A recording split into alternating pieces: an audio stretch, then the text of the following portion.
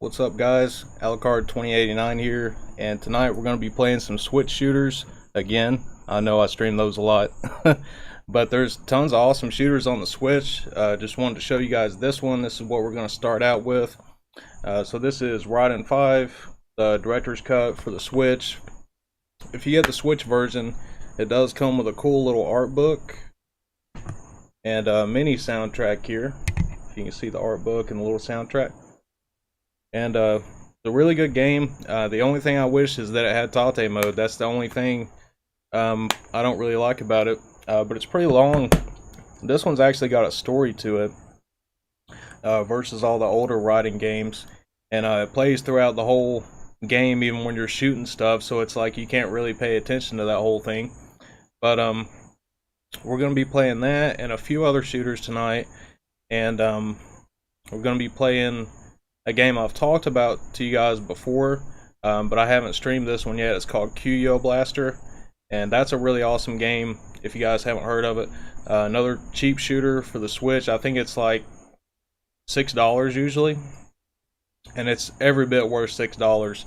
We're going to be playing probably some Devil Engine. I think I'm going to play Devil Engine at the very end of the stream, and maybe one or two other games, depending on how late this runs, because I know Raiden 5 will probably take me an hour or so to get through this one, because it's a pretty long game, and I haven't played it a while, so I'm probably a little bit rusty, but I have been playing the other Raiden games, as you guys know from my past stream last weekend, where I played the first two Raiden games, and I've also been looking at getting Raiden 3 on the PlayStation 2. That's a pretty cheap one as well.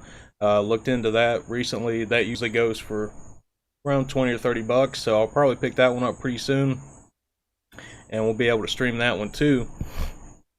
But anyways, I will go ahead and change to the gameplay screen here, and we'll get into some Raiden 5. And Brandon Wallace is here. What's going on, Brandon? We're getting ready to start with some Raiden 5 and play some other shooters tonight, so it'll definitely be a fun stream. And I've still got tons of shooters on the Switch that I haven't even streamed yet. Some of them I haven't even had a whole lot of time to play them just yet. But this is a killer game. I just wish it had tate mode. That's the only thing that sucks about it, because really all the other Raiden games do have it.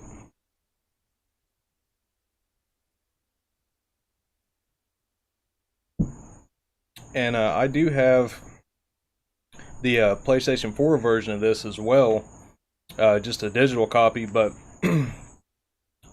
it's just as good as the Switch version. I think the graphics are a little bit better though.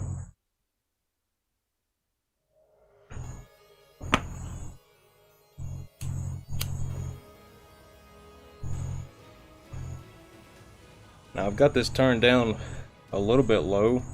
You guys can probably barely hear it, but when I start playing the game, it gets pretty loud.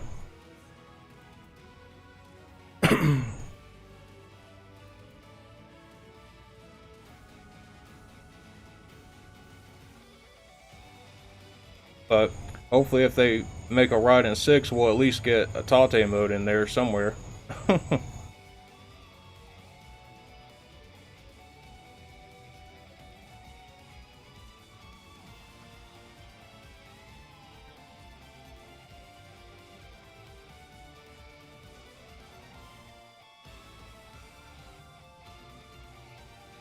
And one thing about this game too is I wonder if it has multiple endings, because the ending I always get, well, it's always the same one, but I kind of feel like there might be multiple endings by the way it ended, maybe.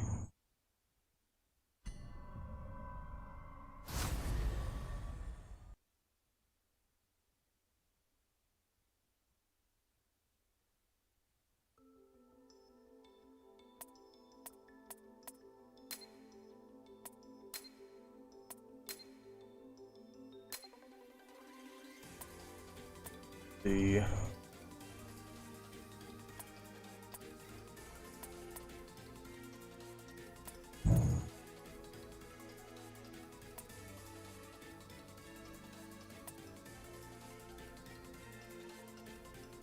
I think I remember liking this one because of the speed that it has. It's got higher speed than the other two ships.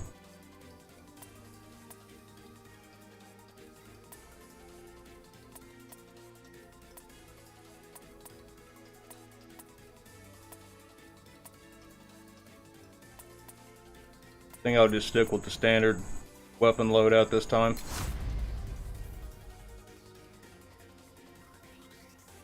I'll start out with the spread shot.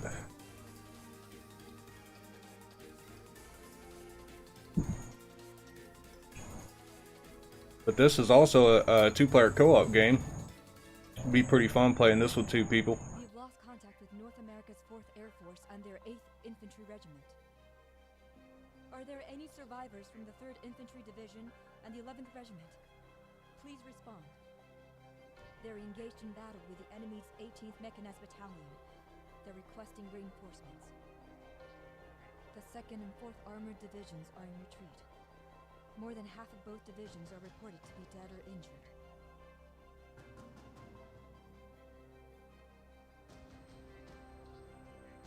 How long must we wait in the shadows? Why won't they launch the fighting thunders? I'm just gonna skip this story part because it's hard to even pay attention to it, really, because they play the whole story thing like as you're playing the game too. It's hard to even pay attention to it.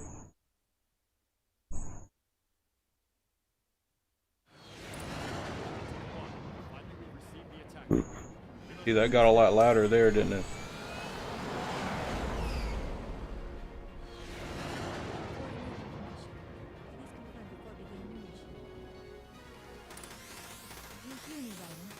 We're still surveying the enemy, so please head straight to the scene. There doesn't appear to be many enemies coming to the suburbs, but you can't be negligent. Remember, shoot them before they shoot you. Next. You're aware of it, but it's the first time to witness contamination of this level, these kinds of massive weapons. Be honest. Don't know what will happen, so be careful. I'm sending you the information on the enemy. No contaminations from surface weapons have been confirmed in the area. This will be aerial combat, so please act as such. The 18th Mechanized Infantry are engaged in blocking the advancement of the enemy ships into metropolitan areas. It is unclear how long they can continue fighting, so please hurry to the scene. The speed of enemy destruction is critical. Neither the plane Oh, another thing I was gonna mention is this riding game is not like a one-shot kill game like all the other ones. You kind of do have a life bar in this one.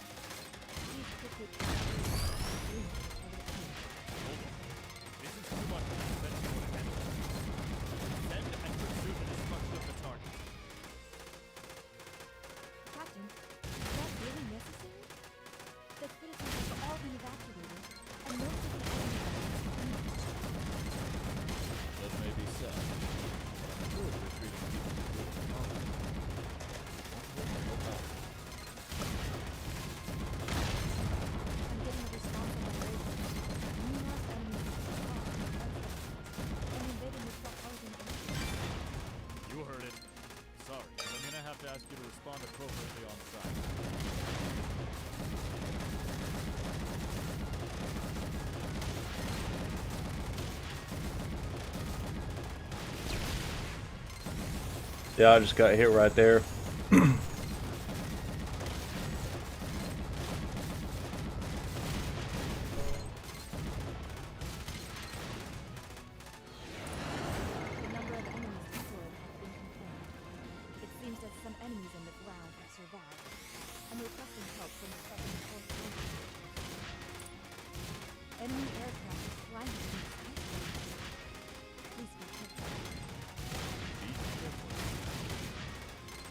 Advice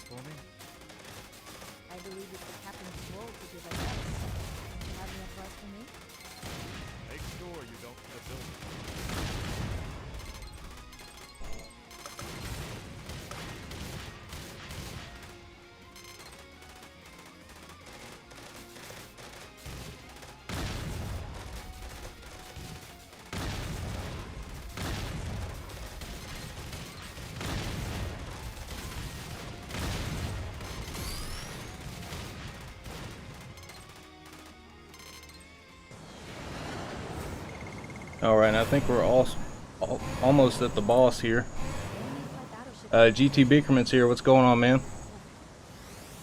Yeah, and the ship that I chose, this is the fastest one in the game. I think it's called the Moulin Rouge.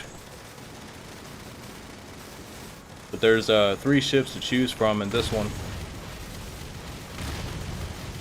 And they all have different stats, you know, like their attack power, speed, and their shield.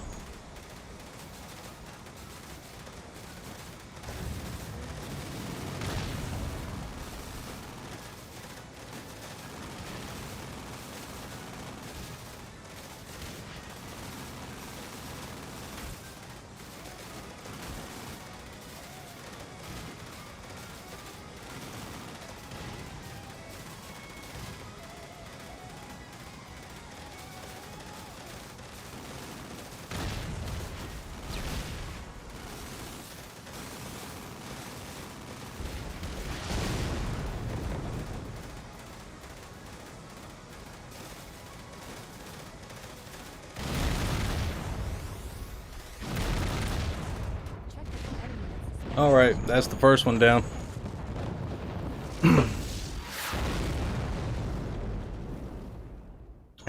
You're watching football and baseball at the same time? Trying to catch up on the games, huh? But I gotta say, the mission was well accomplished.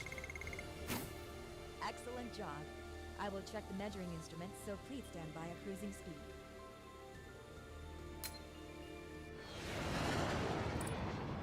Well, I'd like to relax over a coffee now, but it seems that's not possible. What's the report at Shiria? We have received contact from the Middle East branch. We see a high crystal response within the sea of latitude 18 degrees north and longitude 0 degrees east. But I think this riding does have a good variety in its level design and stuff like that too.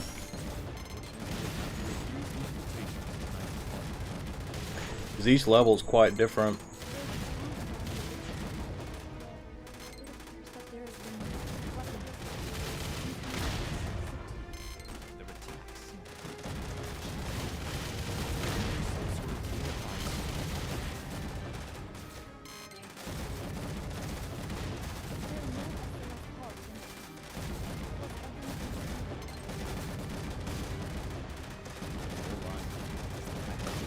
attack them without hesitation.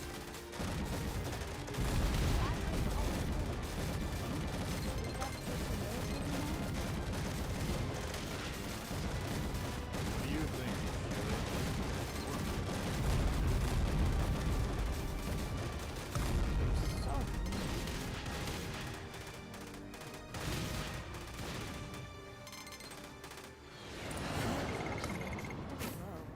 Captain, you weren't very efficient out there. I'm sure there's no raid the valley and proceed without going over the hill. Why have you chosen to stay from that? I didn't mean to get the laser. I should have just waited, but oh well. Even if they had any, it could only be simple behavioral patterns like that of Can't rely on the words of stone. Let's just be cautious for now.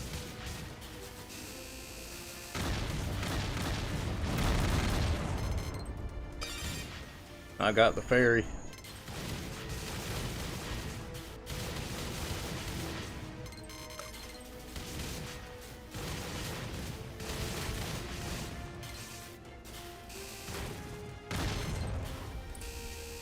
enemy responsibility. Enemies will start gathering soon. Gotta run through. Done that or they'll head later. Exercise caution. There we go. That's what I wanted.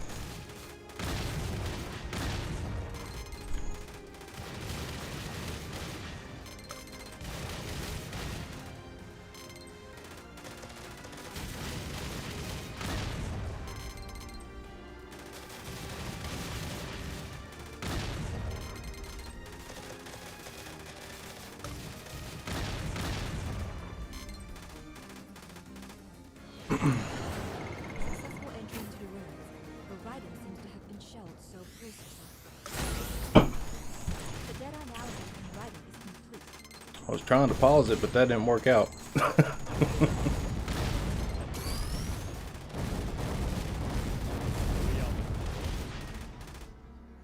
crystal reaction from the cave, but no contamination from Another feature in this game is in the upper left hand corner there, where it has that cheer attack thing. If you are connected to the internet, but to have contamination this feature gets activated. So if you activate the cheer attack thing, it's basically like a support attack that'll help you out, like if you're in a tough spot.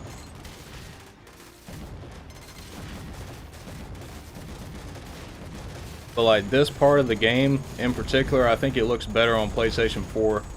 This part of this level in particular.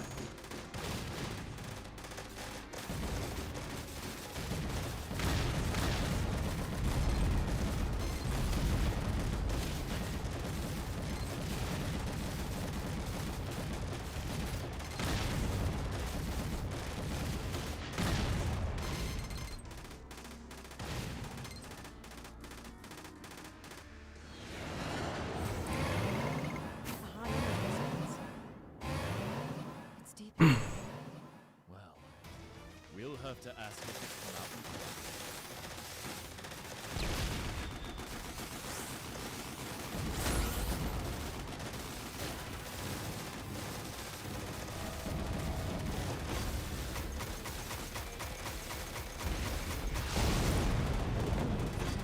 And the energy level is increasing.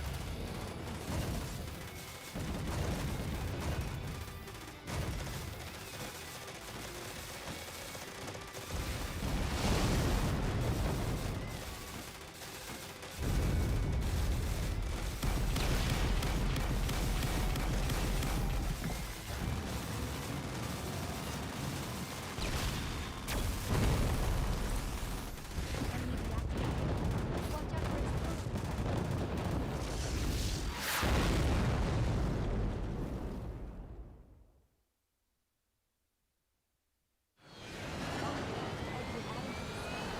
Alright, that's stage 2. And evacuate at once. Excavating. I think we can assume now that they have intelligence. We'll join you after inspecting the cave, so stand by.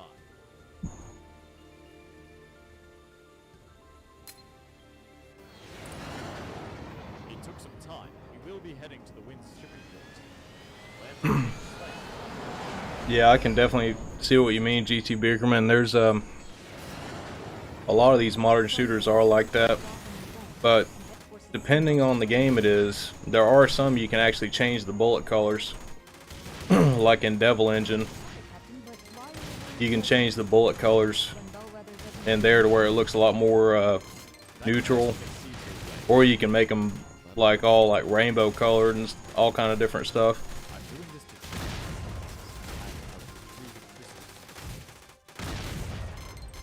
A hypothesis?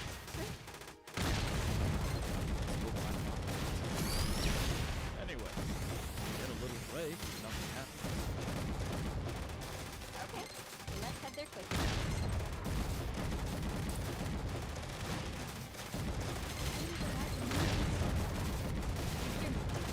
Immediately destroy all the enemies.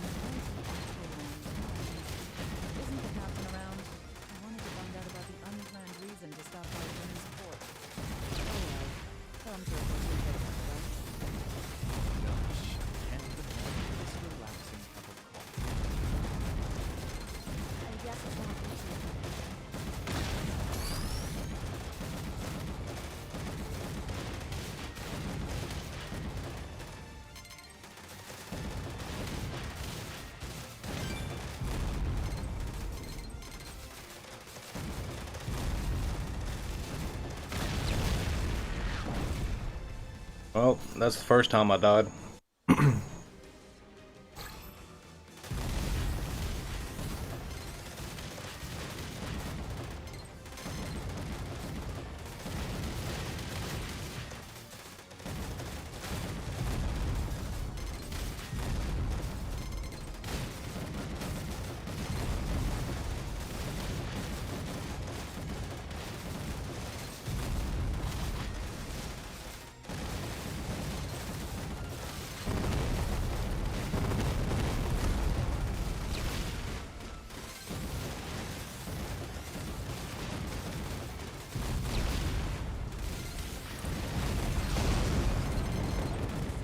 Please mop up the enemy.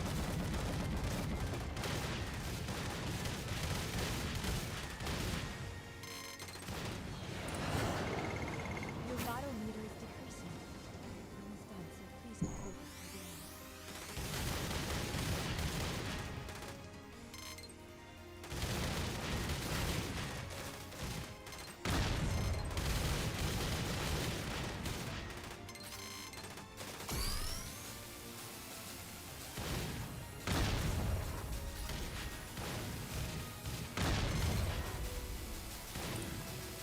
You continue on to the northwest and make your way to Sheldon Estimates site. A few wide course. Captain, an emergency call from the shell defense center. Huge unit contaminated. Hoping the message is wrong. Guess this takes some time. Oh well. Hurry over. Seems like you missed quite a lot of enemies. I know you're tired from all the fighting, but please clear your head to Michelle first. Captain, did you predict beforehand that there's units?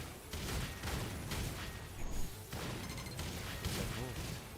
After all, we did send half of the big Christmas to Shell Force. Are you saying that the enemies came to take back? They don't have the intelligence to see me or even plan. An advanced fraud pattern existed in Christmas's hardest moments.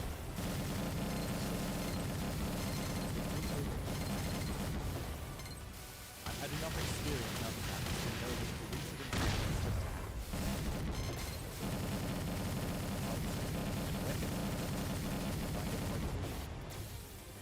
I'm not so sure you should make statements. I'll just make sure it stays unfinished. Thanks. Oh, you can make an official statement. The quality of the coffee on the ship is unacceptable.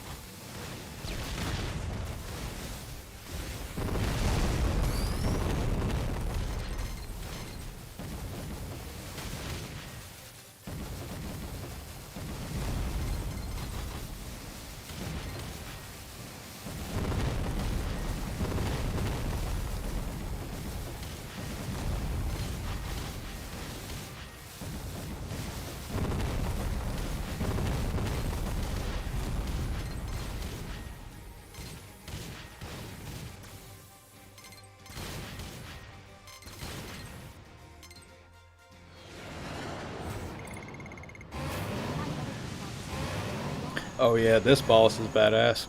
Exercise caution.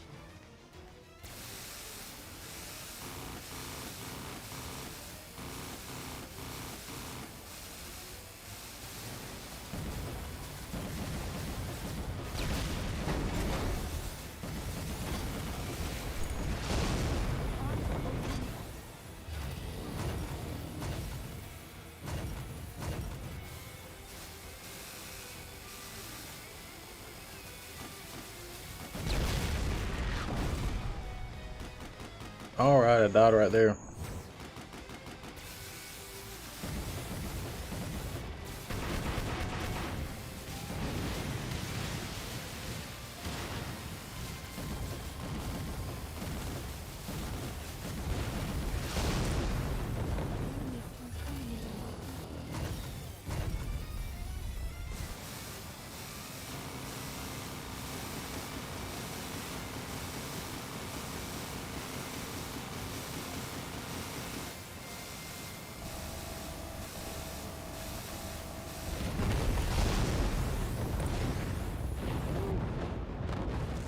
All right, that's the third boss down.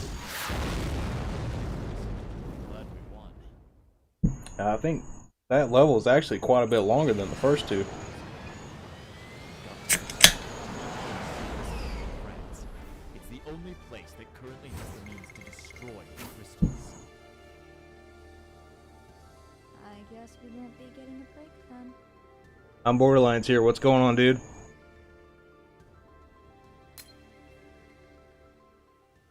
I can't remember exactly how many levels are in this game, but there's quite a few. It's pretty long. It usually takes me about an hour to beat it. Oh, and this is like a bonus stage thing.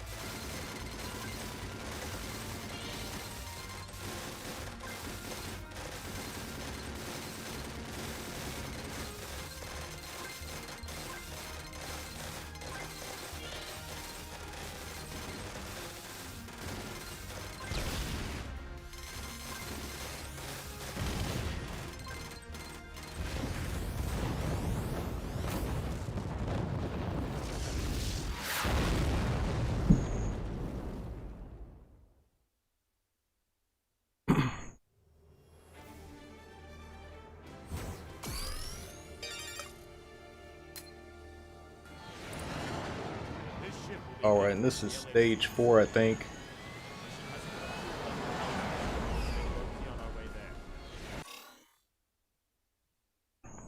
A lot of cigarette before I get started on this one.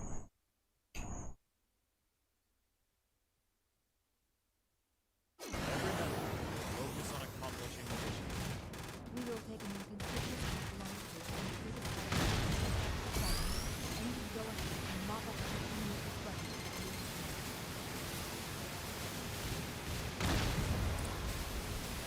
You'll be approaching the first water source carrying down the mountains.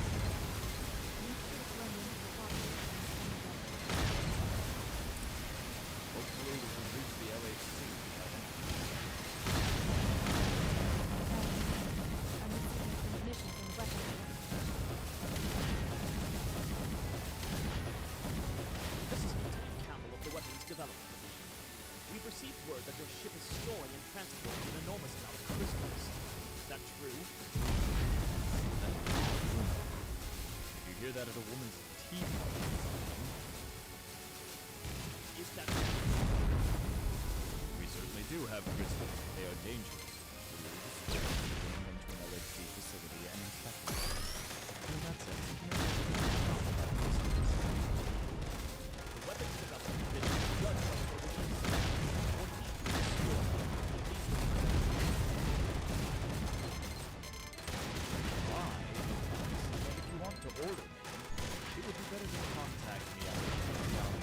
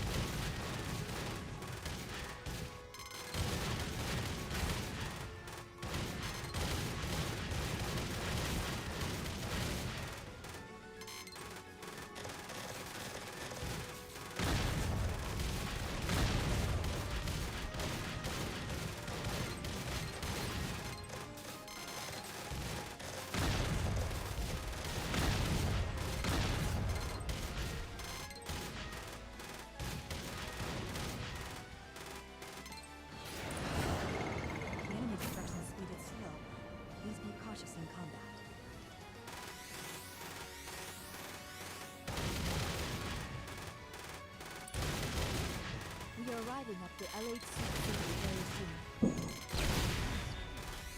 There's a confused development back in Mayland, and LH city. What? What happened to the people inside the facility? I have an SOS call from LHC. It appears that the people have evacuated inside the city. No one is going to respond to this. Right. Go knock out the enemy in the LA and go toward the central. Yeah, this game definitely gets, you know, more challenging as you go along, like any other shooter. But some parts are particularly tough.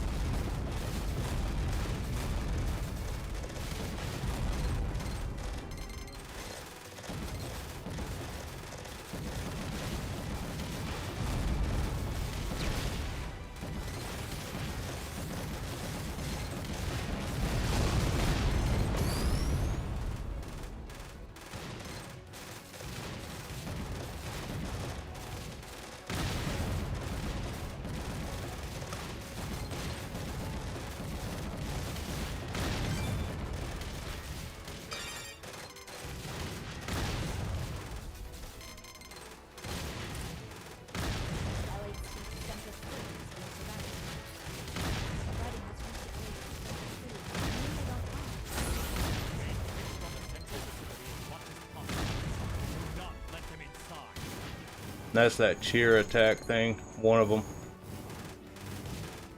Like blocks bullets away, I guess.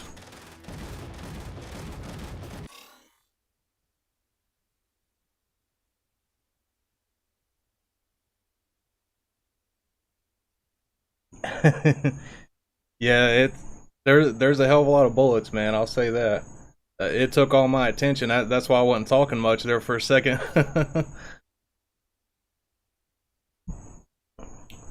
Took all my attention to concentrate on it.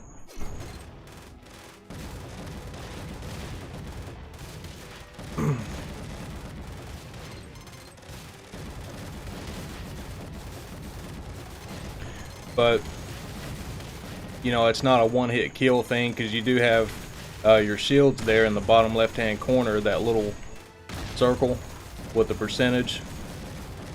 So you can take so many hits before you actually die.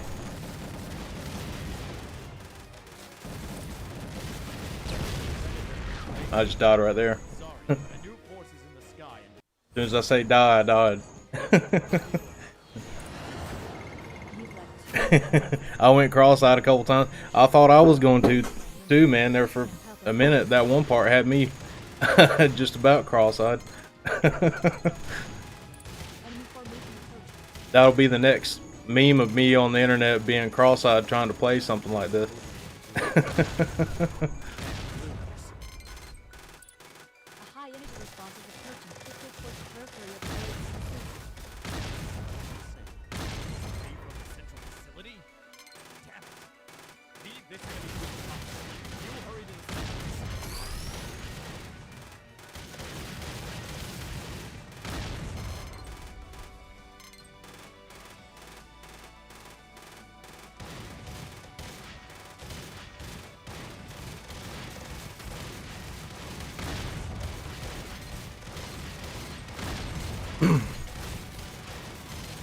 You know, one thing I do actually like about this game, because most shooters are so short, is that, you know, the levels in this game are actually pretty long.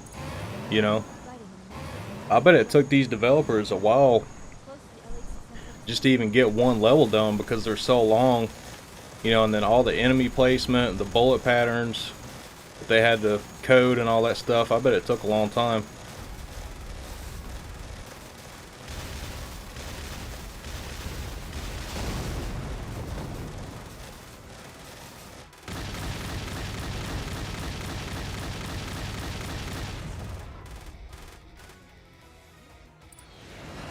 I don't think that was the end of it.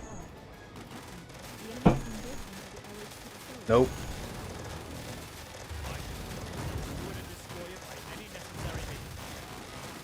Yeah, this part's hard because you're kind of closed in here.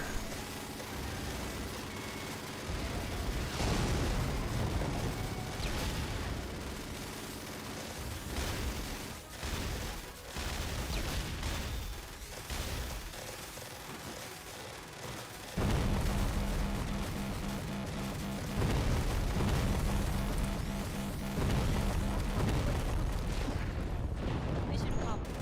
Great job.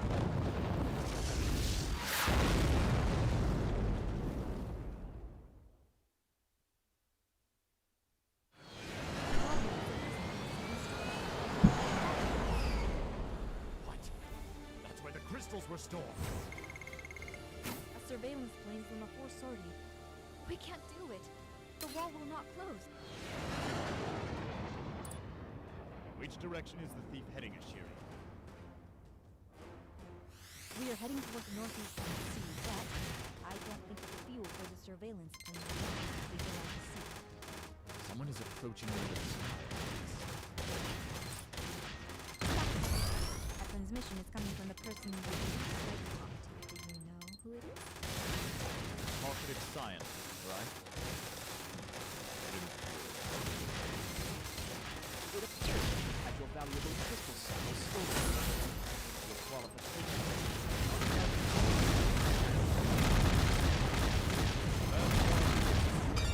Got the ferry.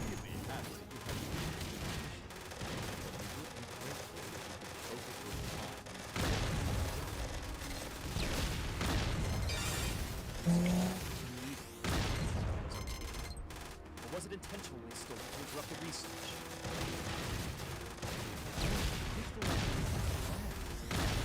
I suppose you aren't aware of the Montreal agreement. Yes, of course I do. It's also the fact that the crystals have an enormous energy.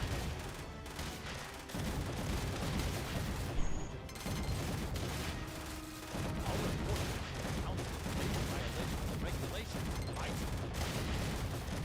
I'm not doing that. There's no way I'm doing that. I wouldn't do that kind of research in the weapons development. Look it up. Yeah. It's suspicious. I'll report this to Madam Lindsay. Should have used that last bomb there. I guess that's just my nature, though. I always try to dodge for some reason.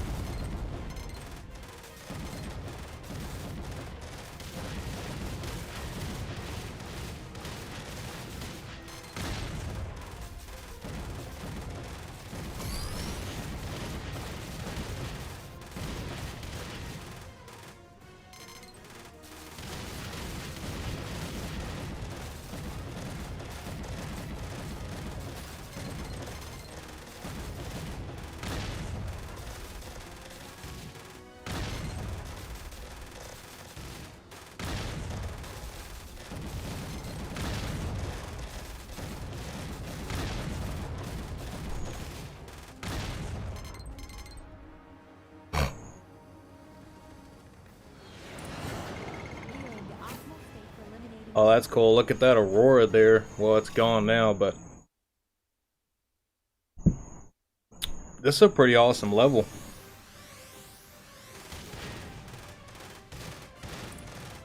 Captain, an external interruption on the transmission. How can you attack someone's ship without a clue? VCP doesn't have any You realize you're attacking the BH ship.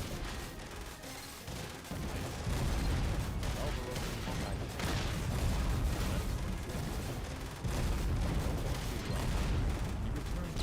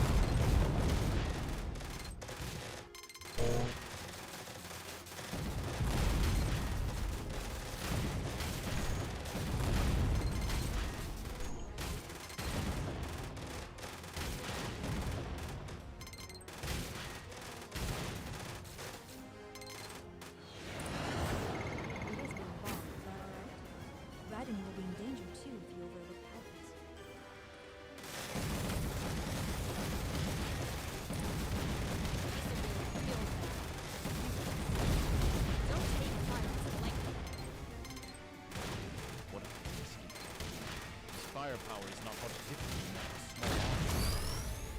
Can you hear it, Raiden? Exercise caution. The weapons components are automatic, but significant amount of conflict.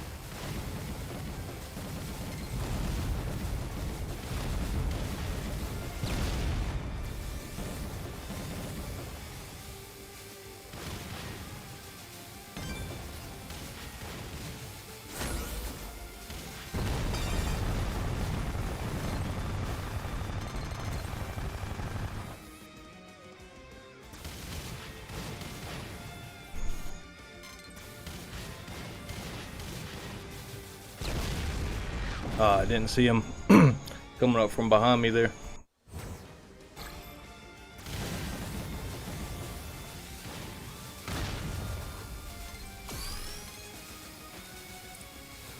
I hope he gives up. Still up. Who's the idiot who's moving it? Being contaminated by the crystal?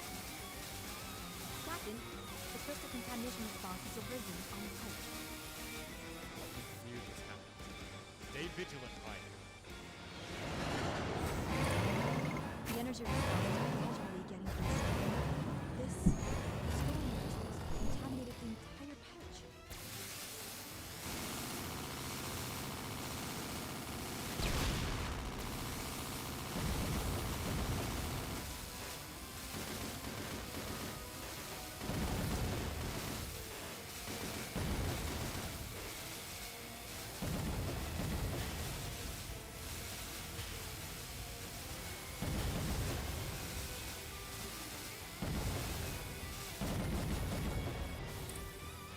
Enemy formation has changed.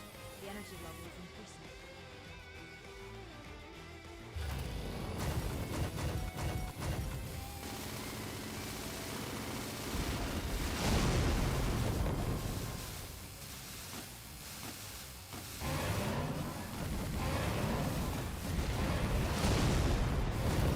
Sorry, but it's not over. There's still something else going on.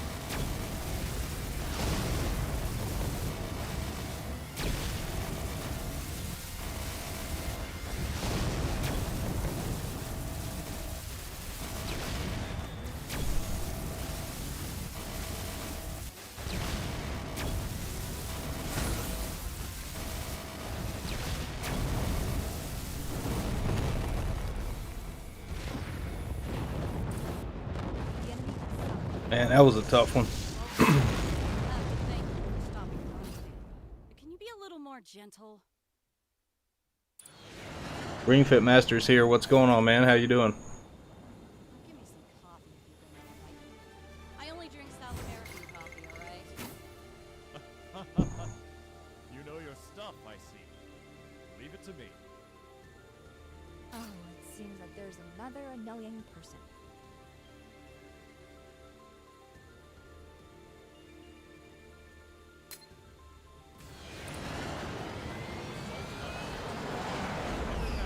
Get to your battle stations.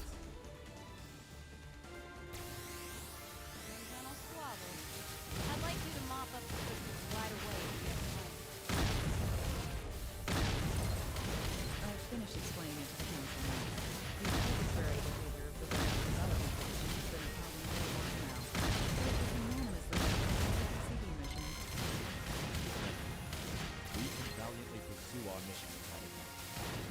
The destination is the facility that should have been wiped out by the Weapons Development Division 2 years ago. I guess they just reported it, but they were actually continuing with the research.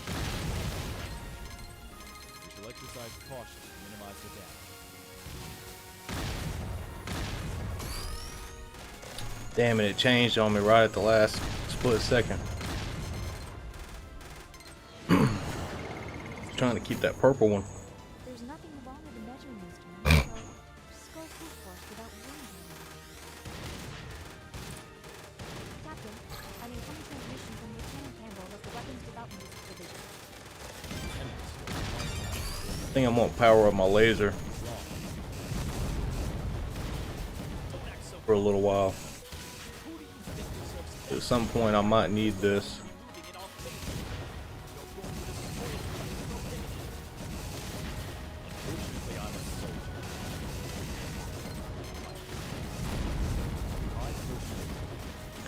And over in the left hand corner too, where it shows your weapons, it shows like how much you powered them up.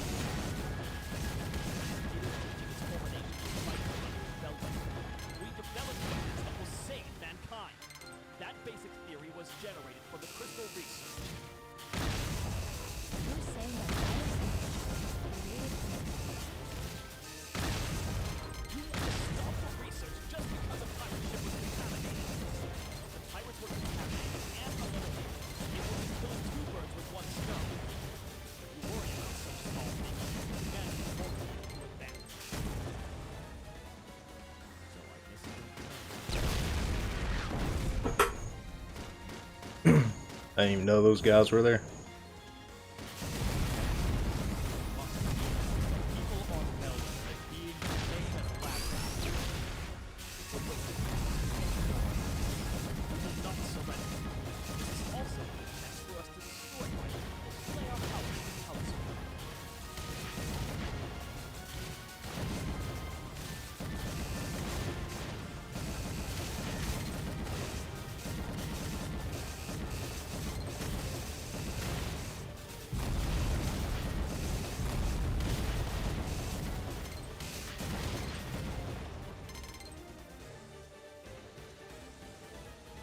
Davey's here, what's up?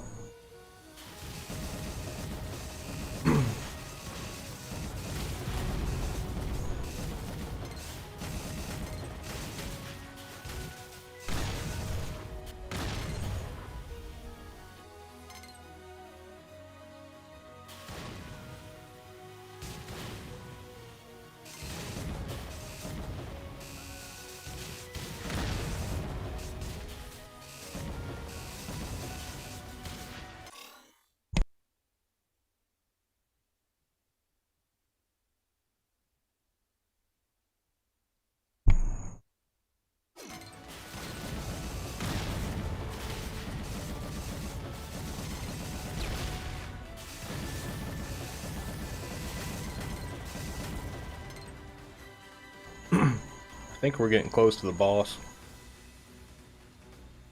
This might be the boss right here. we have reached the center of the village. No, not yet. That is the rule. Don't touch it and get out immediately.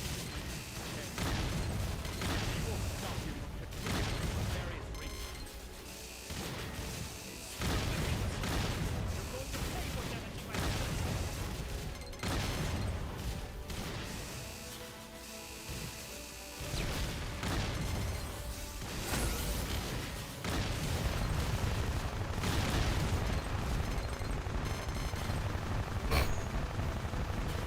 Are you letting enemies free? Kindness leads to defeat on the battlefield.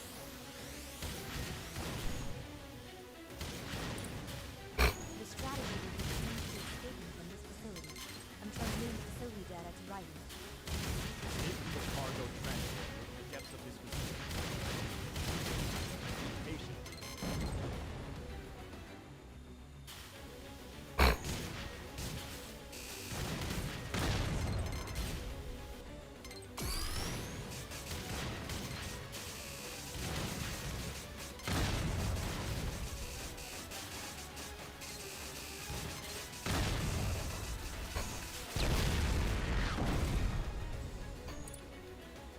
What a gigantic that can be vertically blocked. Please descend to the route we're located.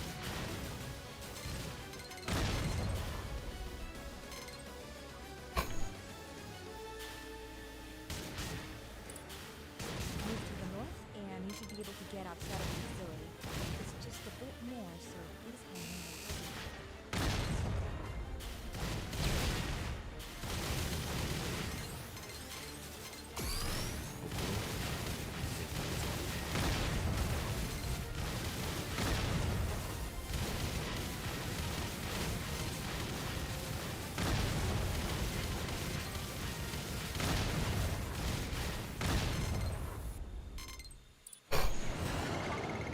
There's a high energy response from Alright, here's the boss. It appears that life is being wrecked.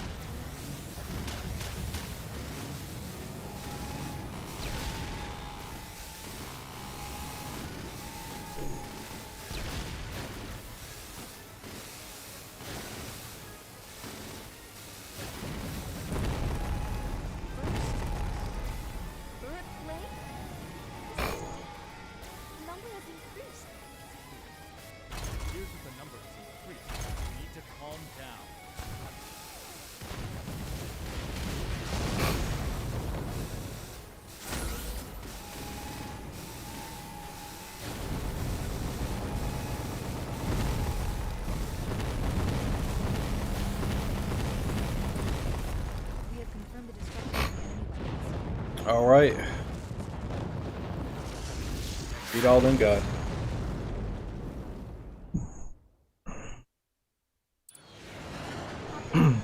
Doing laundry. Yeah, I gotta do that tomorrow. Should have done it today. No. Having too much power can leave people unhappy. I've died a few times myself on this. I think we're at least halfway through the game now. But I've been playing this, well, for exactly an hour now. So it's definitely a pretty long game. So this is bonus stage number 2. Yeah, I think we got 2 or 3 more levels after this. So, yeah, it actually takes more than an hour to beat this game. Probably about an hour and 20 or 30 minutes.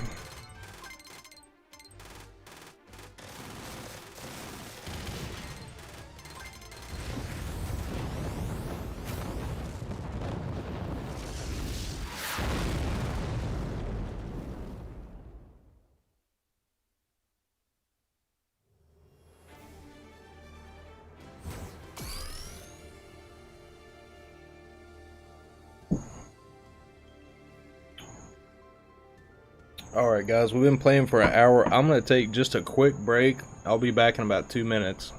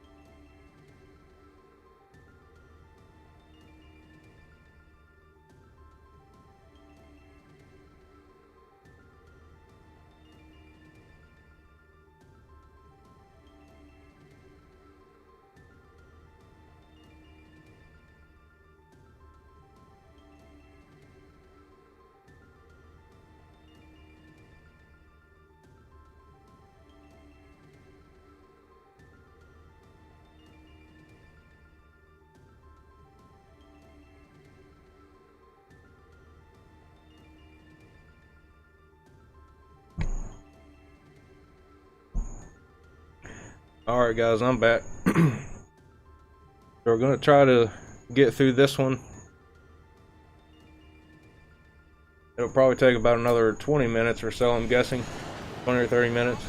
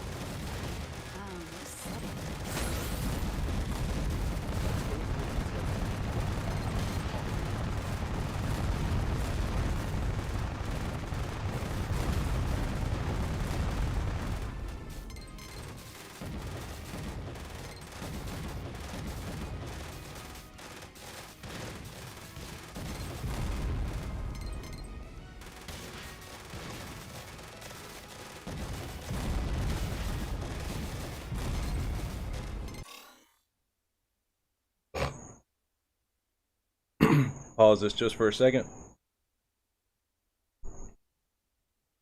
Oh, and I should have said before, like I always do, if you're drinking tonight, cheers.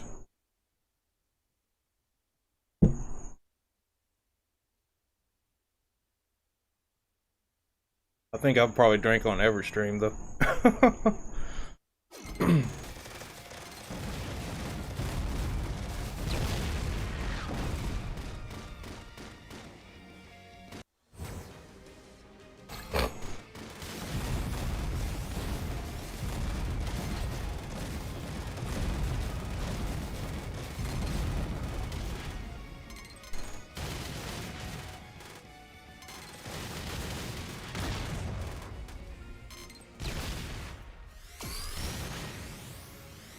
Yeah, I want to get this laser fully powered up too.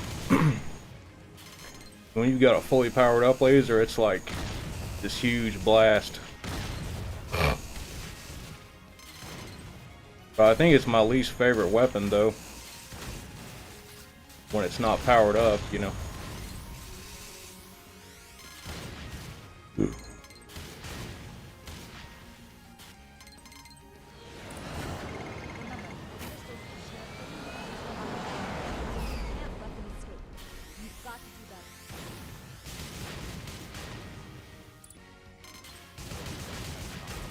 Let's explain this to you.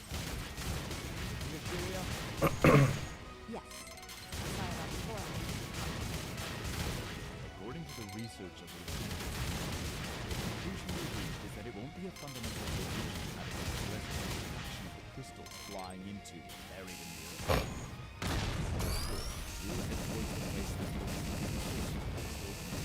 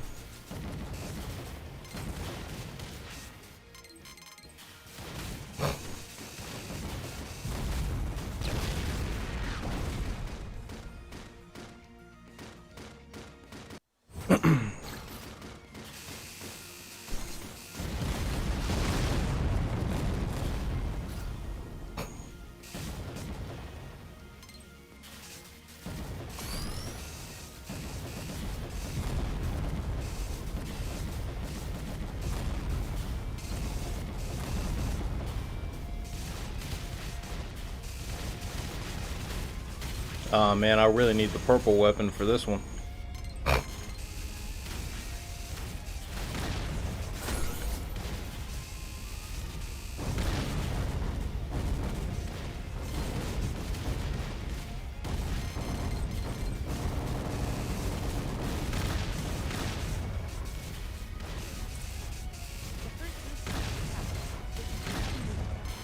Well damn, I dodged it all though.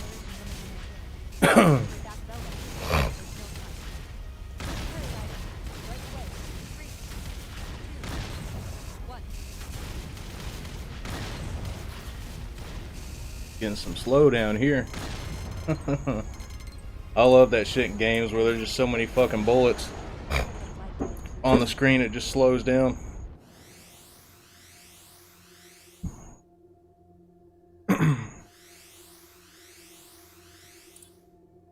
We have shifted away significantly from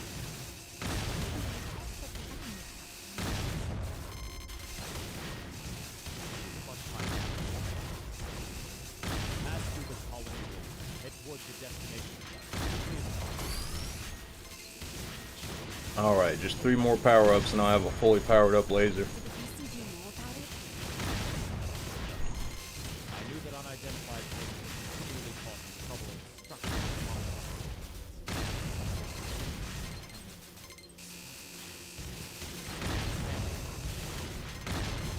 I guess it's sad that way. I don't think so at all.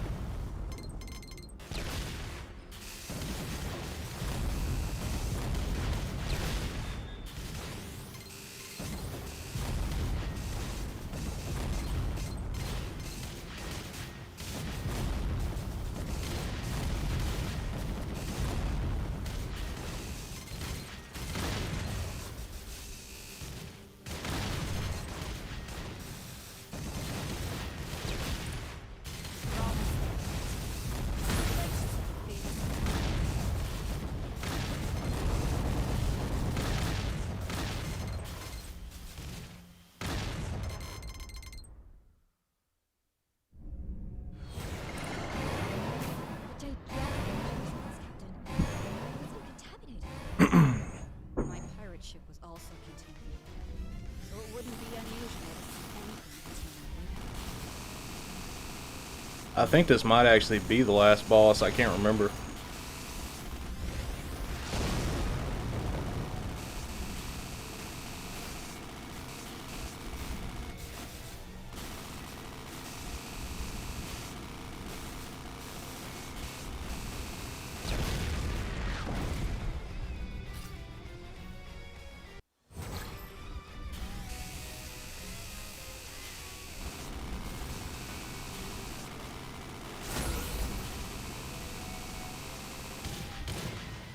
It's so large, you can't tell, but it appears we haven't passed it.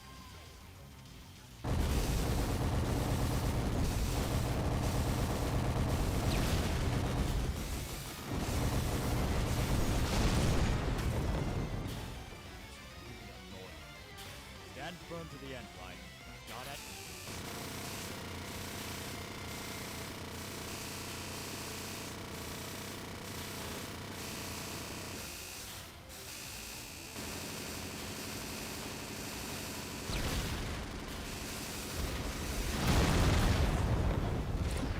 The enemy has been silenced. Contaminated too. Anyway, it's good that we crushed it. There's no time. Rest later. Hurry toward it. Understood, sir. Please don't drink coffee until we arrive there, Captain. No, I guess there's one more level. Planet's vicinity. So this is it. For real. Pretty much. We must do everything we can to complete our mission and release Earth from contamination. Well, you sound pretty. Let's just give them a try and take them for a loop. Initiating descent plan in planet sky. Multiple timing responses to it.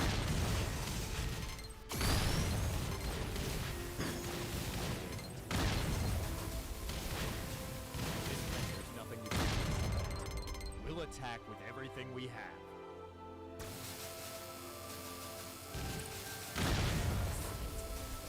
Our scientific achievement is really else. On top of that, crystals seem more advanced. We've been making and living in buildings. Of course that isn't the case. This is obviously a civilization that was raised by the crystals like us. Although, like, Let's keep our attention to around here.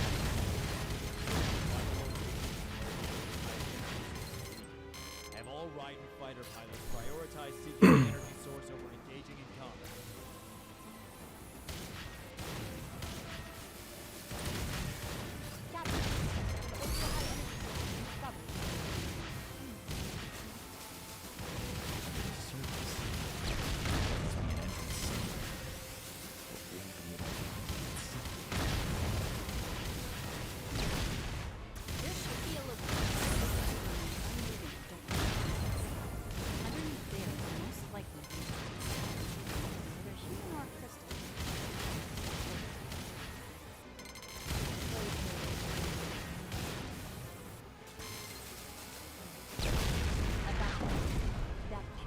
diagonally in front of us.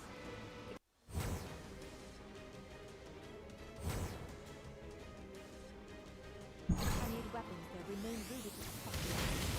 The bellwether or riding. Right, can you hear me? Forward into the position. All right, fighters, enter the passage and force your way underground.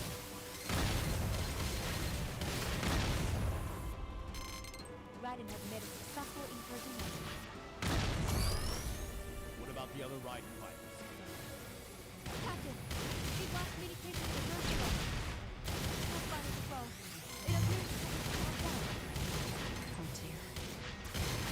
How unfortunate. All right. Fend off enemy forces until Raiden is clear. Concentrate fire on the enemy's support. Captain, how can you remain so...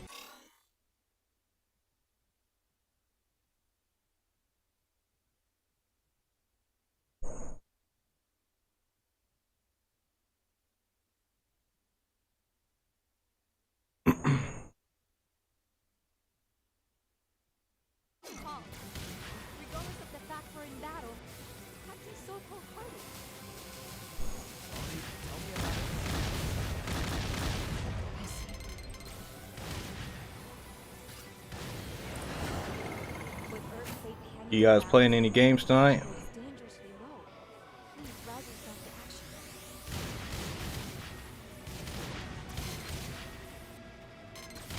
Captain, we've lost communication with Paul. In all likelihood, they have been...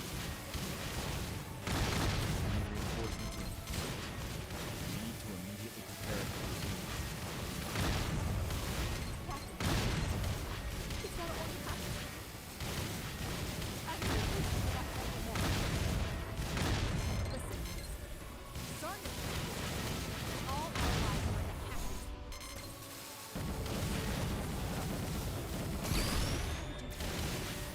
Best man of all situations. You have time to cry. Do something about it.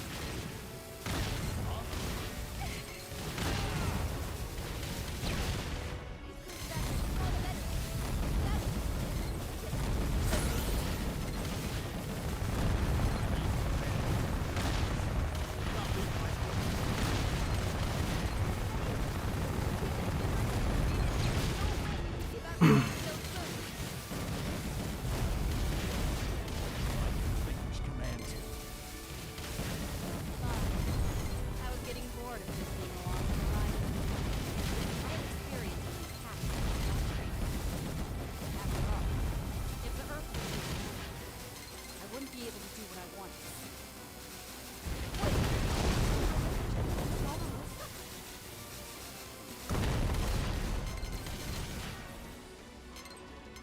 When this is right, civilization, they appear to be far more scientifically advanced. There's no point in being scientifically advanced if you end up getting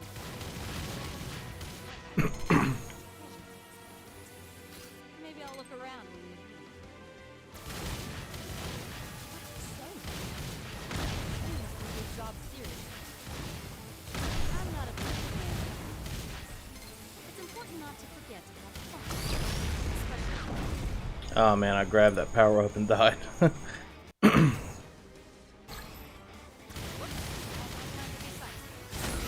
want me to be attacking or defending right now, Captain?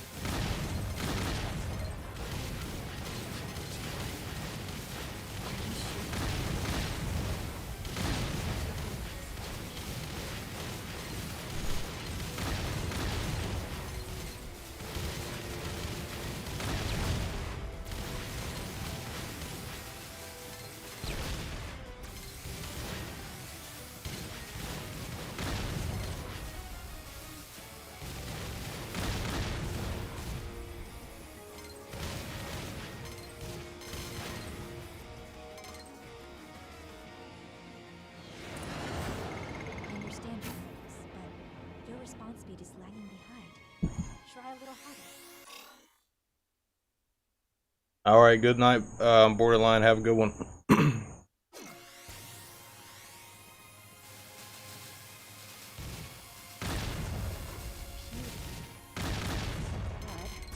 think about it. against folks who have pretty much swallowed this kind of whole. How can you think of pop? No, or with an overwhelming wait. Pirates are always in a hurry. But I've survived. Will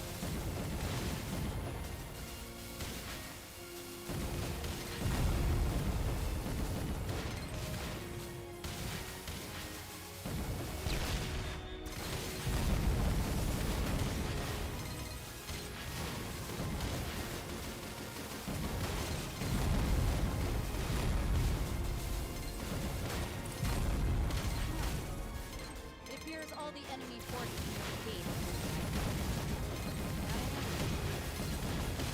Its fighting power is far outside of my comprehension. Captain.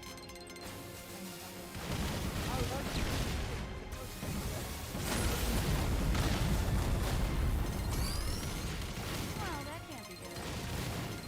We don't have time.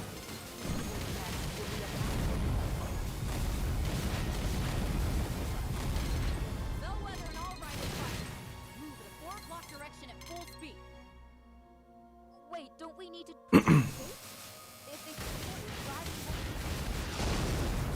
okay, then you're an interceptor. Pirate Captain Wolverine attack. But at least it'll be flamboyant.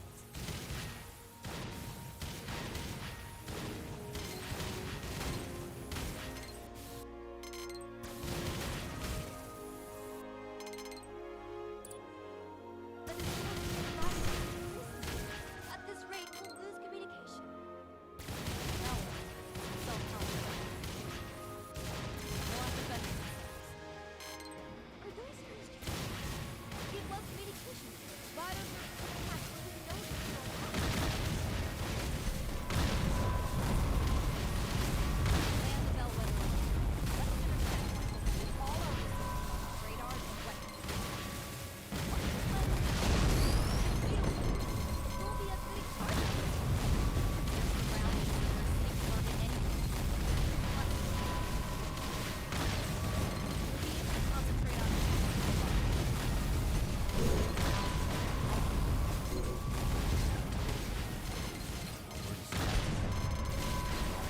Destroying the enemy.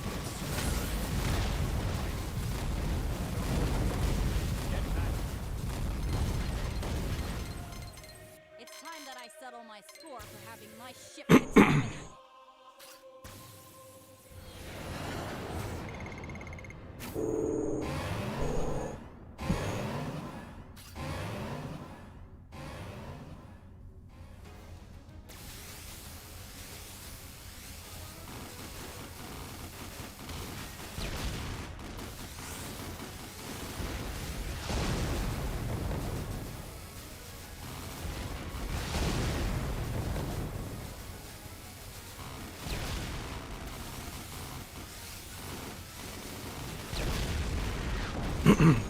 Well, that's pretty hard to dodge.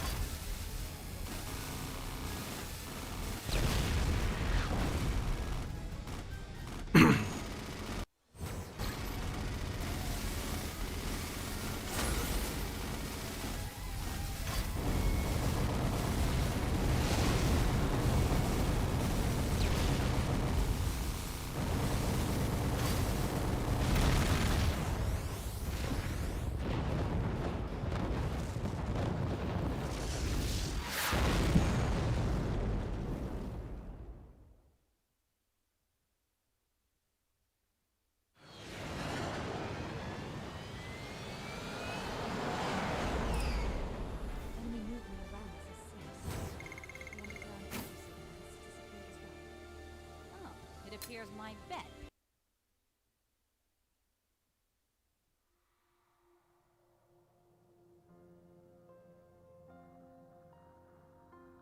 How much longer will it take until the critical launch of the Alcubierre drive? Operations are being hurried, but including the link with the ship's control system, the That's still quite a bit of time. Well, it's a transmission using the simplified. of course you're right, but it's hard to relax at a time like this.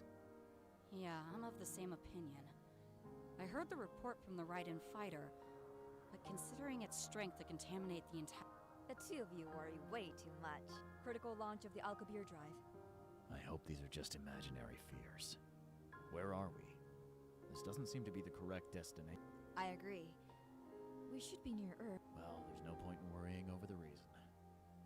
Yeah, this is the ending I always get. See Mars live. I think this is like the bad ending or something. Bigger if you I'm see probably it. dying too many times or something What's the matter? before I get to the end of the game. Location, but according Yes, hurry. Hey, Captain. I'm not that... Moon. Then what is that moon right there behind Mars called? What are you saying? Cap. No. Without reading this whole thing, Now isn't basically that's the Earth. It's already destroyed.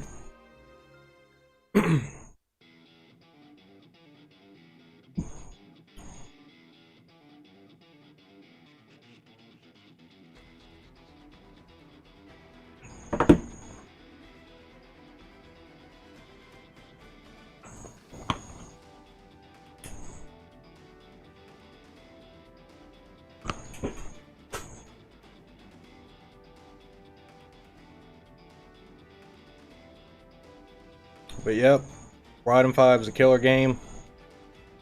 Hopefully we'll continue to get more Raiden games in the future. If you guys weren't here when I showed it, that's the cover there.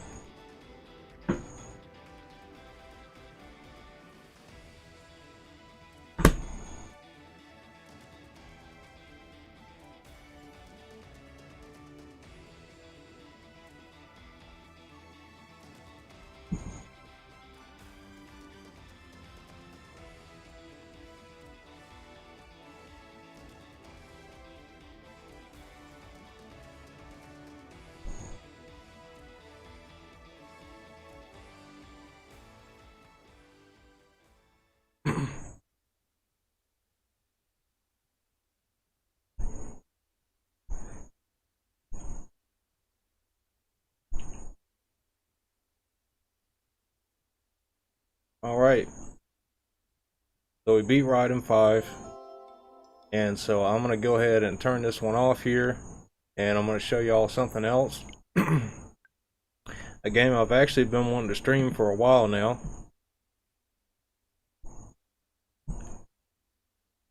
I'm going to have to dig through my list here to find it, but it's called Q-Yo Blaster. And it's a horizontal shoot 'em up game. This one right here, that's what it looks like. If y'all ever want to download it, Q-Yo Blaster. And I'm going to change the game name real quick before I forget to do that.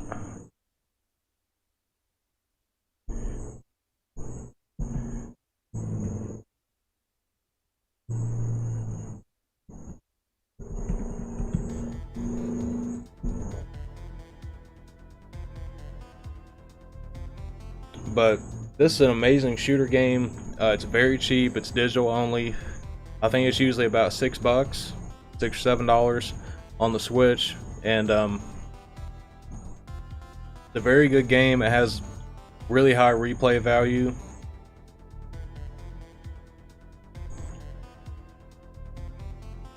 I'm just gonna skip through this stuff to get to the gameplay, but it's got some pretty cool characters in it, and so you get to choose your pilot, your ship, and then something else.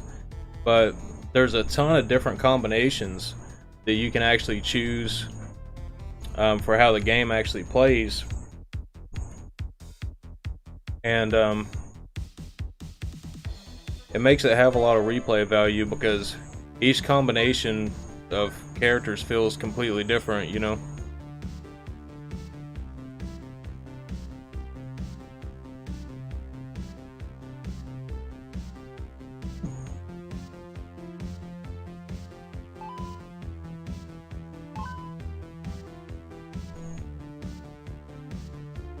I can't even remember what difficulty I played it on before. I think it was on normal. Pretty sure. It's been a while since I played this one, but it's really good though.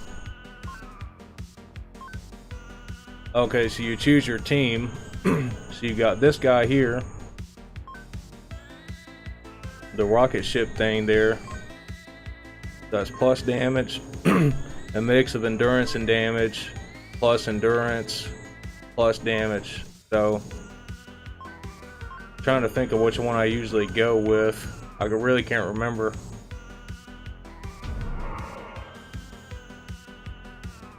And now this is your pilot that you choose.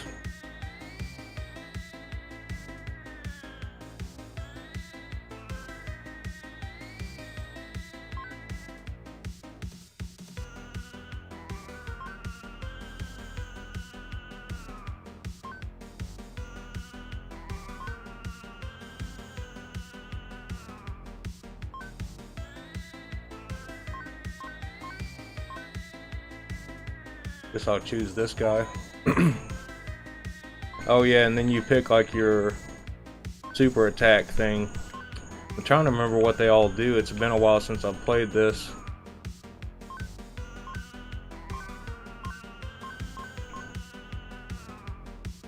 I think I like that laser thing. It was one of these two.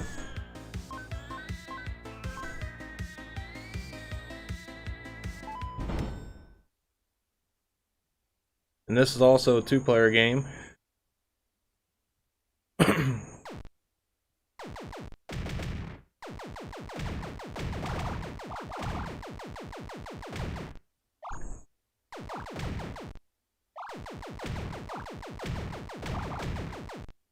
So you got to get these gems to do the special attack.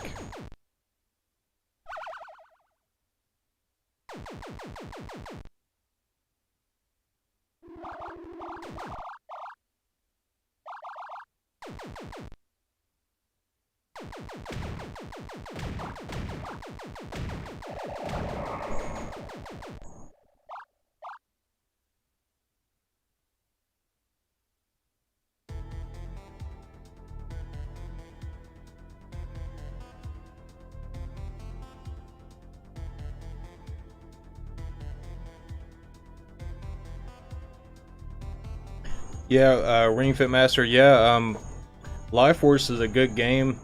I've got those here on the Switch too with the Capcom Arcade Collection, and it's got Life Force and the other shooters on there. Salamander and Gradius and a few other games.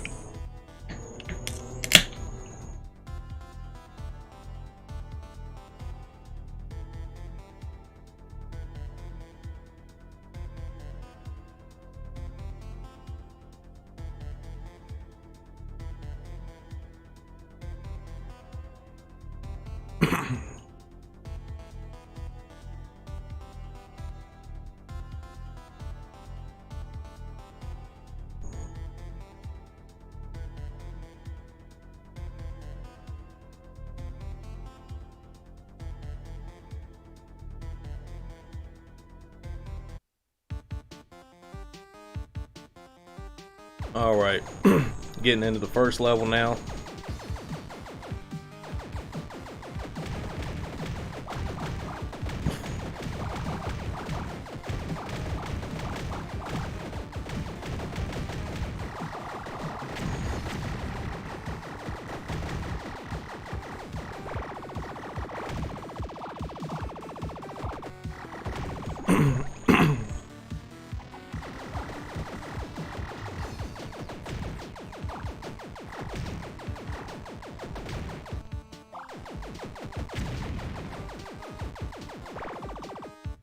And you do get power-ups, but they don't last that long.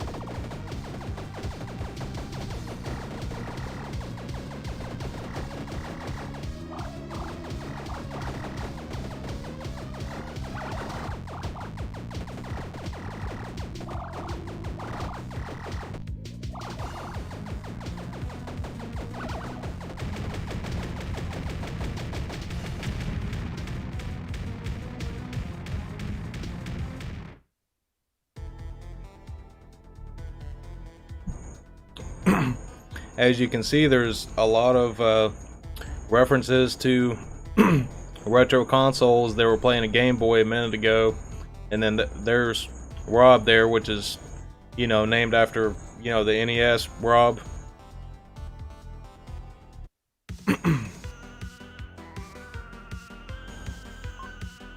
And then at the end of each stage, you do choose an upgrade. I'm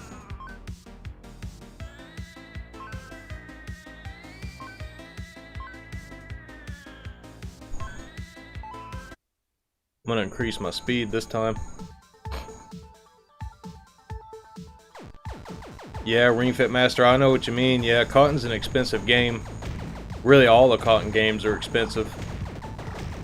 But I think if I had to pick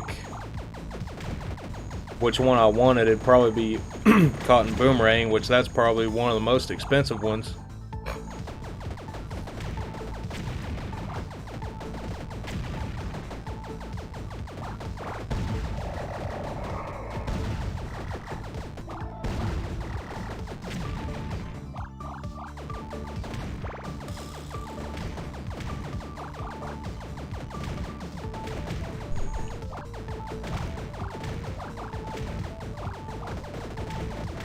But I really love the art style of this game.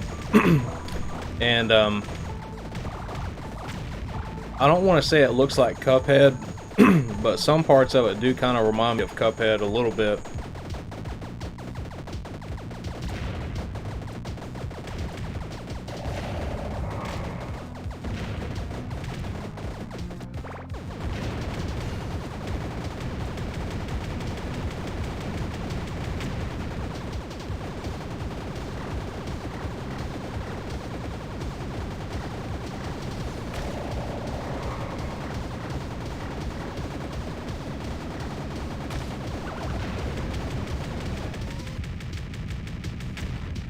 Alright, we got the queen.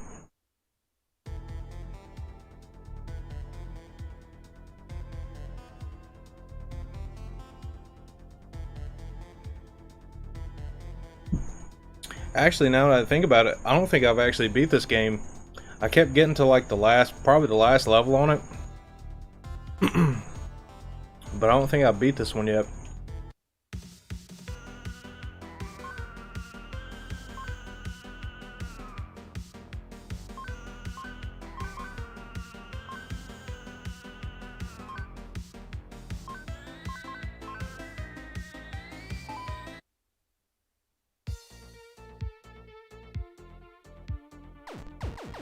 I like this level a lot, the way this looks.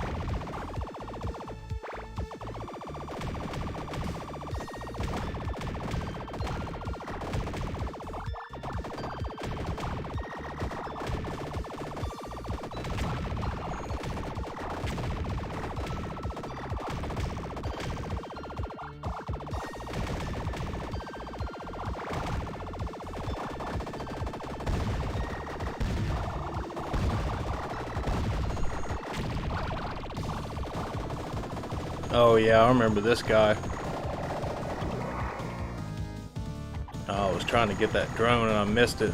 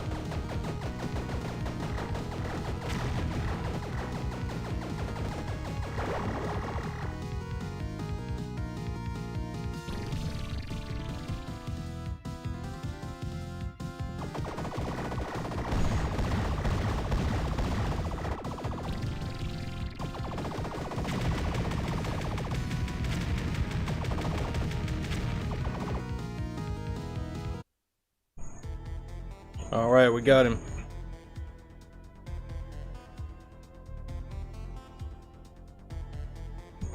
Graphics on the GBA. Oh, that's cool, man. I don't know if I've seen any games like that in particular on the Game Boy, but I don't have a whole lot of experience with those games, to be honest. But yeah, I like the art style a lot in this one.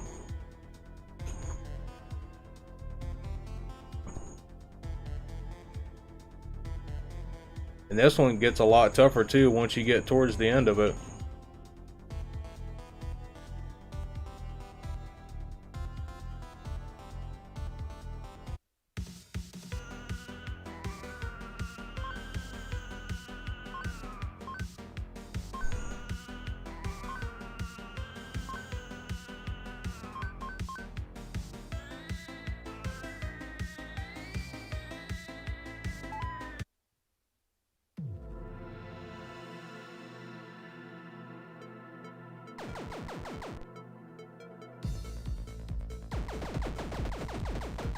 Yeah, I remember this part being hard.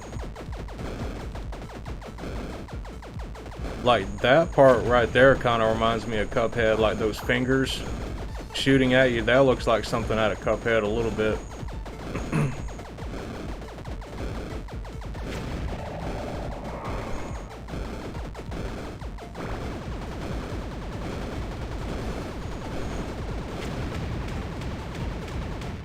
Yeah, I've got a drone now too.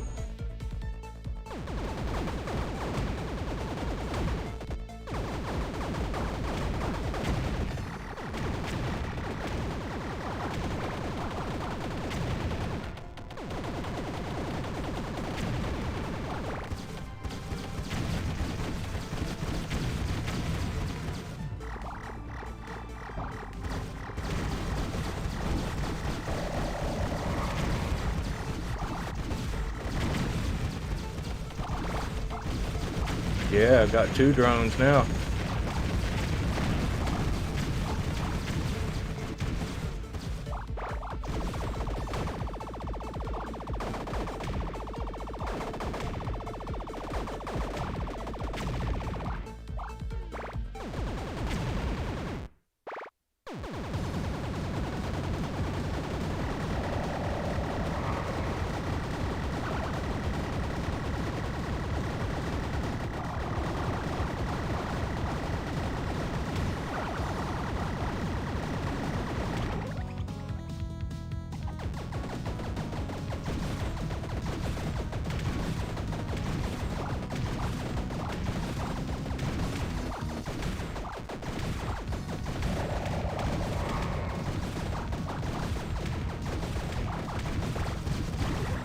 Oh shit.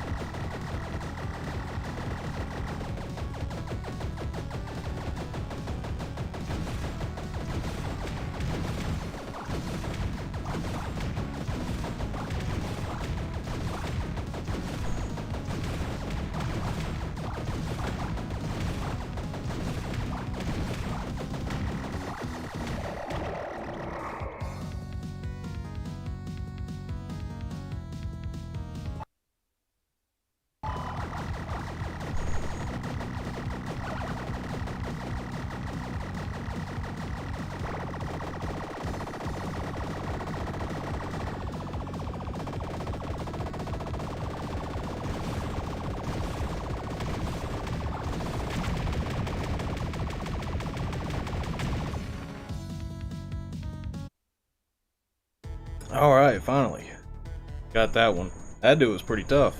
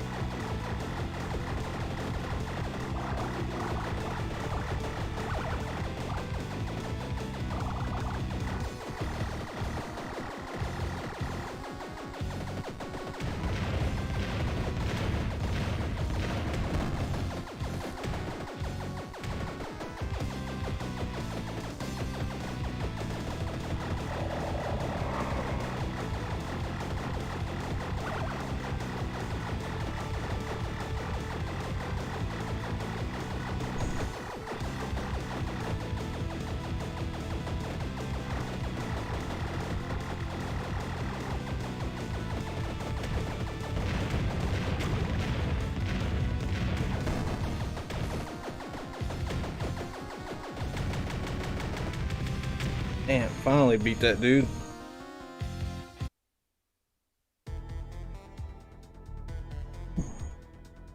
Some of these bosses are pretty tough.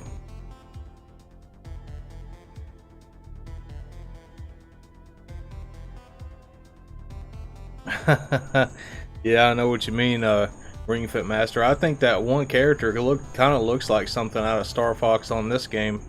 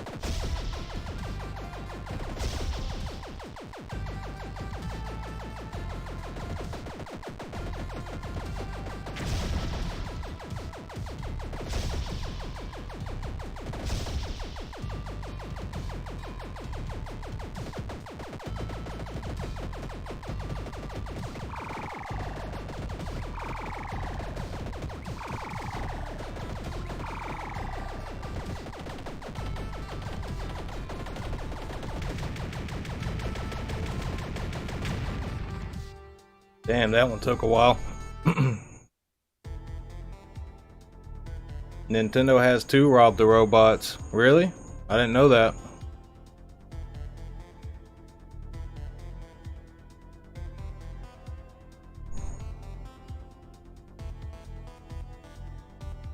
You know, now that I think about that, I don't think I ever even saw one of those when I was a kid. One of the Rob the Robot things. I don't even know if I've ever seen one in real life. I've just seen them online, I guess.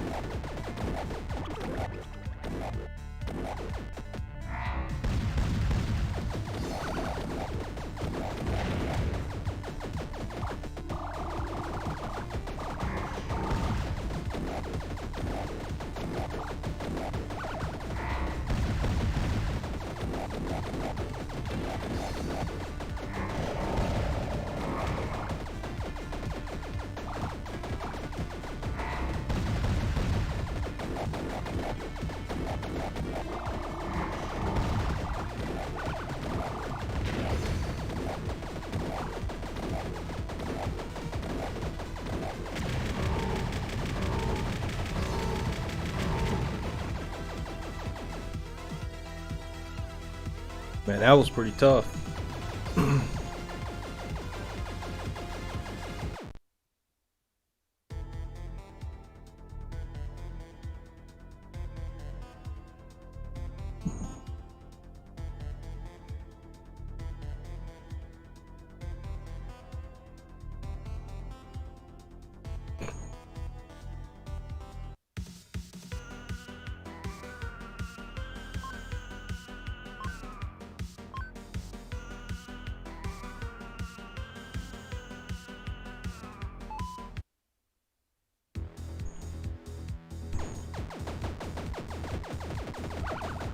Alright, this is the last level, so I've got a few lives left, so hopefully I can beat this guy.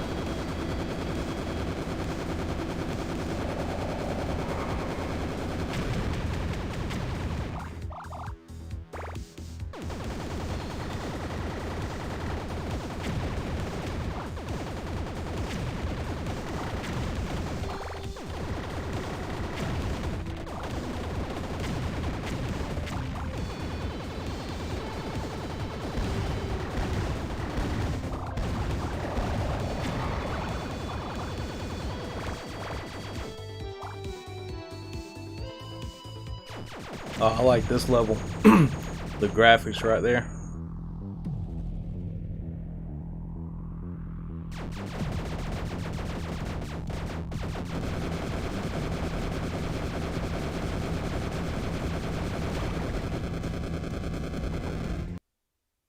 Actually, I think I've got the music up a little bit too loud on this game. I'm gonna turn it down just a little bit.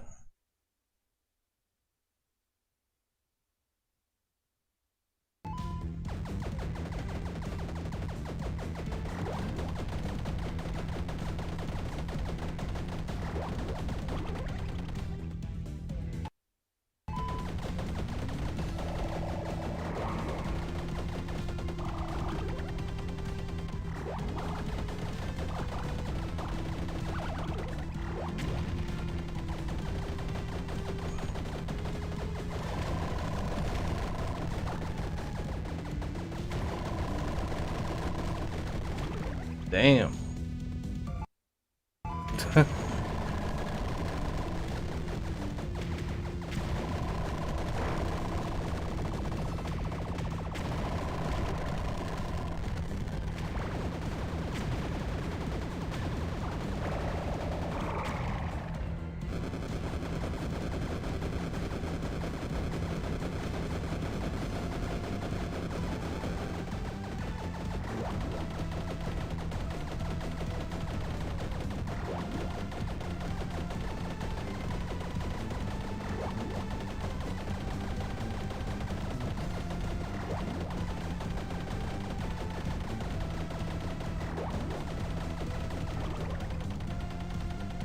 Ah, man.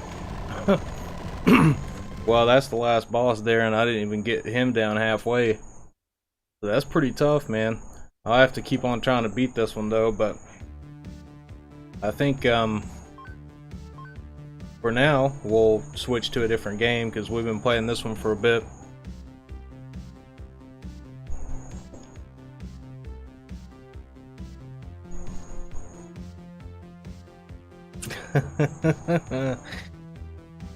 Yeah, that's pretty funny, Ring Fit Master.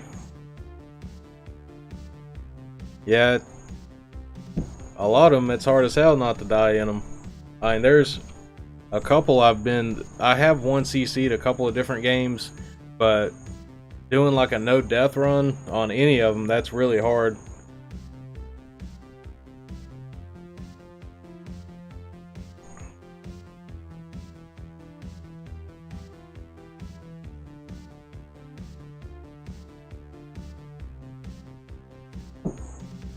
But I think I'm gonna take a quick break for a second, guys, and when I come back we'll get into the next game.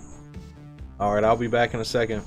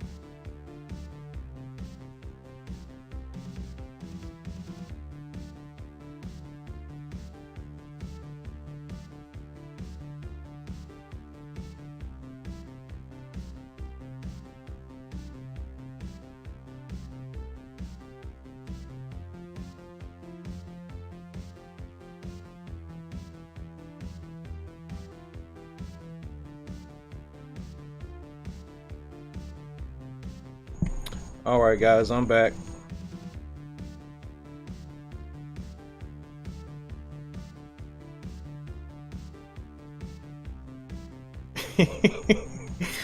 Ring Fit Master, that's funny. I gotta read that one just because that's funny. No death run in space shooters. It will be easier for me to play Ninja Gaiden on the NES blindfolded with earmuffs, wearing oven mitts while sitting backwards. Man, that's hilarious. But I don't know, man. Some shooters are easier than others. I think it really depends on what it is, because Ninja Gaiden's a hard game too.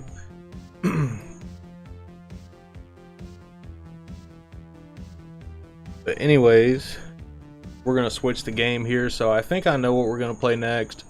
A game I was playing earlier today. Yeah, this one right here, Shikondo. I think this one did get a physical release at some point. It was either by Play Asia or a limited run. I can't remember. I don't know if there was a physical version for the Switch. I think it was on maybe the Vita. Maybe Vita and PS4. But this is a cool game. I played through it earlier today. And I've had this one for a while. Played through it a few times. But this one's kind of short. It only takes about 20 minutes or so to beat this one. But it's got a great art style. And it's a fun shooter. Fun little bullet hell shooter. And I'm going to change the game name real quick.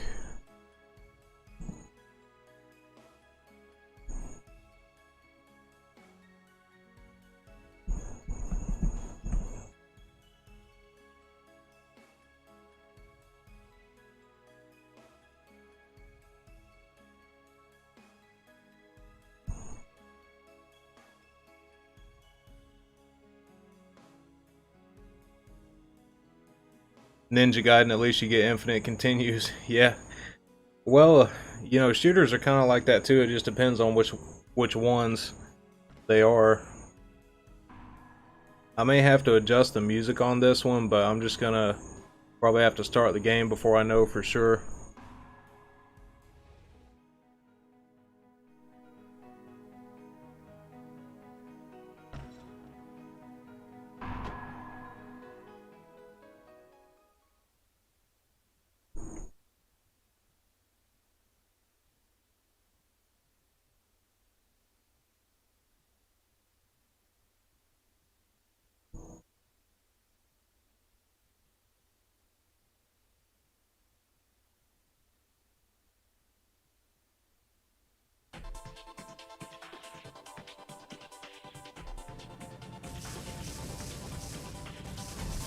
Okay, yeah, I think that level should be fine for the audio.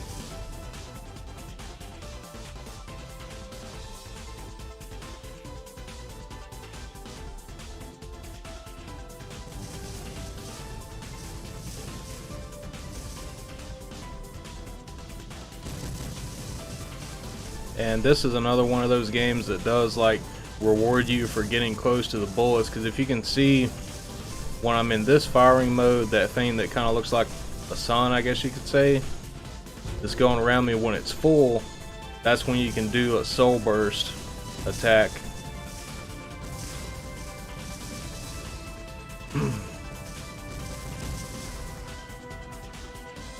And I usually save mine for a while because I've got the gauge built up already, but I usually save it for like tough spots or bosses.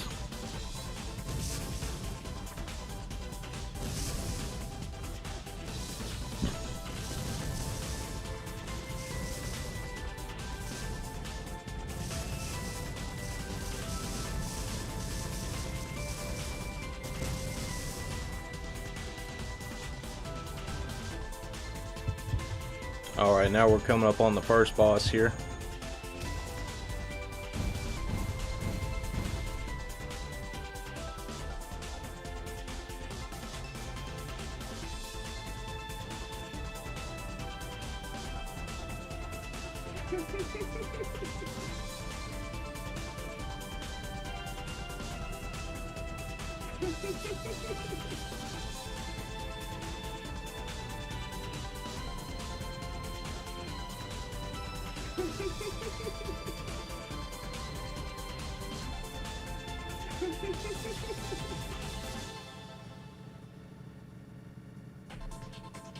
And all the bosses in this game are two-phase bosses, so that was the first phase, and this is the second phase because they always transform into something really ugly.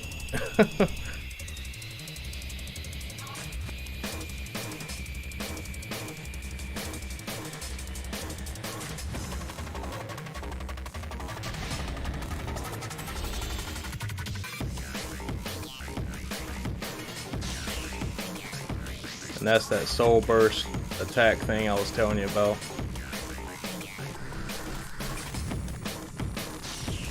And I just did a double soul burst there.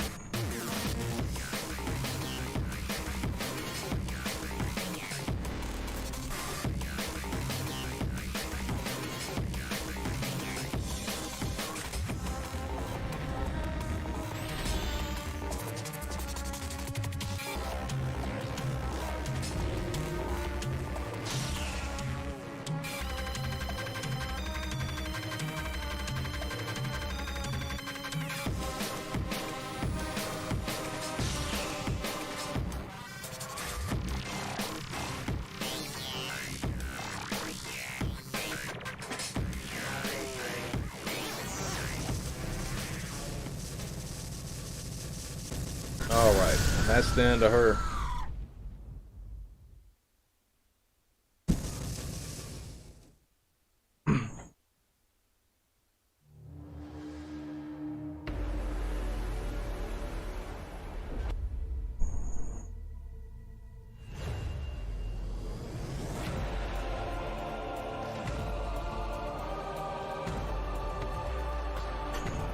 Ring Fit Master, would you have to get like another VR? Like an Oculus or something?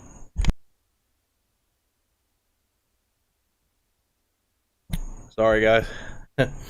My allergies are kind of bothering me. I took some allergy medicine the last time I went in.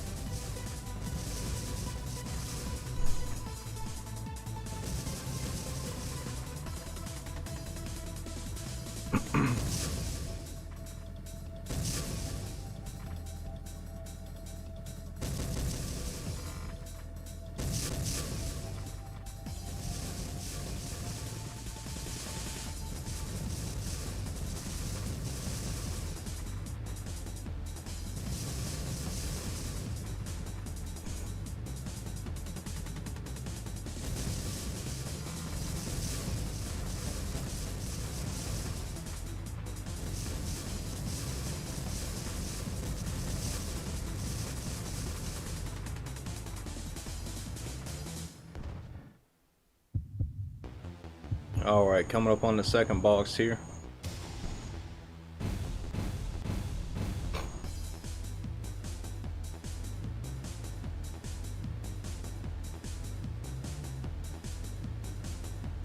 Whatever the hell this monstrosity is here.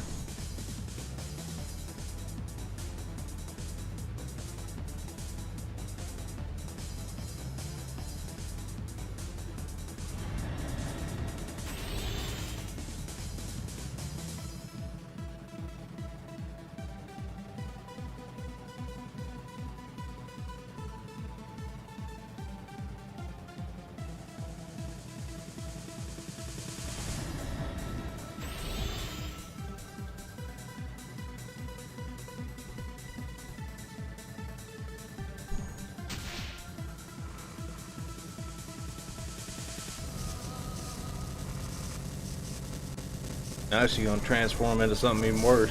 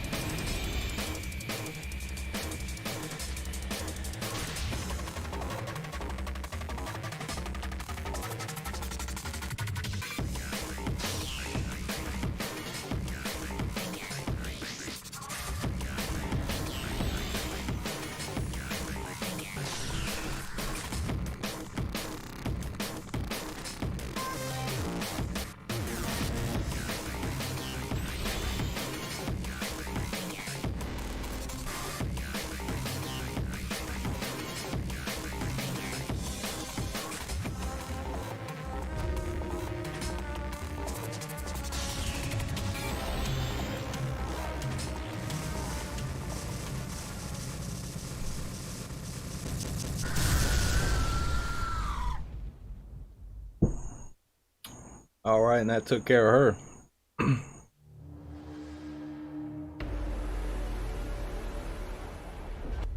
Oh yeah, I see what you mean, Ring Fit Master. I am interested in VR. I've never actually played anything on VR yet.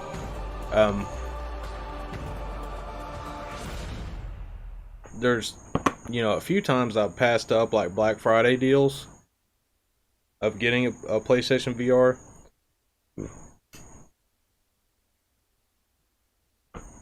Now, I thought about maybe trying to get one this year, but honestly, with all the stuff I'm going to be pre-ordering and stuff like that, I probably won't end up getting one this year. But I know the PlayStation VR is going to be compatible with the PlayStation 5, but I'm just kind of wondering if they're going to come out with like an upgraded one as well. So I might just wait, you know, for a couple years or so, you know, and see what comes out by then.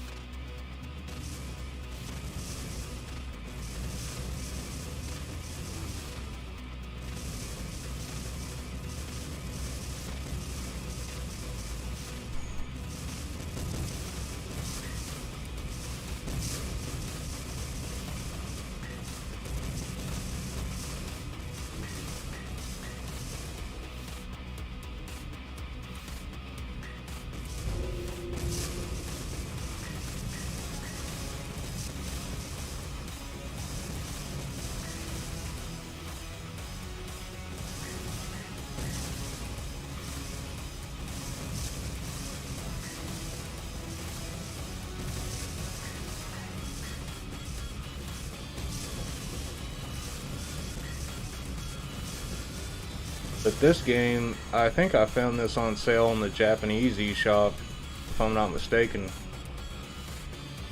I'm pretty sure I bought this one from the Japanese eShop. But if you can get it on sale when it's like a few bucks, it's definitely worth it, man. Definitely worth it.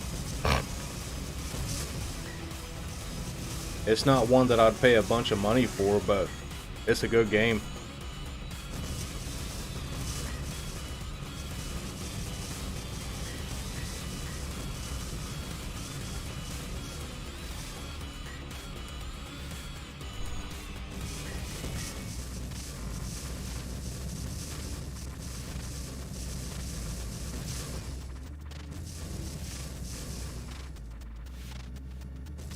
And I bet the physical copy of it now is probably way too expensive for what it is.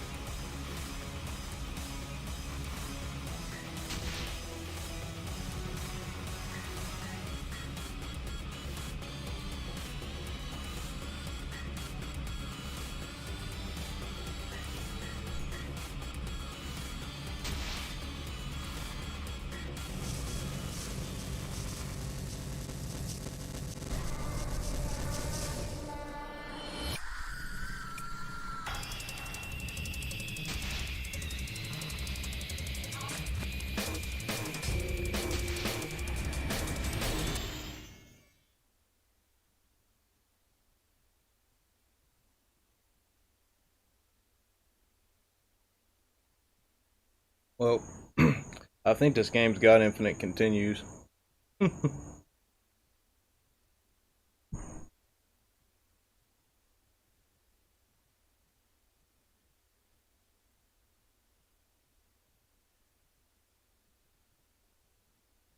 Oh, okay, so that's what the rumor is about.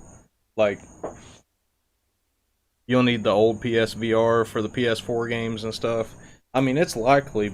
It's definitely likely because it's not just the power of the console itself. It's, you know, what's in the processor that's in the VR, the processor box thing, you know, that goes into the VR headset, and probably some of the components too of the headset too.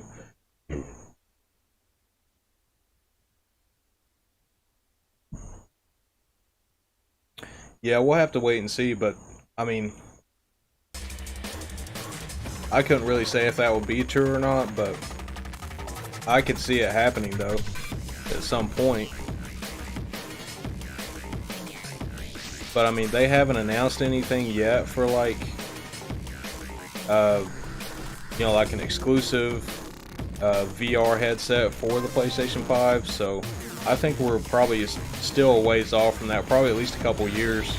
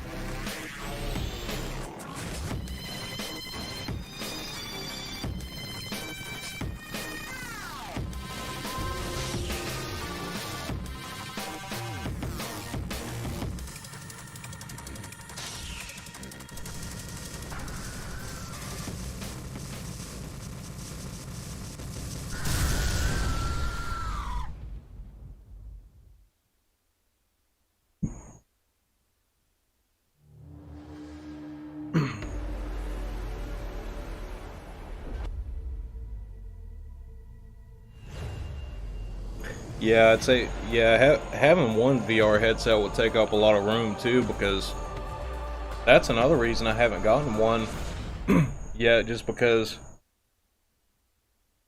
you know, I probably don't even have anywhere to put it, to be honest with you. I'll probably have to build a shelf or something, I don't know, to even have one. and then all the wires and stuff like that that goes to everything. So it probably wouldn't be good for it to be on a shelf, you know.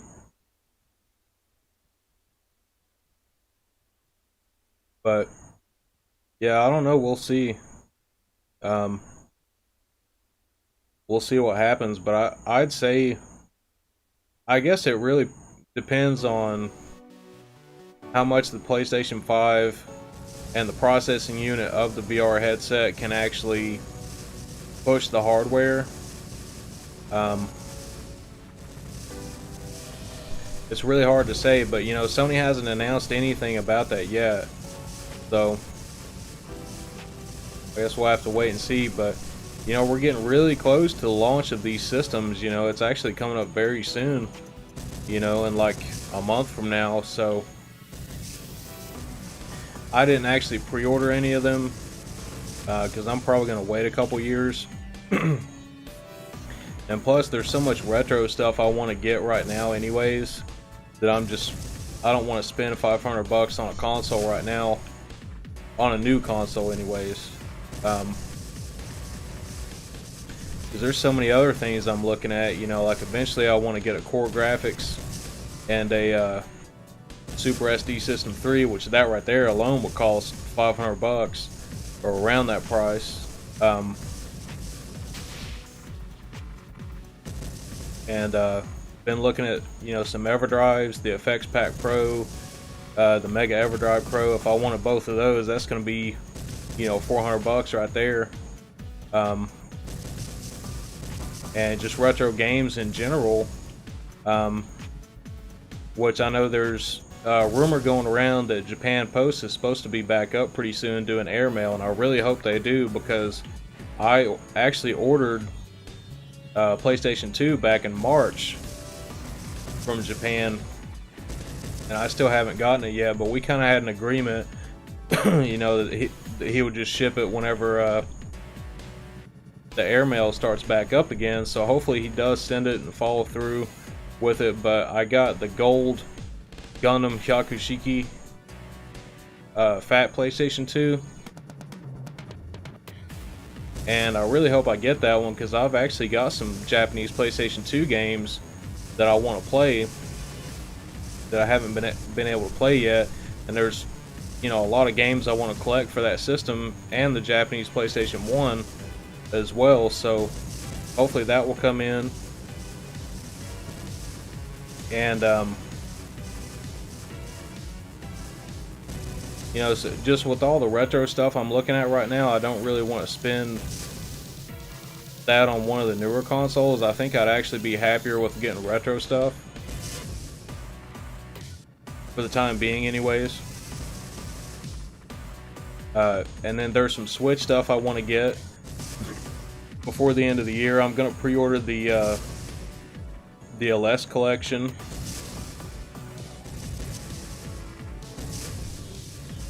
And I've really been wanting to get S-Braid, the Japanese exclusive Switch version of that game, which that game never actually released outside of the arcade until M2 ported it to the PlayStation 4 and the Switch.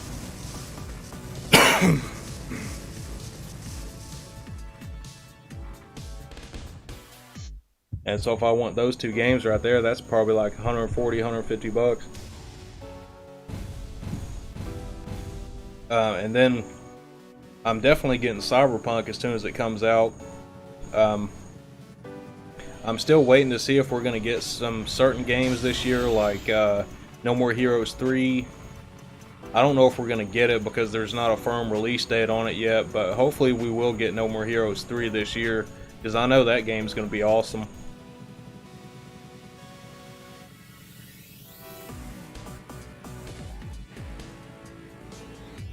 I really like the bullet patterns on this boss.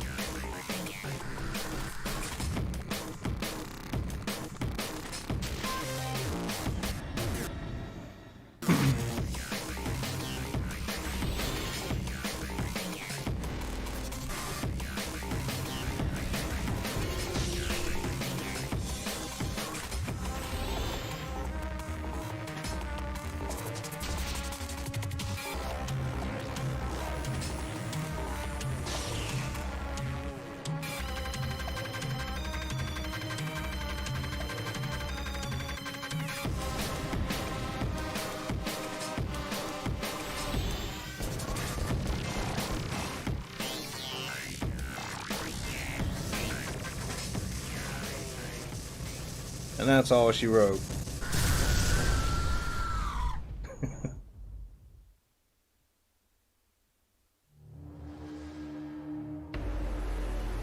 I'm just reading y'all's comments here. Y'all been talking about the VR here.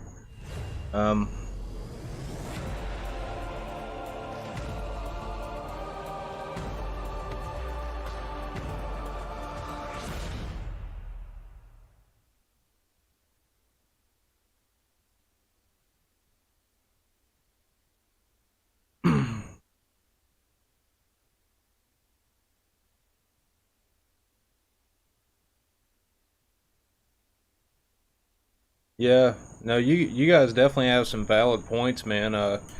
Yeah, I have to agree. Yeah, there's definitely a lot of things, wrong with modern game companies and the decisions they're making and stuff like that. Which I've had, very long discussions on some of my streams here. At the very end of my streams where I rant for like an hour. So I'm not gonna do that tonight, but I definitely agree. I mean, there's a lot of things, that I would change about it. And even just the AAA games in general, there's not a whole lot I'm interested in ever. There's not a whole lot of them. And I guess that's kind of why I stick to indie games and retro games, because the big AAA games that really are good, that when they come out, I'll definitely support them. Like Cyberpunk, when it comes out, I know Cyberpunk's going to be amazing. I've definitely got faith in CD Projekt Red.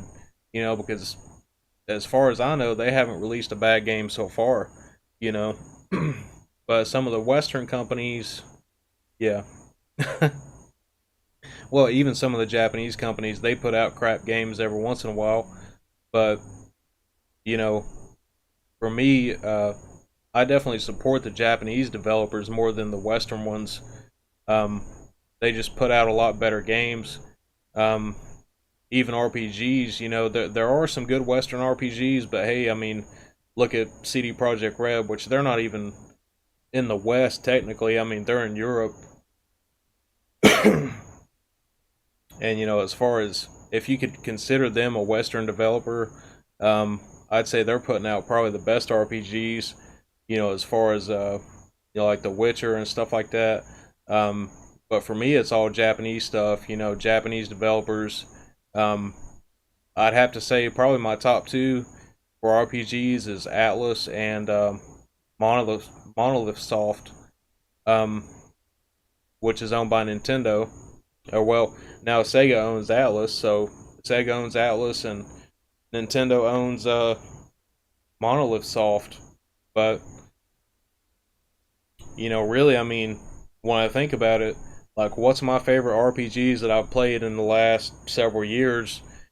And the biggest ones that come to mind are, The Witcher 3, all the Xenoblade games that's came out over the last few years, Xenoblade Chronicles X, Xenoblade Chronicles 2, Torn of the Golden Country, which is basically its own game. It was supposed to be an expansion, but it's long enough to be its own game, which is basically a prequel to Xenoblade Chronicles 2. And then Persona 5, of course. I love Persona 5. Love Persona 5 Royal, Persona 5 Scramble. I'm actually curious to see if they're going to keep going with the Persona 5 characters into a next game, rather than starting over, with Persona 6 and actually doing, different characters and all that type of stuff. I would actually like to see them make at least one more game, with the Persona 5 cast. I think that'd be really cool.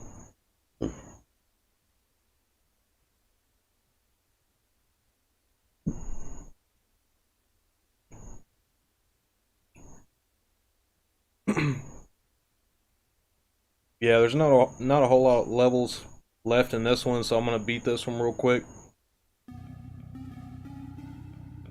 I really love how this looks.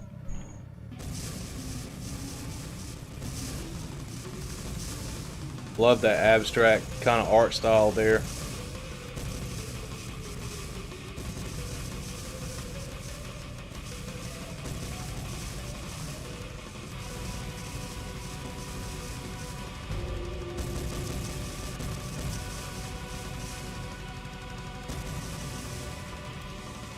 fun. You know, I was talking about RPGs. I did forget to mention Square Enix, although,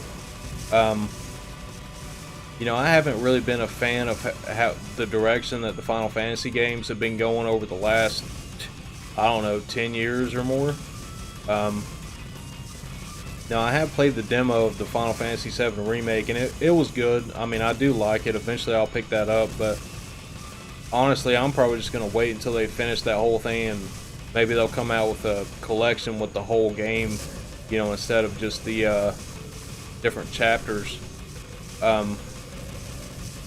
15 I haven't played yet, but honestly, even just looking at the game and watching gameplay footage and stuff, it just, I don't know, I'm just not interested in it. I'm not interested in it at all, really. And, you know, Final Fantasy 13, that series, it was okay, but it's just very linear. You know, it's just not, I guess that's my biggest gripe with it. It was because it was such a linear game. And I really didn't like that. But if you ask me, I've probably said this before on my streams, but the team at Square Enix that's making the Bravely Default games and Octopath Traveler and stuff like that, that's the team that I, you know, am excited to see, you know, like any news that ever comes from them, like games that they're working on. Because if you ask me, like, Bravely Default is what Final Fantasy should be nowadays, and Bravely Default is actually based on Final Fantasy, the Four Heroes of Light on the DS. That's where the game came from. So it technically is a Final Fantasy game, it's just not called Final Fantasy. And same with Octopath Traveler, you know, it's very much like a Final Fantasy. And even with the reveal of Final Fantasy 16, like, I'll say it looks like a good game. It does, but it doesn't look like Final Fantasy at all to me.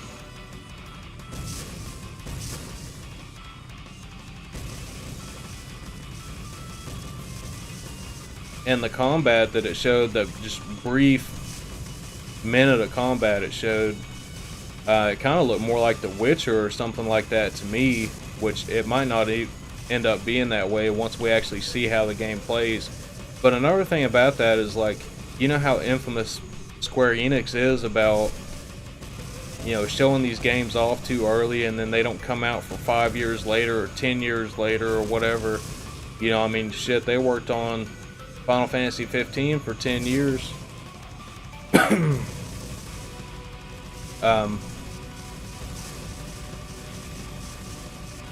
But I'm probably not going to get excited for that game unless they just show some really compelling stuff. But I think if I do end up getting Final Fantasy 16, I'm going to go into it with the mindset that I'm not expecting a Final Fantasy game out of it. You know.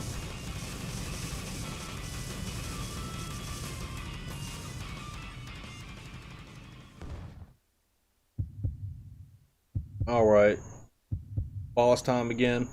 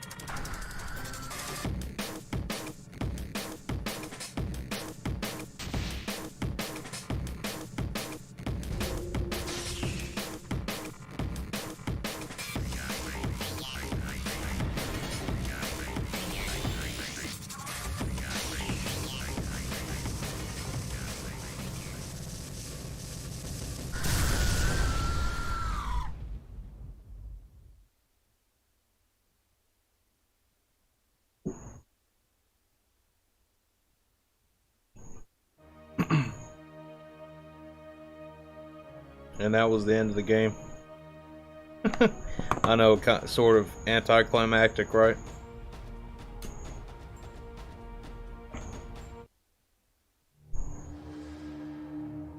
I'm just reading your comments here.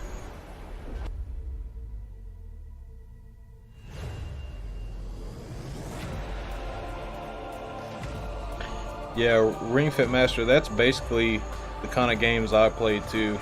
You know, usually, you know, AAA games will be like first party Nintendo or Sony titles. I mean, I do play some Xbox stuff. You know, I love Forza, the Forza series, especially the Horizon series. I really like the Forza games. That's one of those games that I don't play very often because when I start playing it, I can't stop. It's really addictive. You know, when you start playing it, it's just really hard to put it down. But it's great. I mean, I love those games. You know, I'm not really big on... I do like, you know, Gears of War and Halo and stuff like that, but I'm not huge into it. You know, so I guess, you know, as far as AAA stuff, yeah, most of the time it's usually, you know, first party Nintendo or first party Sony or maybe even second party stuff, you know, like studios that they own, you know, that develop the game for them. And then mostly like indie games and stuff like that.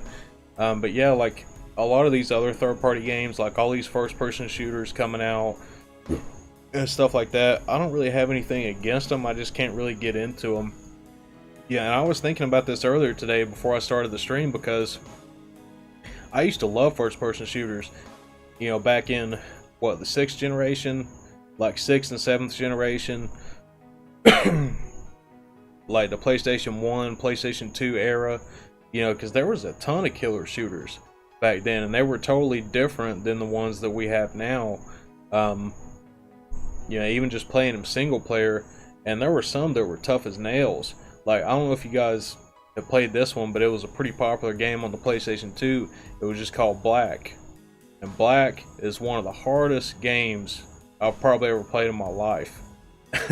I mean, like, me and a friend beat that game, and it took us forever, and I have no idea how I got through that last level, because he had been playing it for a couple of days on the last level, stuck on it. And I went over there because I let him borrow the game. It was my game, and we've been playing, taking turns playing missions and stuff, and he'd been stuck on it for days and couldn't beat it. And so I sat there with it for about 30 minutes or an hour, and I died a few times in it in that last level. But finally, I just beat it, and I have no idea how I did it. I mean, it's just like it was like a miracle, honestly, that I even beat that level. Because I wouldn't have even believed it unless I saw it myself, because it just looks so impossible, you know, when you're looking at it. But I mean, there was a lot of awesome, you know, older shooters, you know, like Doom and stuff like that. I've got one on the original Xbox that came out on the PC as well. It's called Painkiller. And it's kind of like, a lot of people call it a Doom clone, which it is a little bit kind of like a Doom clone. But those games are awesome, man. You know? And, but I don't know, I just don't really get into the newer ones that much, especially the online part of it. Because, like, even if you're good at the game, it's like, when you just start getting your ass totally beat all the time on them games, it just gets to the point where it's not fun anymore, you know? And I get kind of bored with it, so I don't really play a lot of those type of games. And really, those are the most popular kind of games there are nowadays, are those like first-person shooters, you know, that everybody plays, like online shooters. But I don't know, I've just always liked different stuff, really.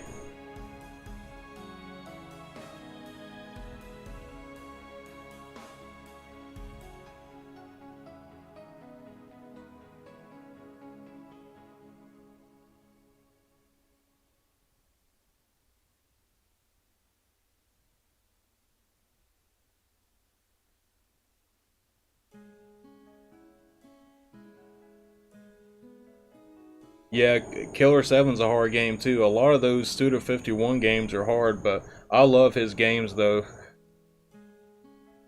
You know, because he makes the No More Heroes games too. The last shooter game like that I played from him was probably Shadows of the Damned, that came out on the 360 and the PS3. And then there was, I think it was the sequel to Killer 7, Killer is Dead. I've played that a little bit. I've got that game, but I haven't played it a whole lot yet. But yeah, I really like Suda51's games, just because they're so weird. You know, they're so weird and so different.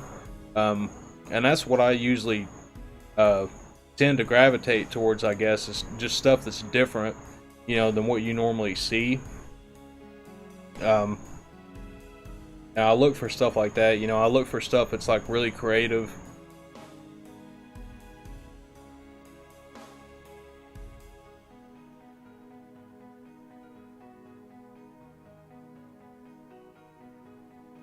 But anyways, I'm going to turn this one off here.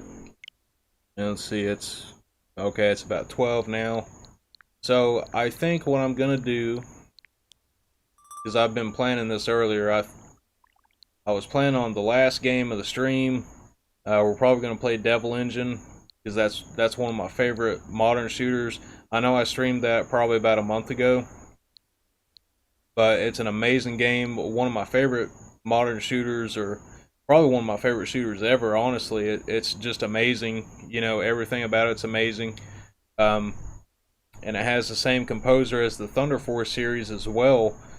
Just some amazing music in this game.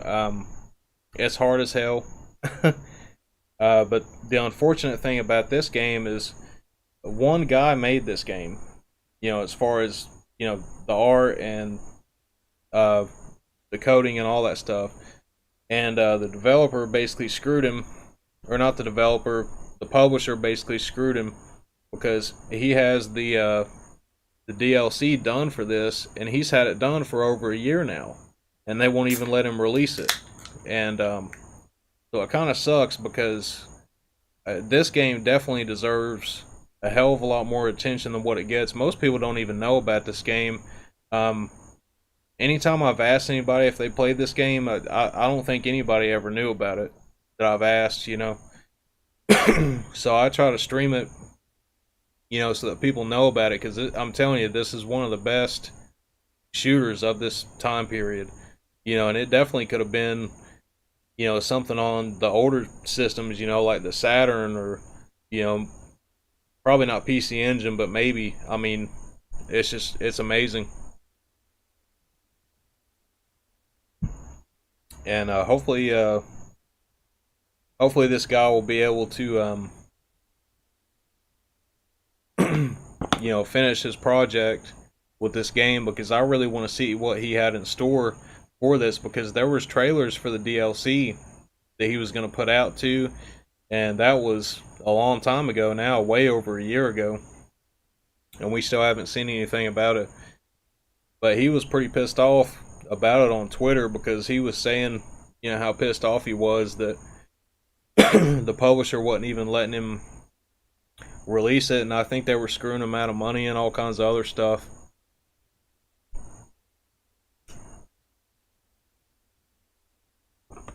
So it really sucks, man, like, because you can tell when you play this game, when you see it. I don't know if you guys watched my stream last time, because that was like a month ago or about 2 months ago maybe.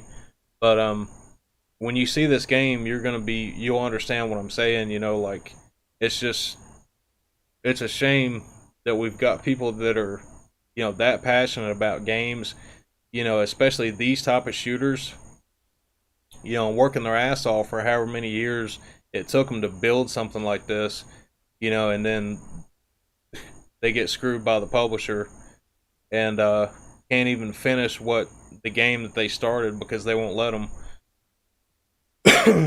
But I don't know, man. This guy though, if he makes another shooter, hopefully he goes with a different publisher, and they do him right this time, because this guy's got some major talent. I'm telling you, major talent.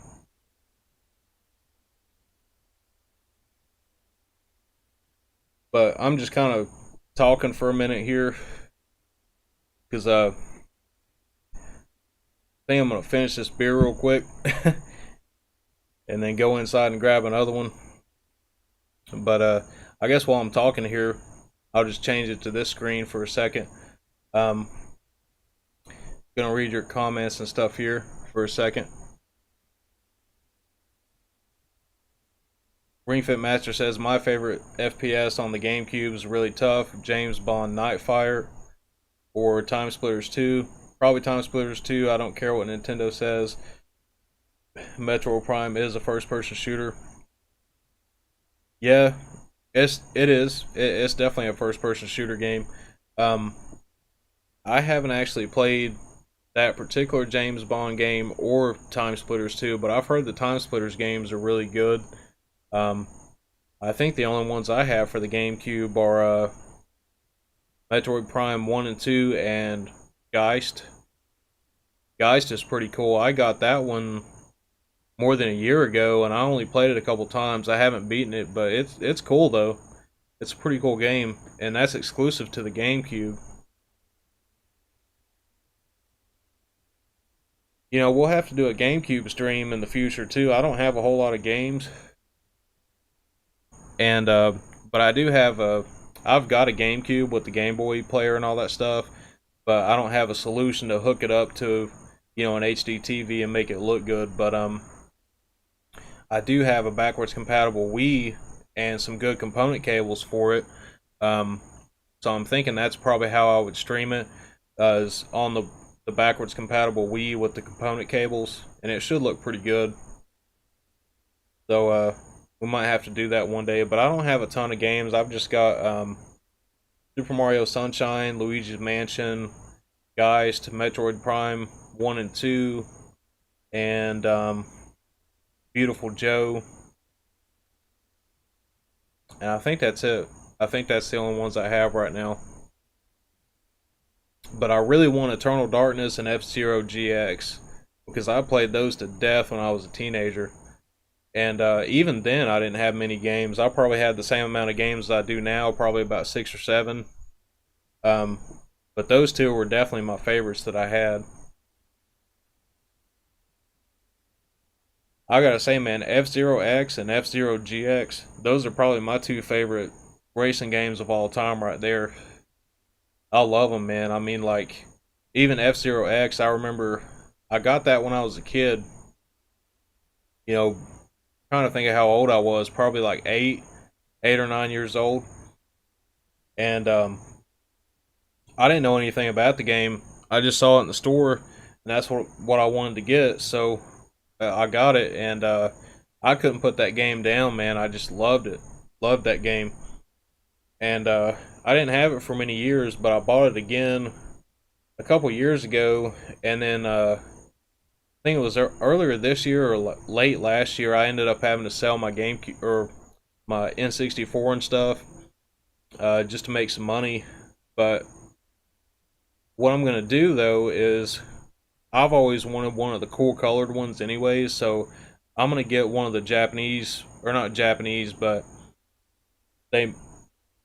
you can find them on eBay.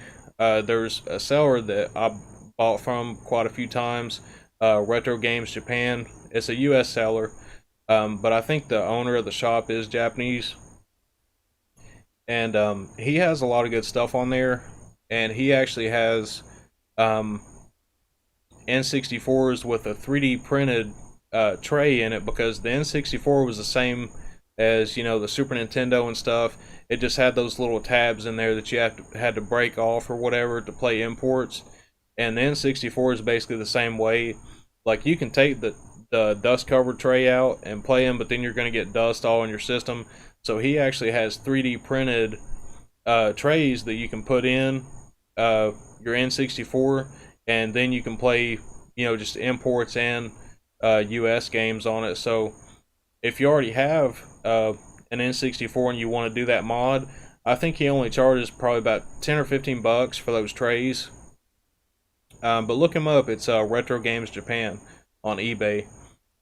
And so eventually I'll probably get one of those and try to buy back some of the games. But I think, honestly, even with that system, I'm probably just going to go the import way, you know, and just get Japanese games for it. Because, I mean, if you look at like Super Smash Brothers, that's a $50 game or more, loose cart.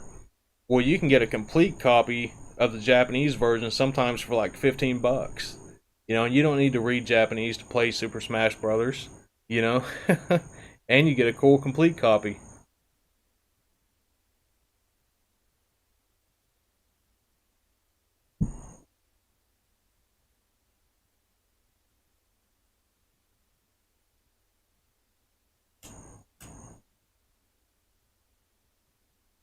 Yeah, sorry about that. I was talking about the N64. But yeah, I mean those 3D printed trays that you can get that go like inside the cartridge slot there, I think they're like 10 or 15 bucks. So if you have one that's not region free, you can buy one of those 3D printed trays and just put it in there, and you're good to go. You can play, you know, any region of game on it. But eventually, I definitely want to get that back, because I'm telling you, man, like F-Zero X, I played that to death.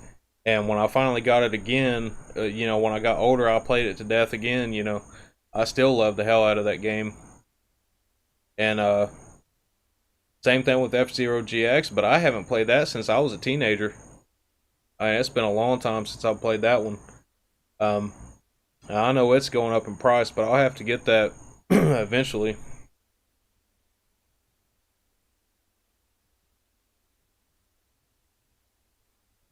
Oh man, GT Bickerman has two N64s waiting for him. That's awesome, man.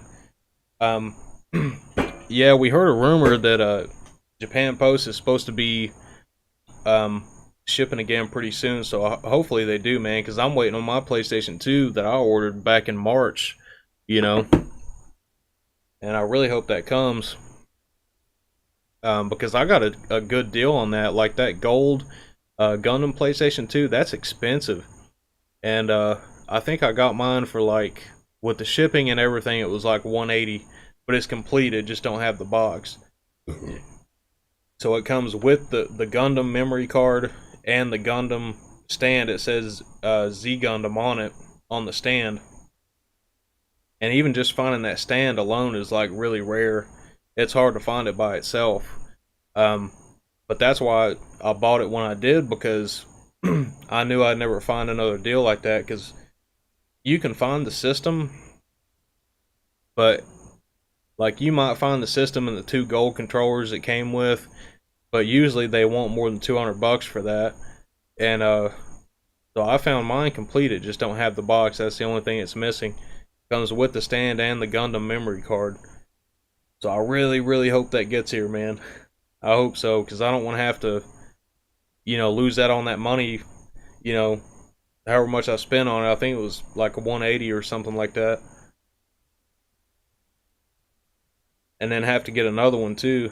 I mean, if I had to pick, uh, between like the Japanese PlayStation 2 models, it'd definitely be that gold one or one of the blue models they have, because they had, I think, 3 different blue ones. But I always liked the aqua blue. I think one reason why was because when I was younger, I used to get GamePro magazines and Electronic Gaming Monthly, and I remember looking at those magazines and reading all this stuff about the PlayStation 2, when it was about to come out, and that's the first one that they actually showed off, was the aqua blue one, and we thought that that's the one that we were gonna get, but it wasn't though. We only got the black one, and we didn't even get any colored ones until the slim model came out, and I think the only ones we ever got was the black one and the silver one, as far as I can remember. Maybe the white one, but no, I think it was just the black and the silver one, because I used to have a silver slim one. But yeah, if I had a pick, it would be the aqua blue PlayStation 2 or that gold Gundam one. But there was another cool Gundam PS2 Slim that was red, and there was also a GameCube as well, the Charge Revenge GameCube, the red one, and that's probably one of the hardest ones to find now.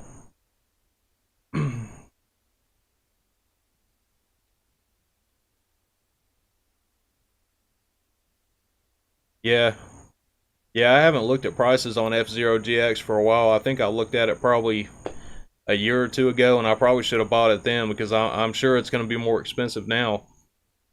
My local store wants like over $100 for Mario Kart Double Dash, and I've never played that one. I love the Mario Kart games, but $100 for Mario Kart, man, I'm sorry, but I can't do it. It's just too much money. Way too much money. We did get white slims in the West. Okay. Alright. Yeah, I was kind of 50-50 on that one. I didn't really know. I didn't know if we got it or not, because I've never actually seen one in person. But I did have the slim one. But I guess that's the only 3 we got, was the black one, the silver one, and the white one.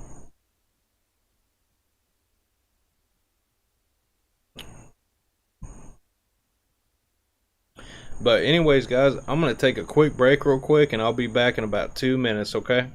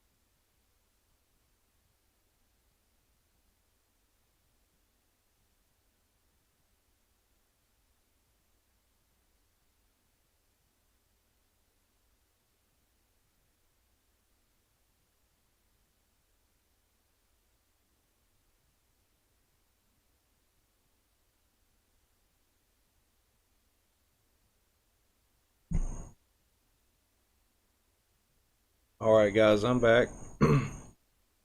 So before I get started, I'm going to go ahead and change this game name real quick.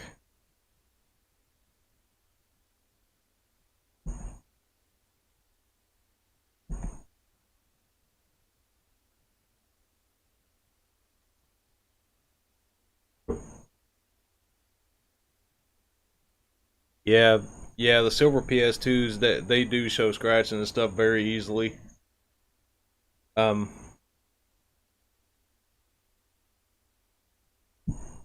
bought mine used and I think it already had some scratches and stuff on it a long time ago. But I don't have that one anymore. Currently I've just got one of the black slim models.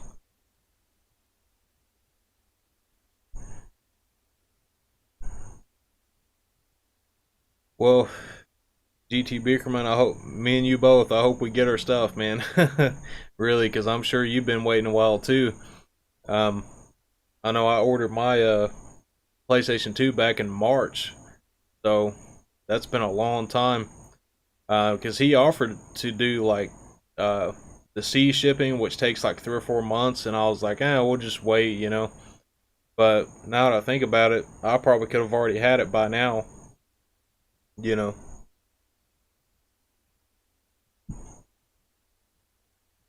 Alright, Ring Fit Master, no problem. We'll be here. We're going to start some Devil Engine, and like I said, that this is one of my favorite modern shooters. I can't say enough good things about this game.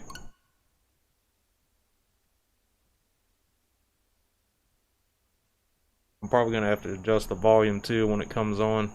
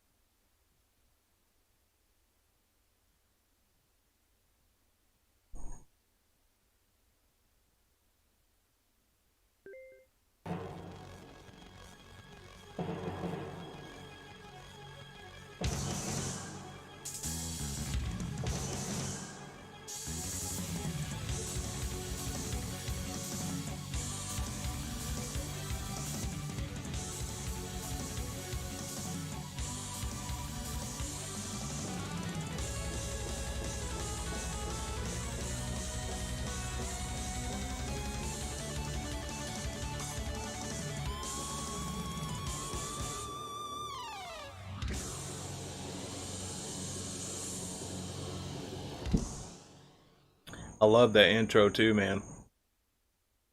It's just balls to the wall, you know.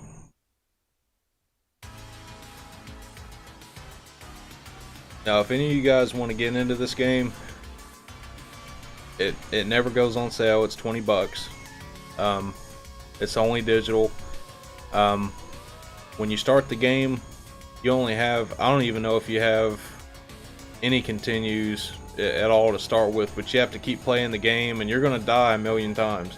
I mean, that's just the way it is, you know. But eventually you're gonna unlock more and more continues and stuff as you go along, and more extras and stuff like that too, because there's stuff in the challenge mode that you unlock. There's different options. You can make it look different. You can change the color of the bullets. You can change the way the screen looks. You can make it look like a Game Boy game. You can make it look like all kind of different crazy ways. I usually stick to standard, but sometimes I do like to change the color of the bullets, because it does kind of, you know, add a different feel to the game.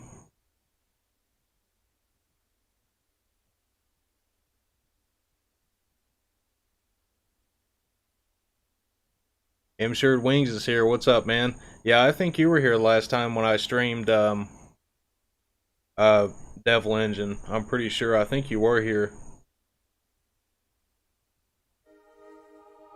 But yeah, man, I love this one. This is one of my favorite modern shooters. Like I said, I can't say enough good things about this game. I'm probably going to stream this many more times in the future.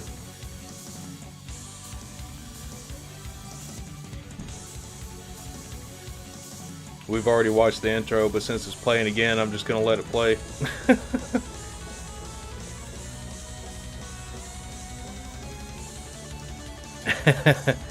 Yeah, I couldn't play this one in tate mode.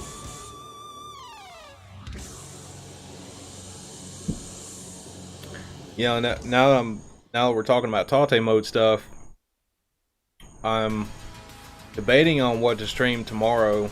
I know I've been talking about doing a MAME stream, so I might try to do that tomorrow. I just hope that my computer and everything is powerful enough to do it, and I won't run into any problems. So hopefully we can do that tomorrow.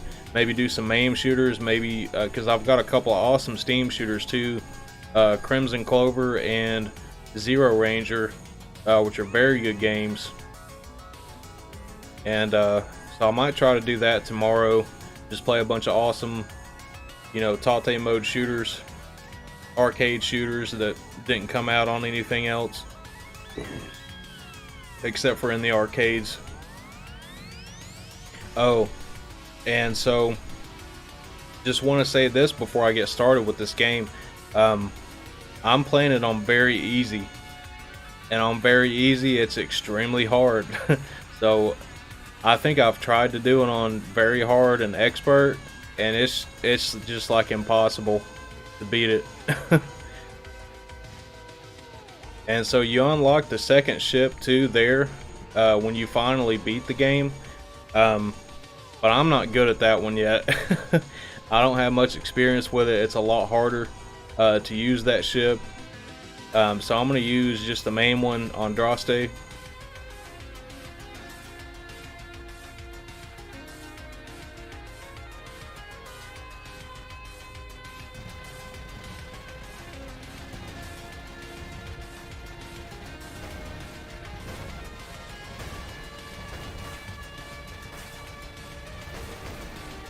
Just getting used to the controls for a second because it's been a little bit since I've played this one. Actually, I don't think I played this since the last time I streamed it, so yeah, I'm just kind of getting the feel for it for a second.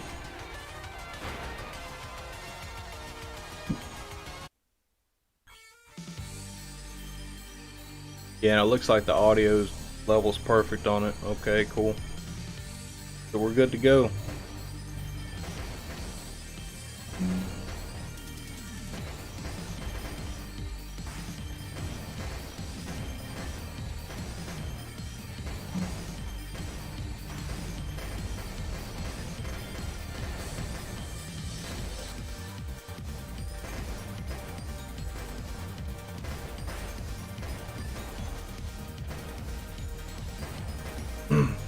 But this is definitely, in my opinion, one of the best horizontal shooters I've ever played.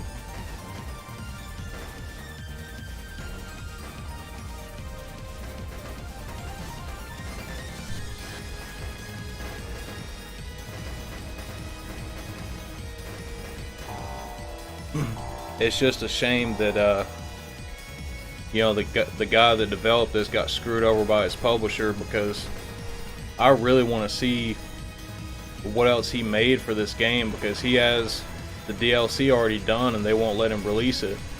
And I hope eventually he can release the DLC for this, because it's already got, you know, a ton of replay value anyways. But you know, there was a lot of stuff in that expansion.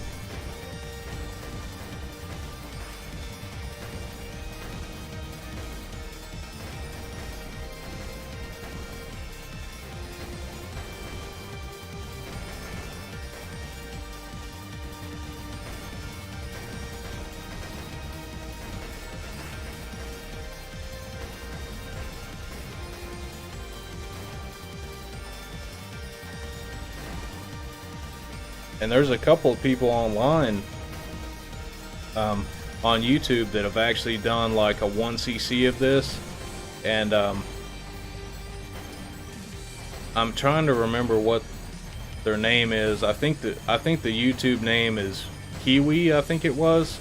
But that guy, he did a 1cc of this game, and that's insane. Like, I don't think I could do a 1cc on this game even if I played it non-stop for a year.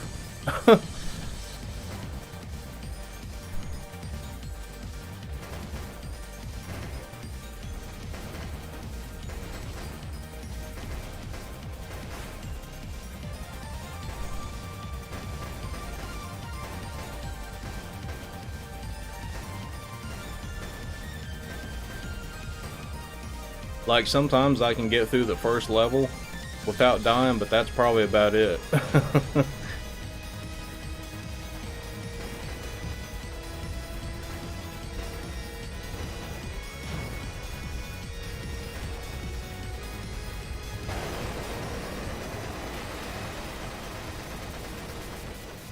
Alright, now we're getting to the level 1 boss here.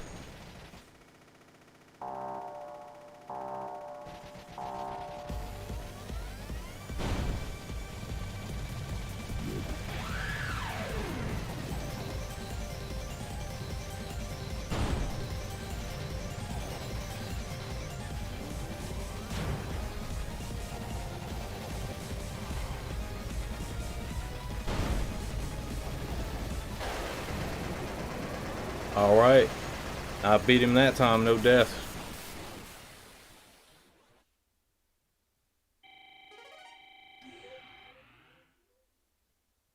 It still only got B rank on that one. I don't know what the highest rank is, if it's A or S. Sometimes it goes up to S.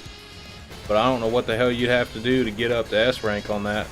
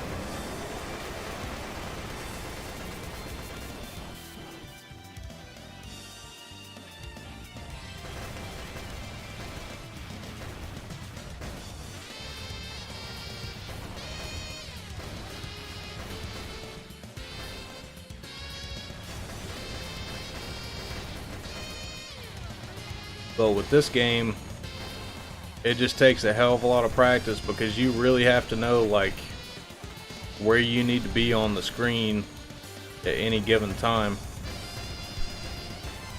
and whatever level you're playing.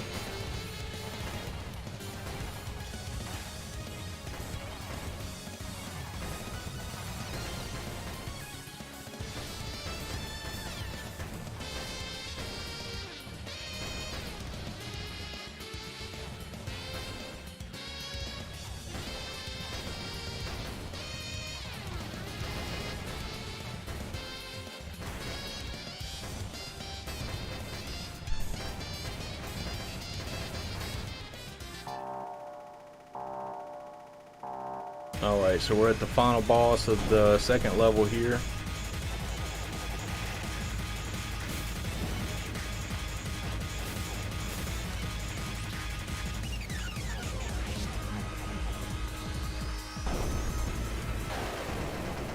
Alright, beat him without dying. So this might be a pretty good run.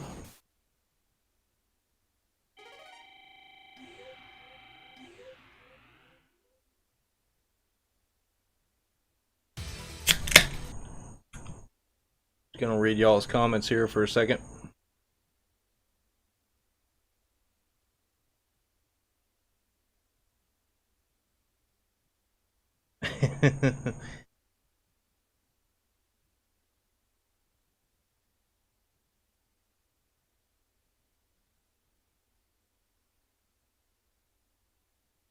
Yeah, that guy that won CC'd this, I don't know what he was playing it on a higher difficulty than I am, I'm pretty sure. Um, but that's just insane, like, to even be able to do that, because I'm doing good to, like, even beat it on very easy, and I die plenty of times, you know. Like, I do good, like, with the first two levels. I don't want to jinx myself, but this level I'm probably going to die a lot, because it's really hard. And, some of these levels aren't really that hard to get through, and some of them, but once you get to the boss, it's just, like, extremely difficult. But this one is hard because you have this dragon thing in the background you have to watch out for. See, now he's going to shoot into the foreground where I'm at. And so you have to watch what's in front of you and watch wherever he's going to shoot. See, he just shot me right there because I couldn't get out of the way.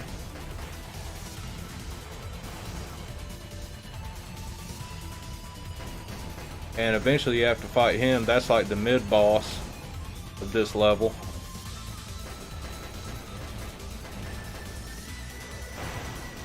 Got me again right there.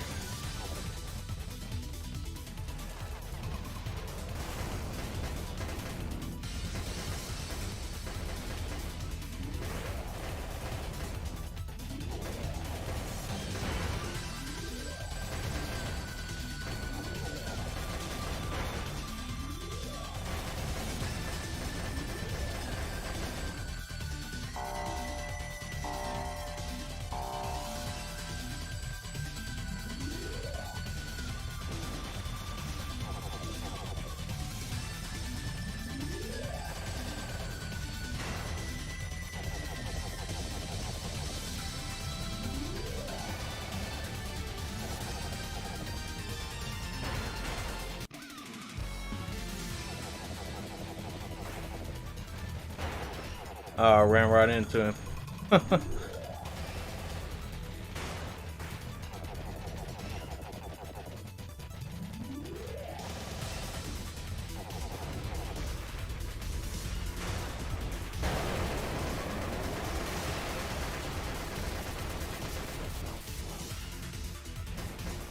Alright, now we gotta get through the second part of the level. But I'm telling you, like, in this level, you have to have the screen power-up thing because you'd never make it through it if you didn't have it.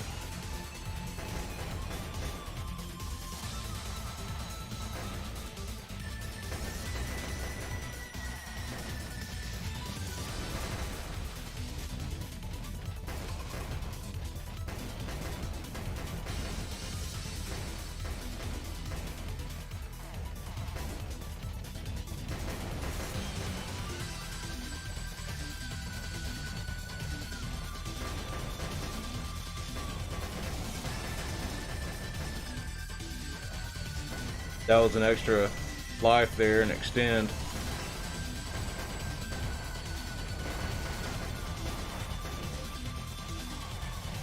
I barely made it through that.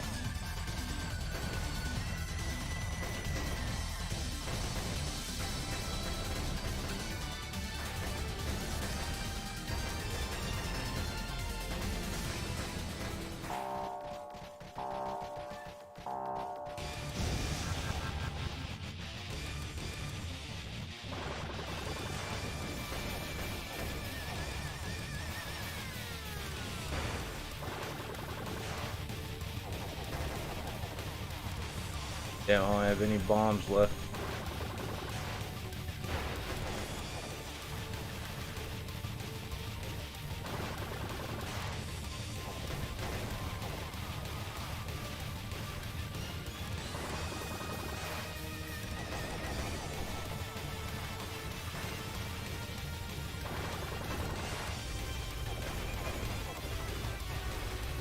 Now, I have beat this guy before without dying, but it's tough though.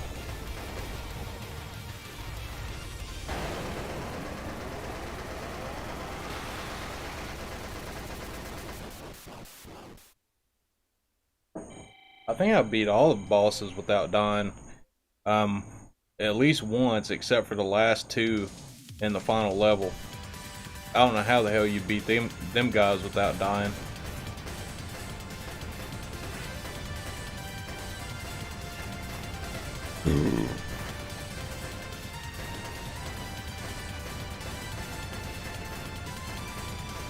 But I love these graphics and stuff right here though, like this level. This definitely reminds me of Thunder Force 4 right here.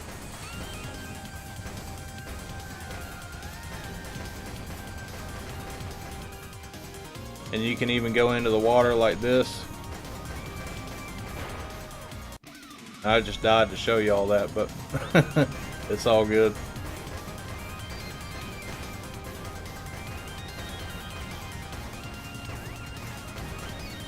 But just like Thunder Force, you know, you can go into the water on that level. Oh shit, I didn't mean to get that power up.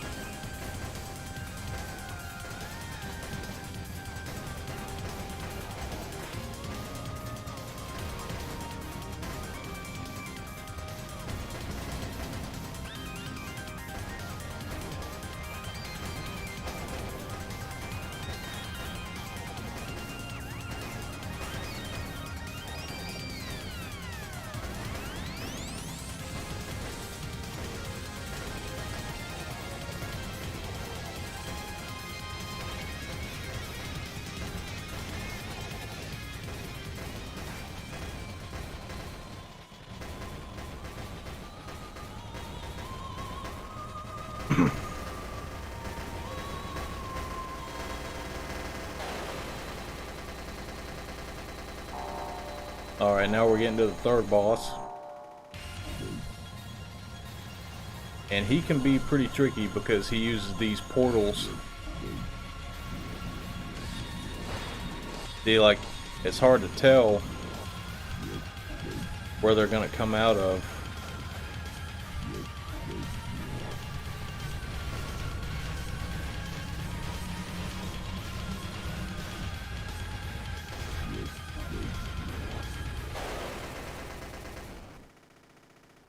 Alright, well I only died once beating him, so that's not too bad.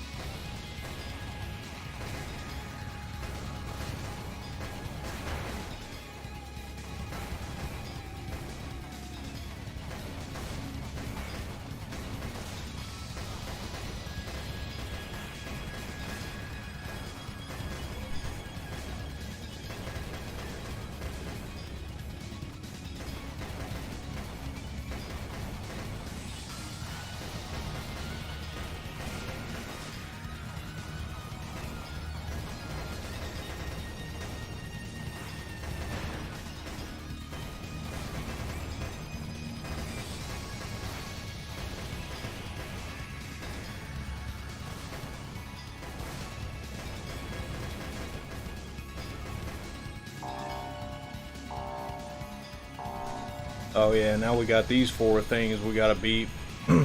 These guys can be pretty tough too.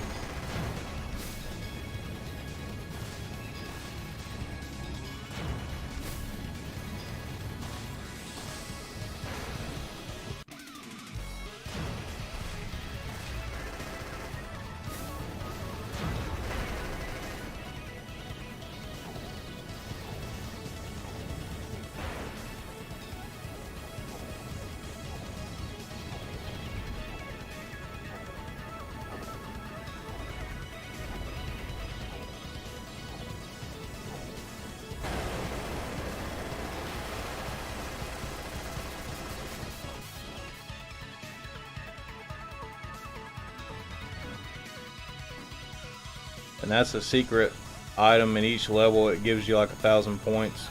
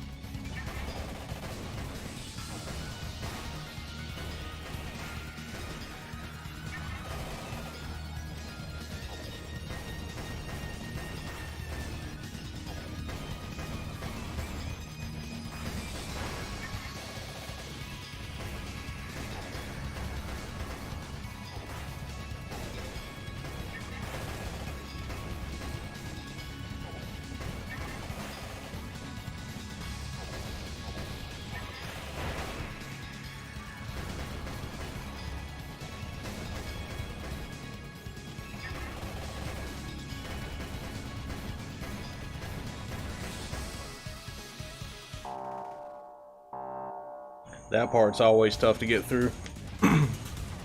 And this is actually the easiest boss in the game right here.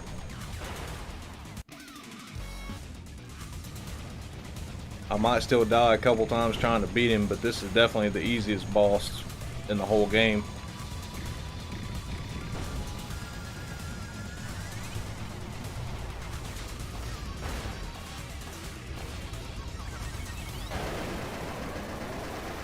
See, he's already dead.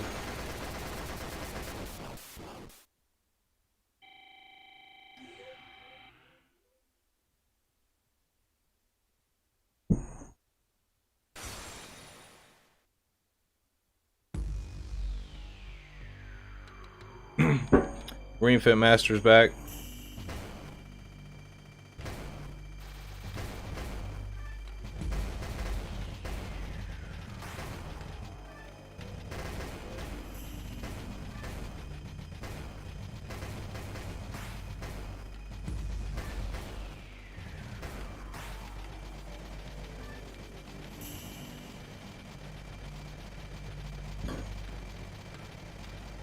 I've always tried to like destroy this thing, but I guess you can't.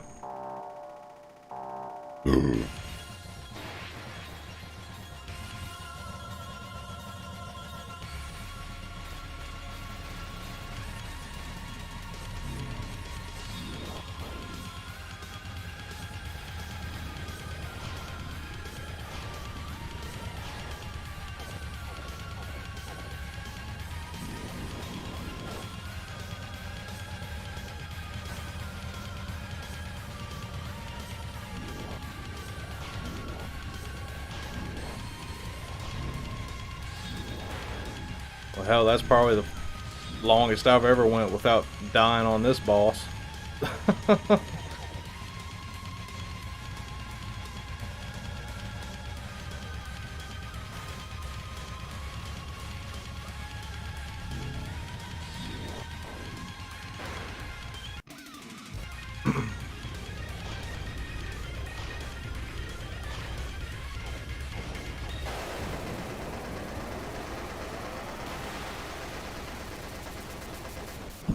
How many times I died? Twice?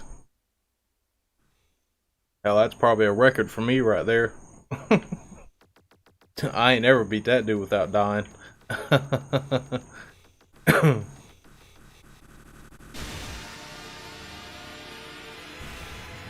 Now this is the last boss in the whole game, and this one is pretty tough.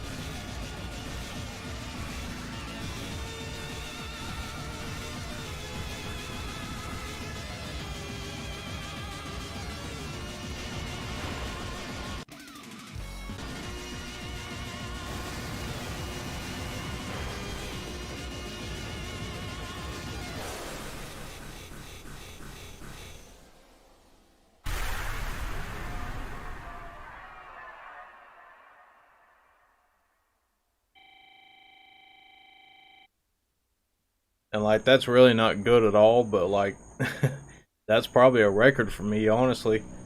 I only use what, 8 continues? 7 or 8 continues?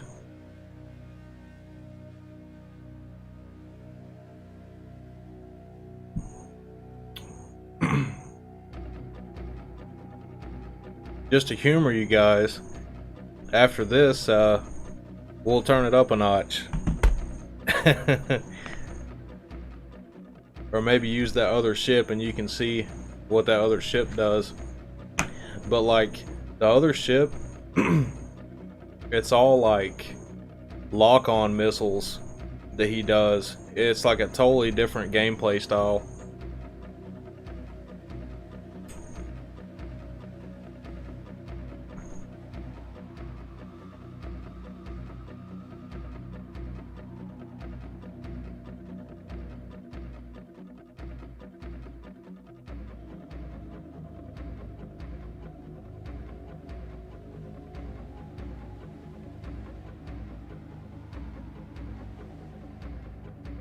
And this music that's going to play on the credit screen, this is probably one of my favorite songs that's in any video game ever made.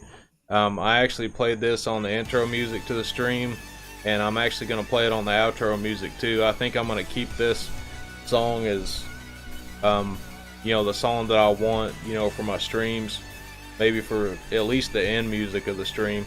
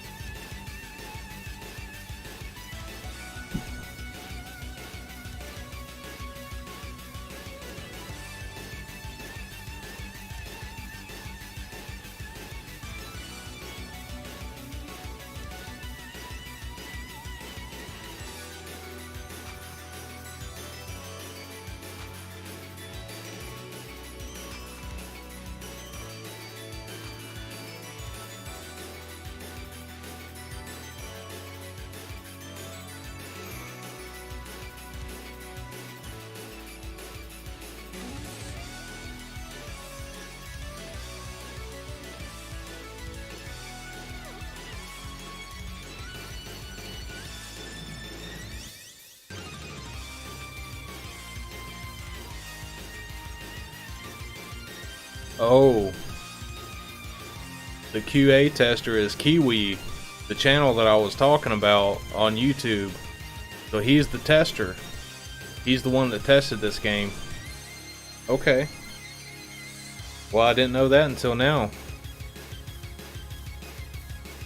Well, that's why he's so good at it, because he's probably played it to death. But seriously though, if you guys are interested in this game, check out his channel, because he did I think he did do a 1cc on it.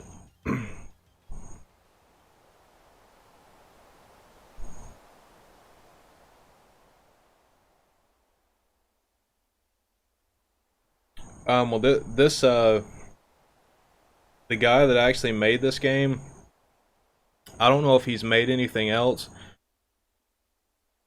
but one of the composers that did the music for this did the music for all the Thunder Force games, you know, that was made by Technosoft back in the day. You can definitely, you know, sense the Thunder Force vibe from this game.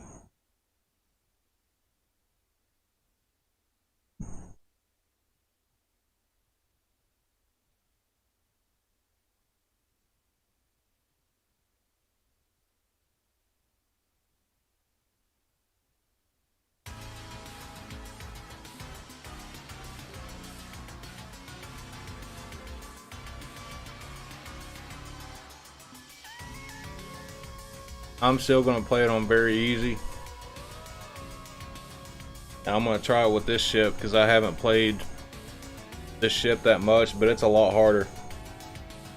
But you guys will get to see this ship now.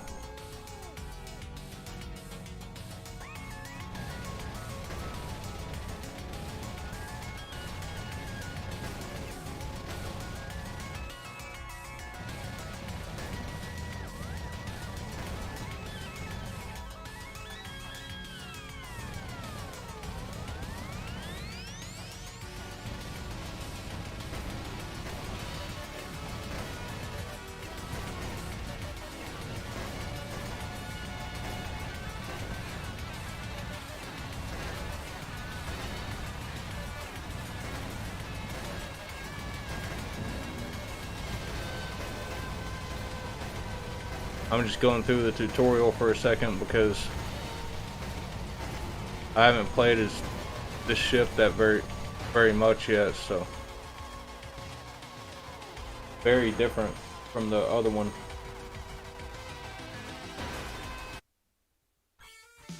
Alright, well I guess it's starting me anyways.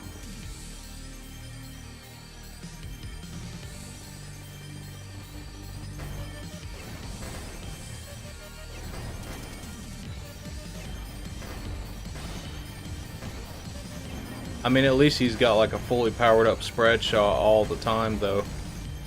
That is one benefit. Because I mostly stick with the spread shot anyways.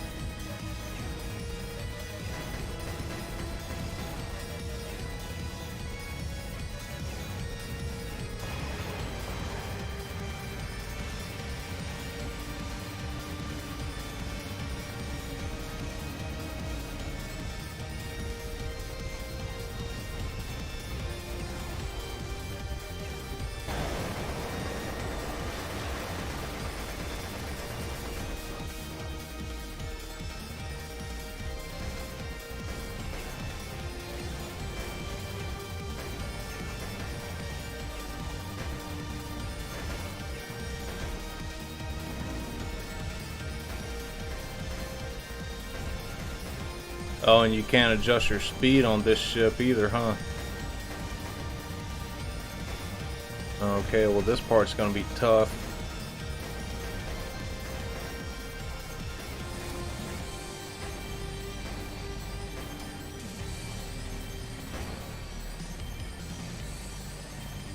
Because I always turn my speed down to 0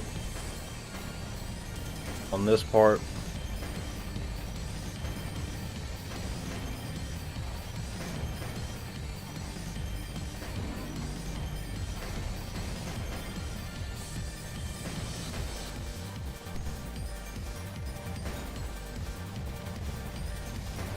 I don't know how I haven't died yet.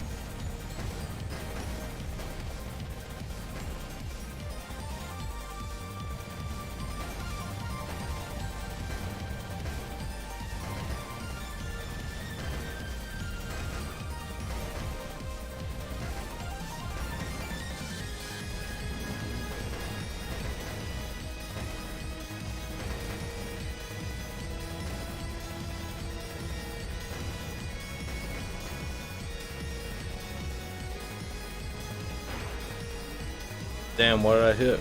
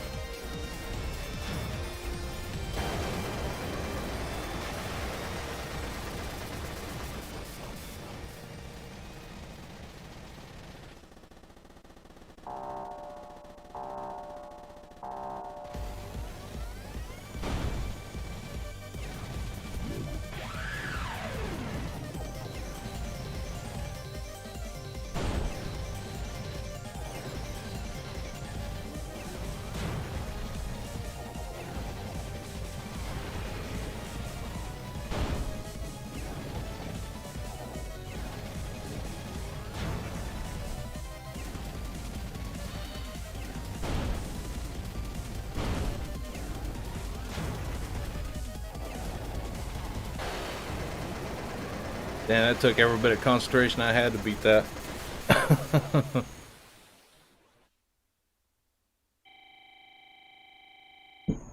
Oh, I got an A rank on that.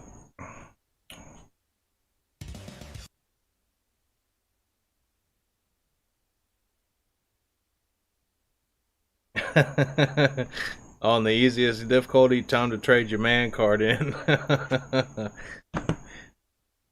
I can show you all this one on a harder mode, but I probably won't last 2 seconds trying to beat it.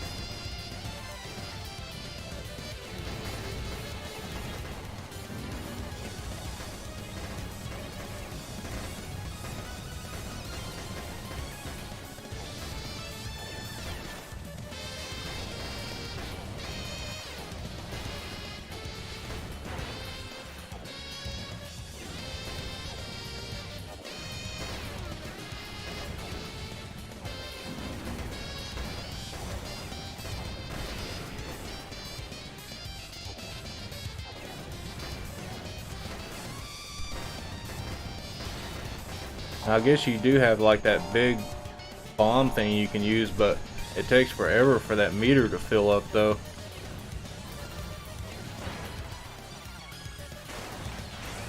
And you can't absorb bullets either. Like you can with the other ship. But I guess I'm not doing too bad so far though. I mean, I've not really played as this ship that much before.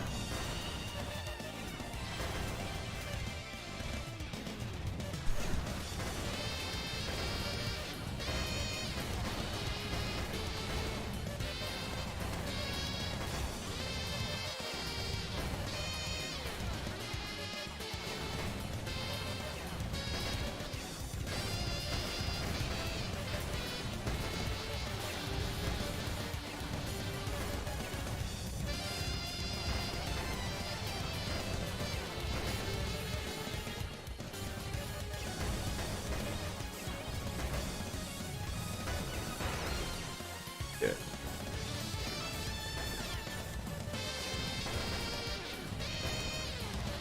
It's definitely a totally different play style and different strategies you have to come up with.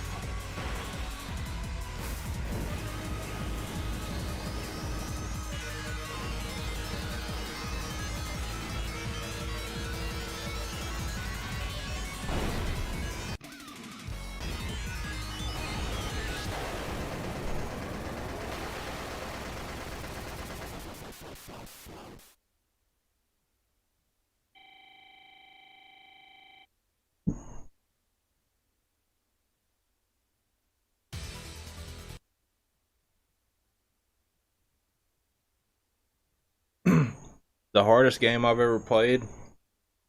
I think I don't know if I've played that Mortal Kombat game. I'm trying to remember. I don't know if I played that one, but I've played a lot of like just extremely hard games. Um, the one that I was talking about earlier, Black, on the PlayStation 2. I think it's on PS2, GameCube, and Xbox. That's one of the hardest first-person shooter games I've ever played in my life. Excuse me. And I have no idea how me and my friend beat that game. I mean,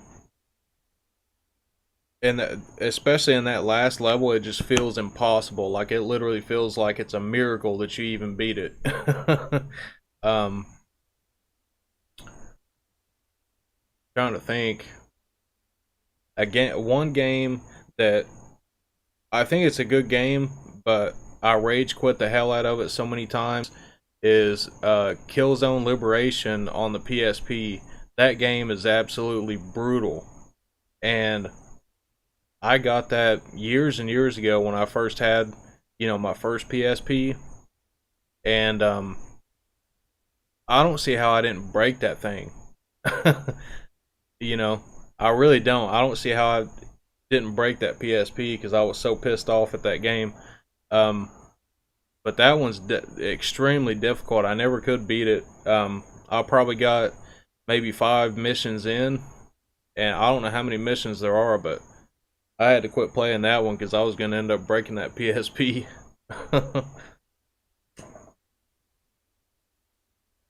I mean, as far as retro games, there's a lot of really hard games. I'm sure Wings mentioned the Ninja Gaiden games. Yeah, we were actually talking about those earlier, the first one anyways. But yeah, those are really difficult. But some of them are like they're difficult, but they're fair. But then there's ones that are just like not fair at all, and they're just like completely they're just like completely unfair and just completely insanely difficult.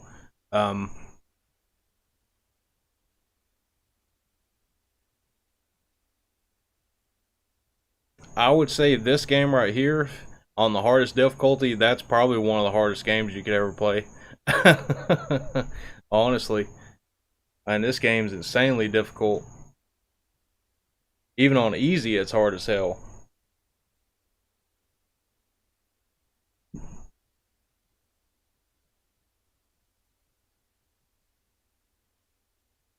Yeah, I've actually been wanting to pick up Divinity Original Sin 2. They look like good RPGs. I've got a friend that picked that up recently, and he's been playing it too.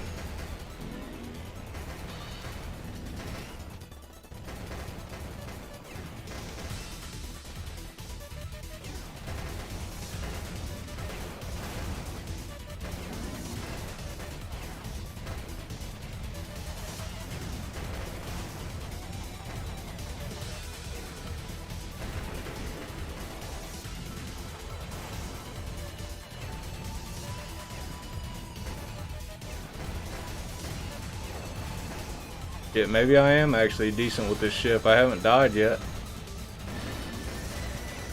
I was dying a lot sooner than this the last playthrough.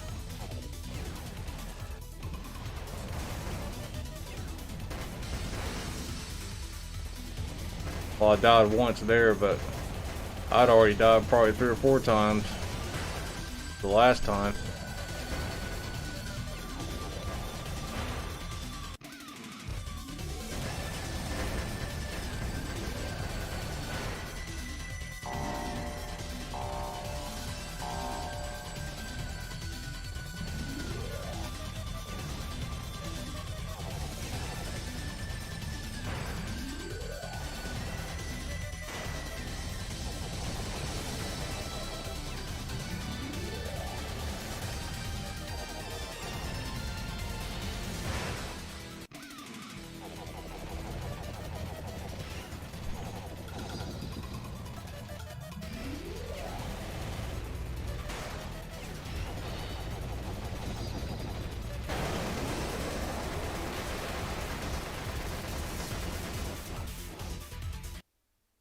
pause this for just a second.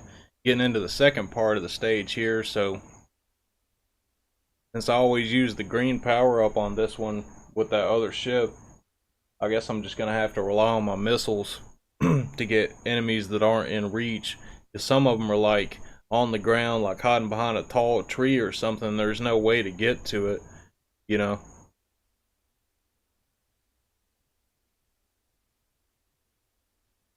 Unless you have something that's like a homing attack.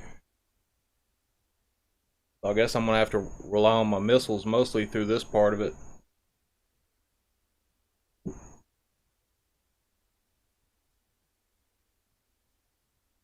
Oh yeah, Super Ghouls and Ghost actually came to mind too. I never have beat that game.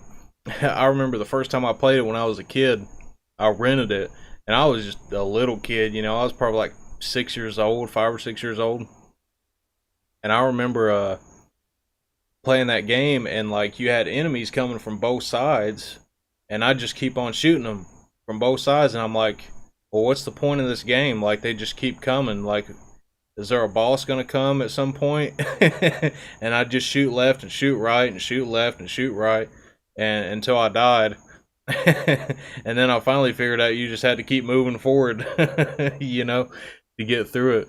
But even as an adult now, like, I'm lucky to even get past the second or third level. I've never beat that game. It's insanely hard. Yeah, all the Contra games are hard as hell. I've never beat any of those either.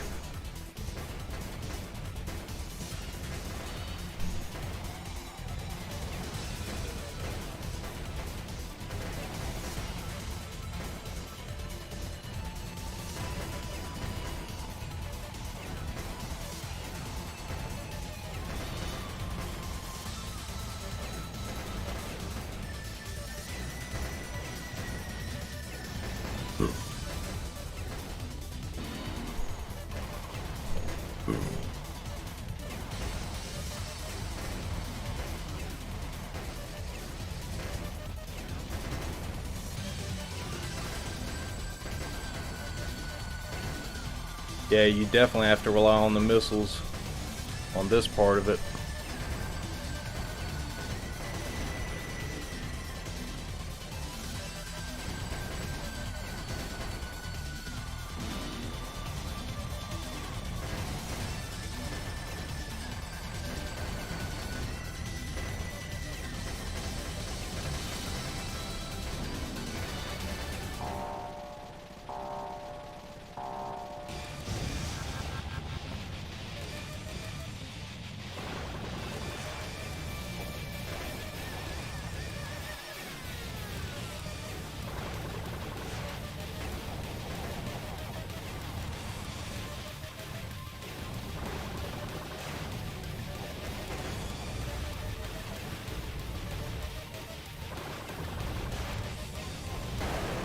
Alright, beat him, no deaths.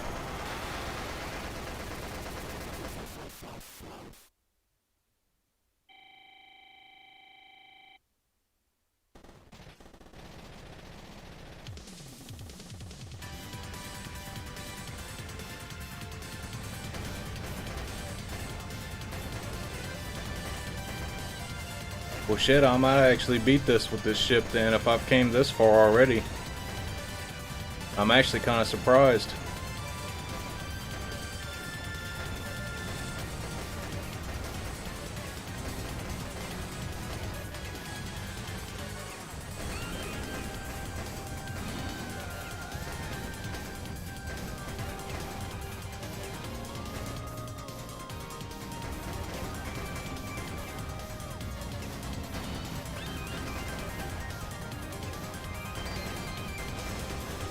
Holy shit. I never seen that one before. I guess depending on what color your power gauge is up there is like a different attack. That was a badass laser beam thing I did.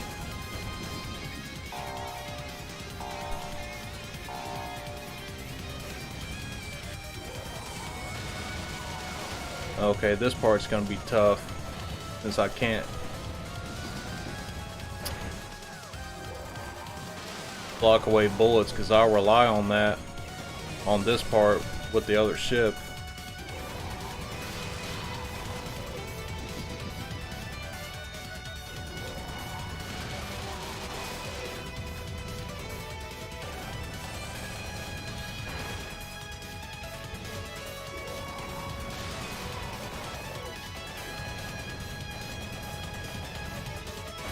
Like this guy's taking a lot longer to kill too.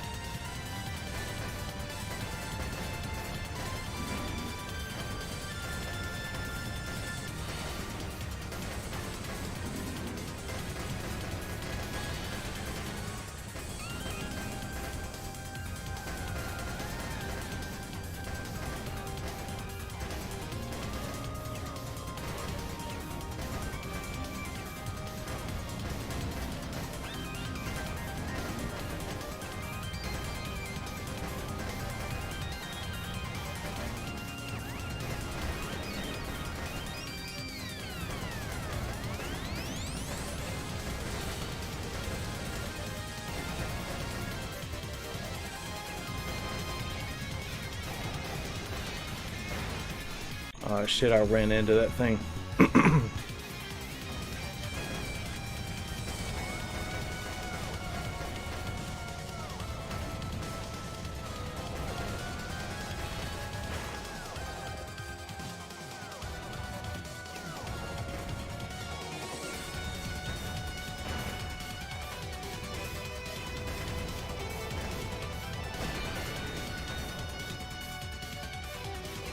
Okay, so if it's in the yellow bar, if the bar goes to yellow, then that's my big bomb attack thing. What's the green do? Oh, that's the laser beam thing. Okay. I just want to make sure, because I need to get used to like what these different levels of power do.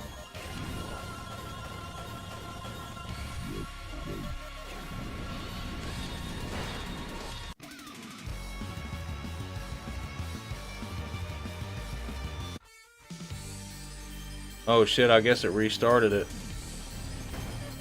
Guess I hit the wrong button.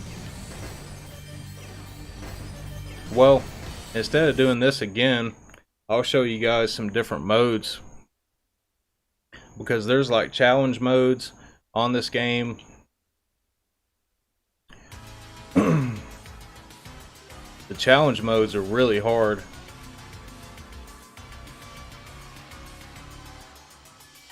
Like, I can't even beat the first one. You can't let any enemies escape. You have to defeat all of them, and I can't even beat this one.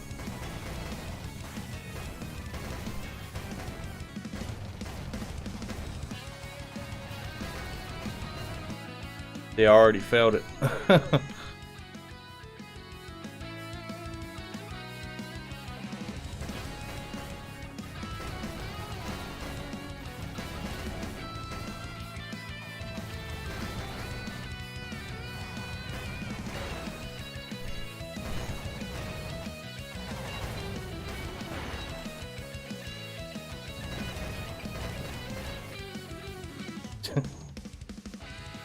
We'll try a different one.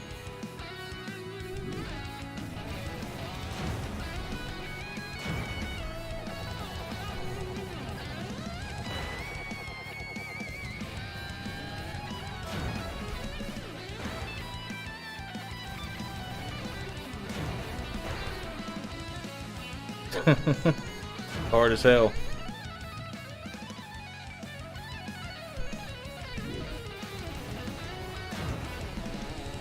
But I think here in a second we'll change it to where it's like one of those like really crazy looking modes, just so you guys can see like what that looks like on here.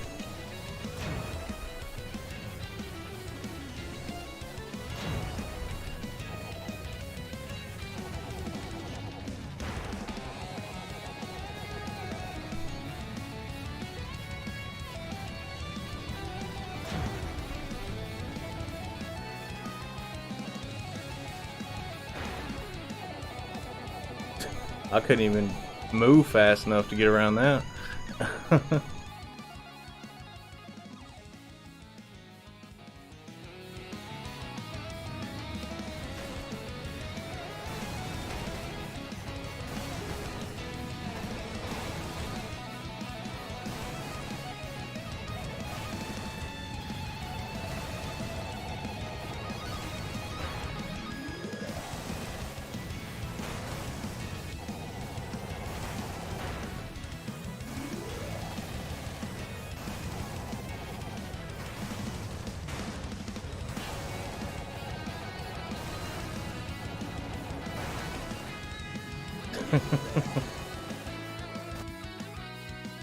Be hard as hell to beat any of these challenge mode things. I don't think I've even played all of them yet. But it's really hard though. But we're gonna go into the options here.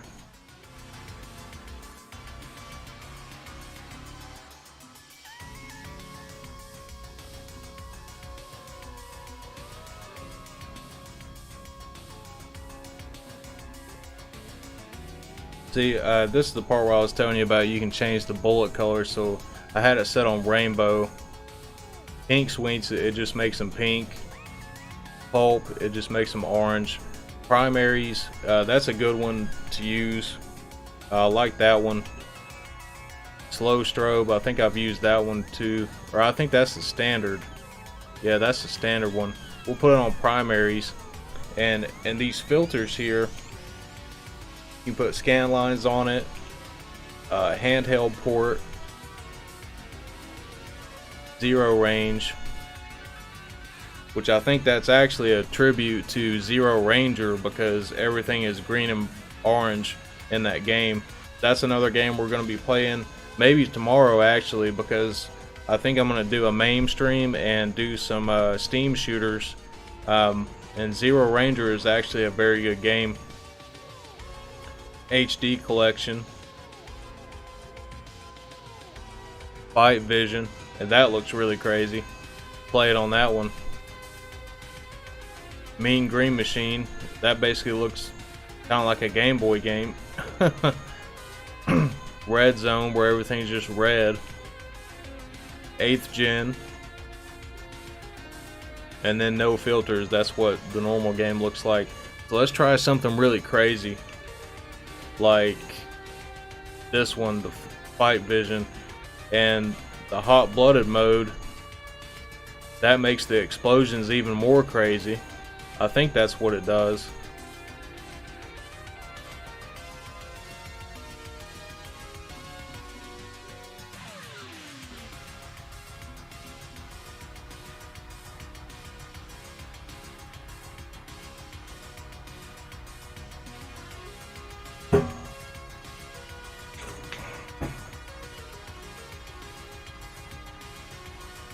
Get some water real quick, 'cause I'm out of beer, so.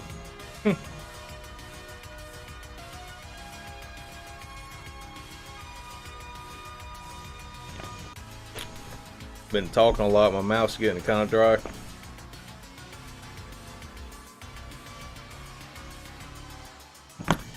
Power Blade on the NES, I haven't played that one. I don't think I've heard of that one.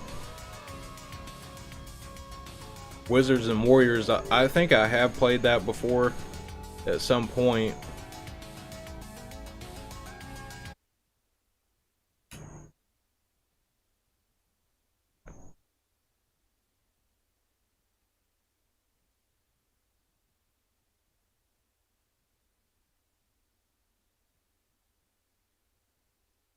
Dungeon Magic Sword of Elements. What system was that on? The NES?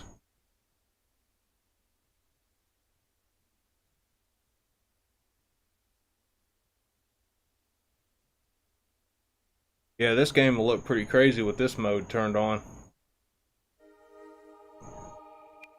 Oh shit, it even plays the intro with this mode turned on. Check this out.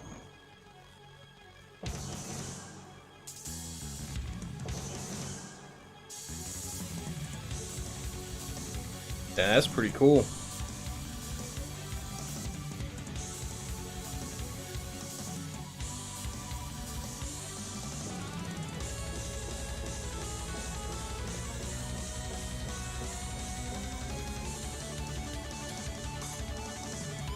Oh, that looks awesome.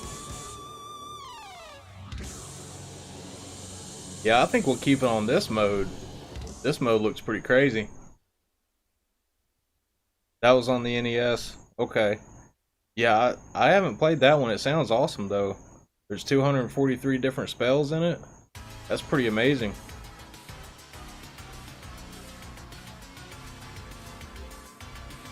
Alright, so I'm gonna put it on very hard just so you guys can see how hard this is. One difficulty level up. So this is in the middle. And then there's expert, which that's just insanely hard. I'm gonna stick with Andraste here.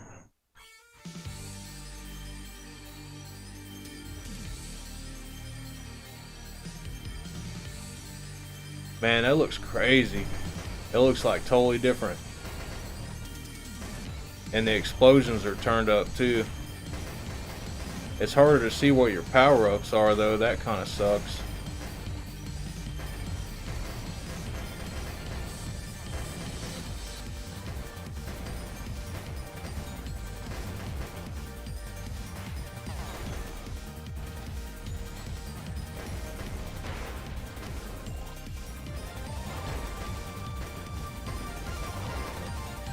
As you can see, there's a hell of a lot more enemies on this difficulty level, and they shoot a lot more bullets too.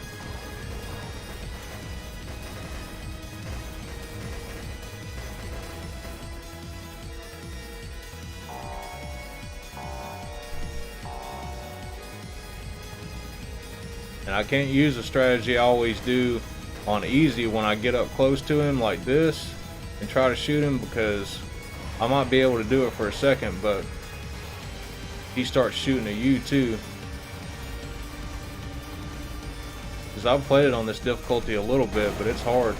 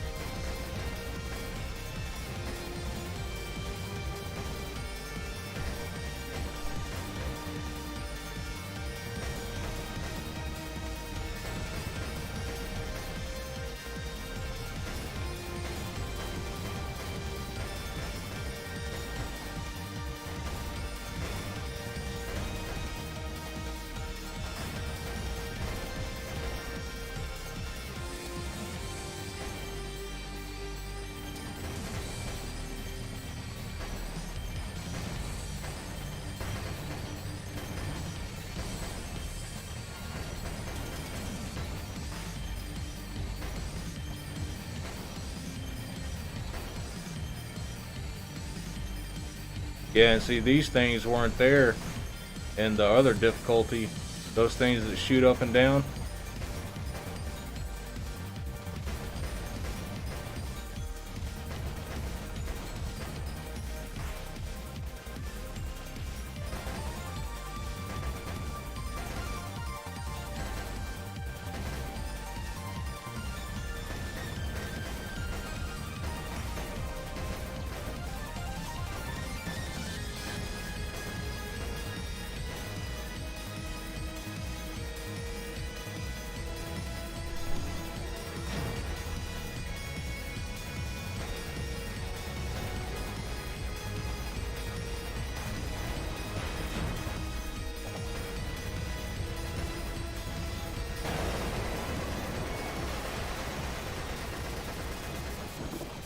And the bosses too on this difficulty are like twice as long.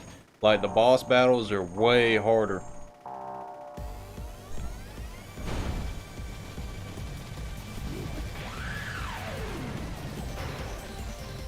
And his bullets are a lot faster too this time.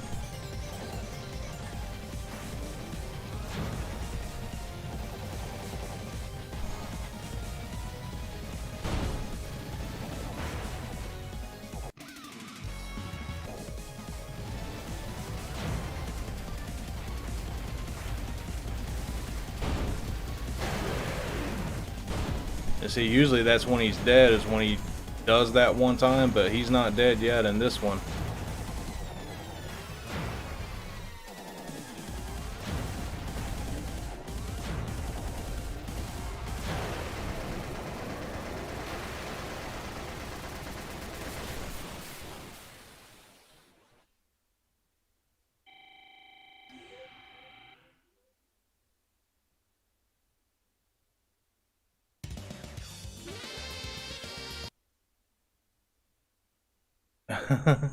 It could be a game like that, Ring Fit Master, because I've got a feeling there's probably multiple endings to this game too. I think there is actually, because if you look up the soundtrack on YouTube, I'm pretty sure it's got tracks for all the endings too.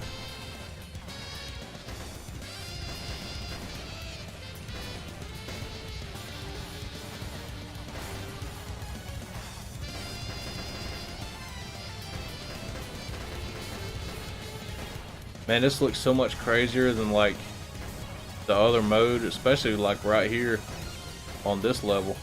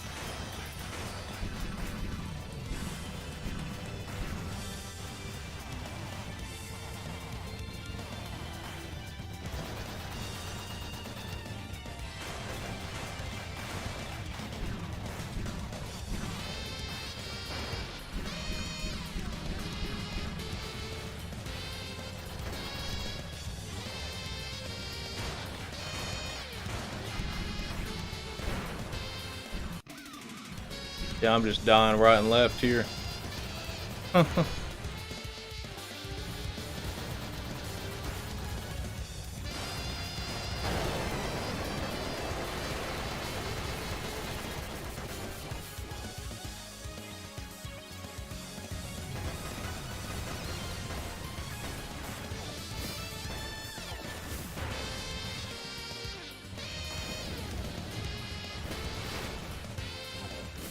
And then they're throwing these fire things at you again, whatever they're called. So they shoot them things at you in this part of the level on this difficulty.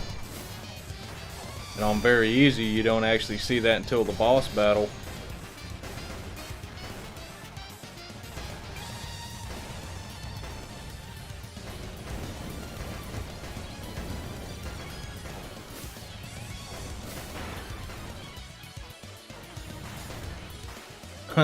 But I guess playing it with these colors and stuff turned on here, it's probably harder anyways. But pretty entertaining to look at though.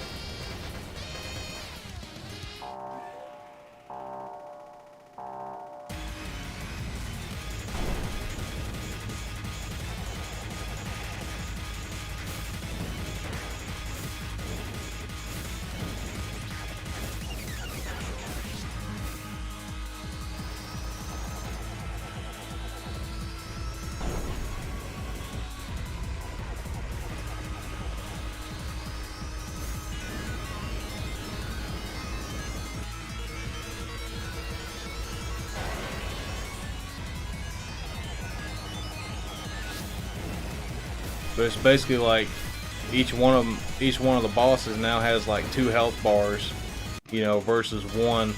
I wonder if you put it on the hardest difficulty if it makes it like even worse, like they have like 3 health bars instead. It probably does.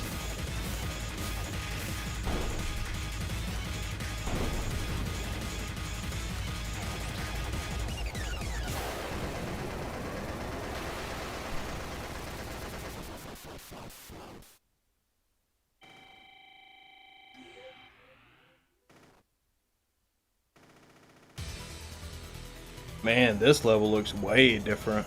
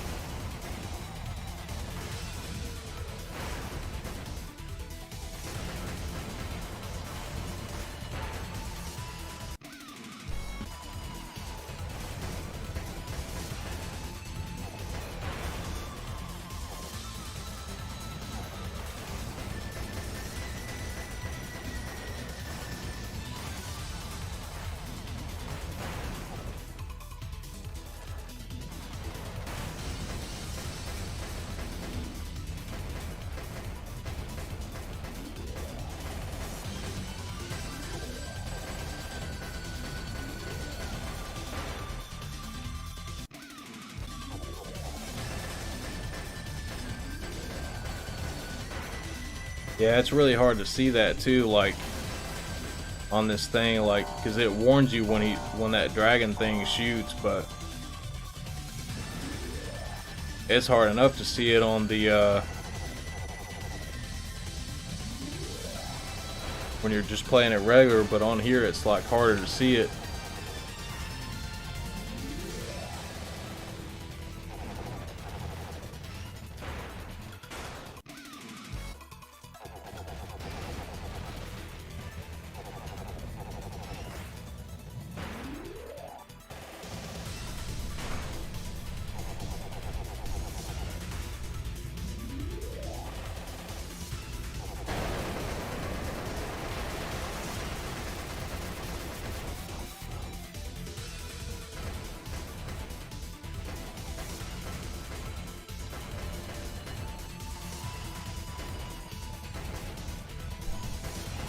Yeah, and see those enemies right there aren't even in the first difficulty.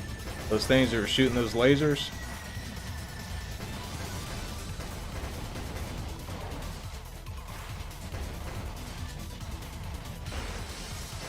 Oh, I ran into that part of the tree.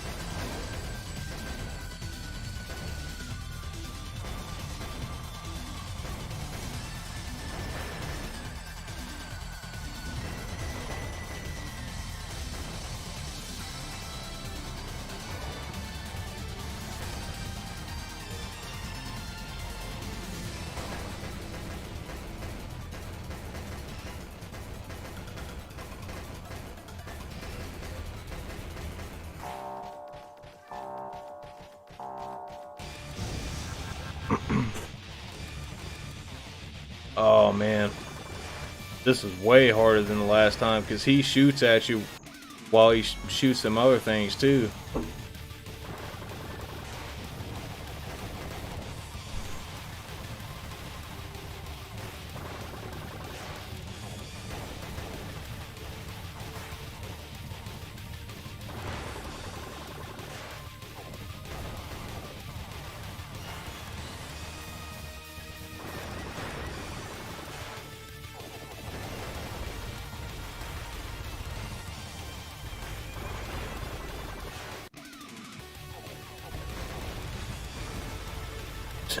I've already went through like 12 continues on this.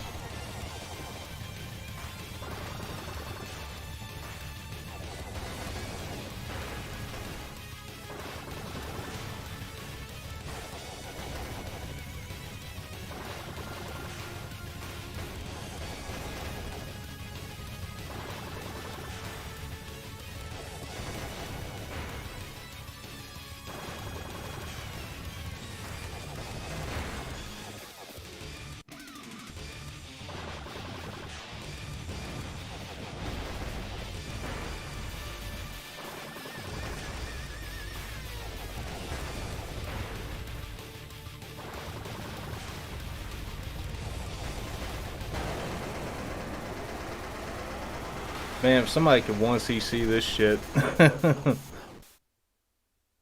don't know. You'd have to be a fucking genius, I guess. Wow, this looks completely different. Look at this stage.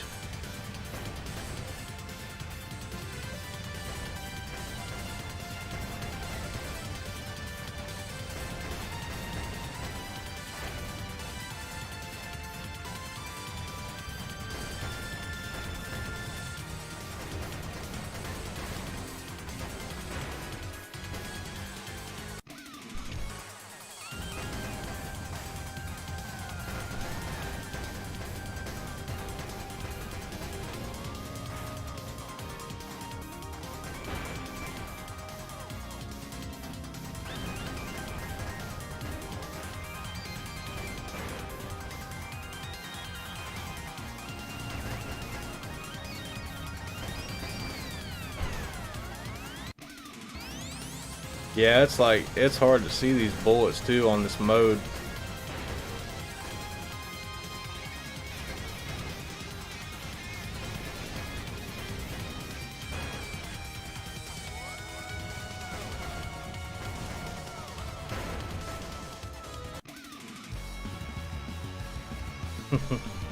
Well, I'm just gonna keep getting my butt kicked on this one, so.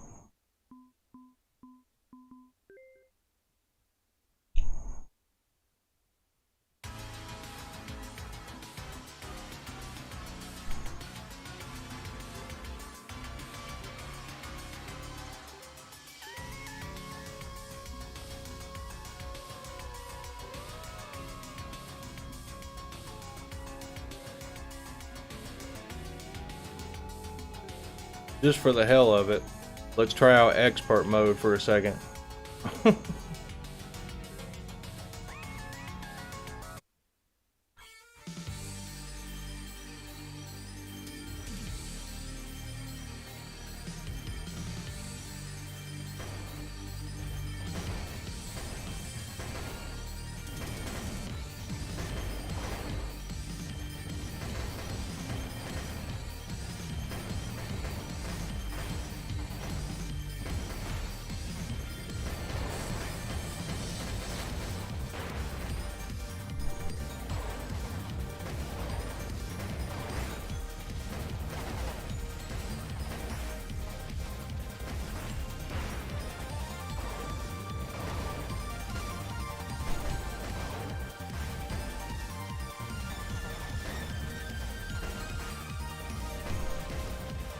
Hell, it's hard to even grab the power-ups on this part.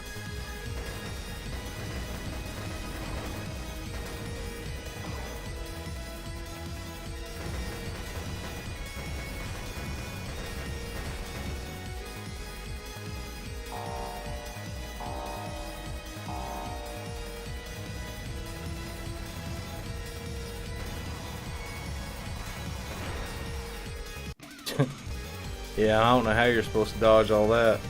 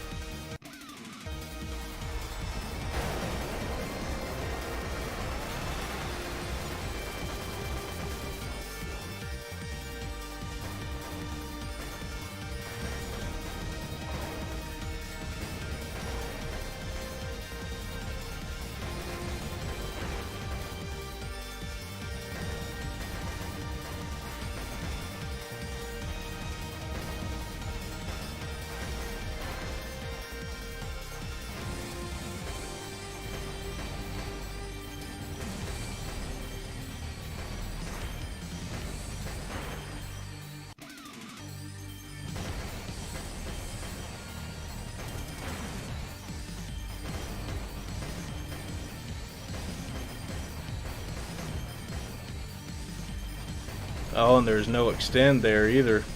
So I guess they take the extends away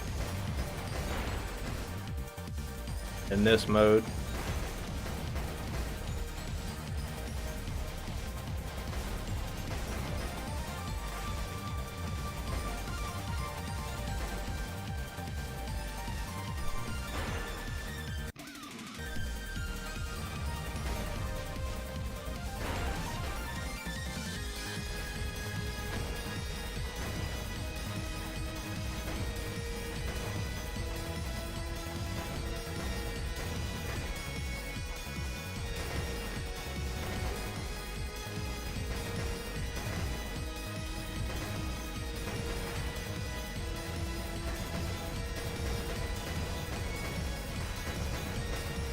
So now basically every time you destroy something, it explodes and shoots bullets at you too.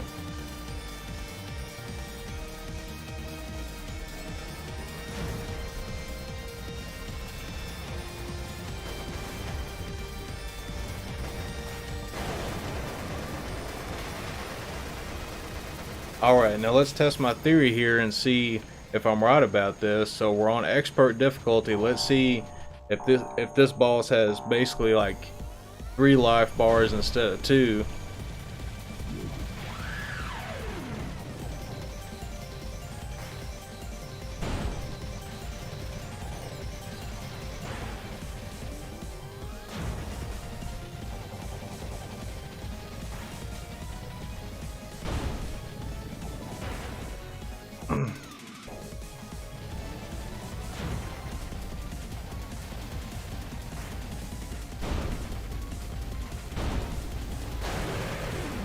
That's 1.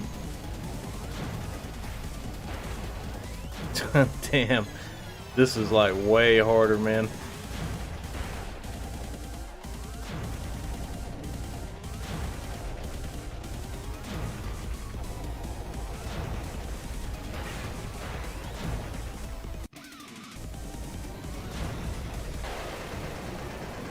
No, he just had 2. Okay.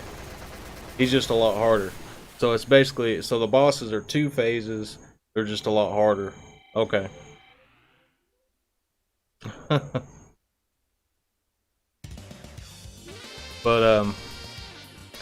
yeah, it's getting kind of late now. I've been streaming actually going on 5 hours now, so I think we'll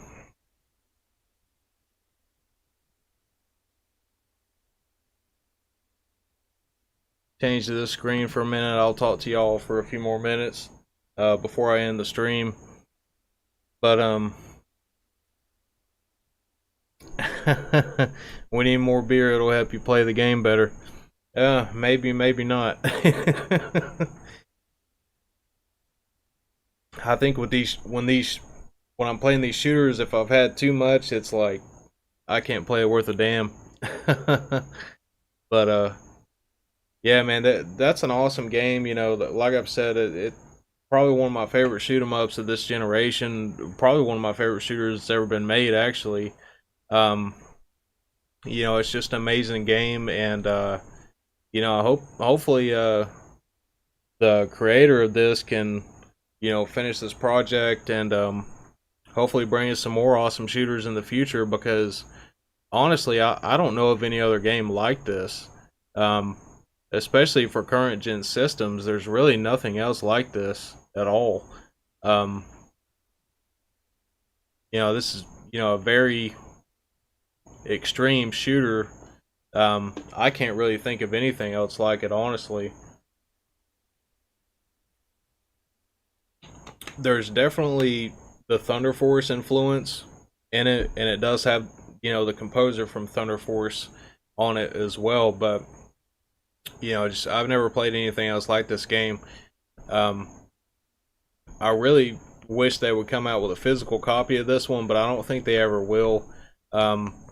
Just knowing how the publisher is and how things have gone so far. But you know, it's still an amazing game. I hope this guy, you know, keeps working on other stuff and hopefully bring us some more awesome shooters in the future. Hopefully he finds a better publisher too, because that publisher screwed him bad.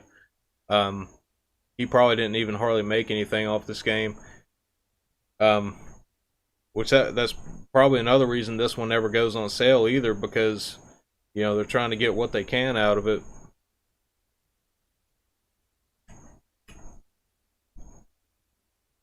But believe me, it's well worth $20. And I waited and waited for months for this thing to go on sale, you know, because I really don't like spending a whole lot on like digital games. And I'll try to get them when they're like $2 or whatever, you know. And you can do that with most games, but there's, you know, quite a few of them that they just never go on sale.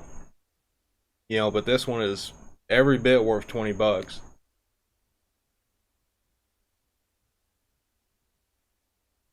And it is on Steam as well, so if you don't have a Switch, That's the only two systems it's for is PC and Switch.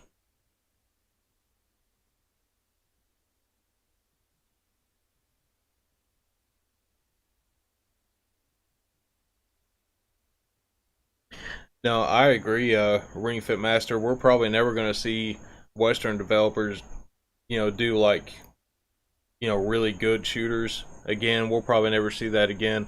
I mean, most of the really great ones were made in Japan anyway, so I think that's where it was born and where it's going to stay, is with the Japanese developers. I mean, luckily we still do have people that care about it, like M2, that are bringing us awesome ports of games. I can't wait to get that LS collection and the new LS that they're working on too, that's supposed to come out next year. So I'm definitely hyped for that one, and really anything that M2 is going to be putting out in the future. Because if you look at it, I mean, what they put out in the last few years, I mean, they've just put out a lot of awesome stuff. Most of it has been ports, but at least we're getting them on something besides the arcade, because some of the games that they ported were only ever in the arcade, like S-Braid, Dangun Feveron, I think that's what it's called, on the PS4 and Xbox One. I wish those were on the Switch, but Battle Garaga and that one are on the Switch, and they probably won't come to the Switch. But eventually I'd like to get those, but those games never go on sale either. They're always $35, the digital versions. There's no physical copy of Dangun Feveron, and there is a copy of Battle Garaga, but it's they had a limited run version, and it did come out in Japan, so there is a Japanese version. If I ever get it, that's probably the one I'll get, the collector's edition Battle Garaga that came out, like the official Japanese copy, because I'm sure that limited run one's going for way too much now. And but even though that's expensive, it's cheaper than buying the original Saturn version, because the Saturn version usually goes around, I think, around $300 now.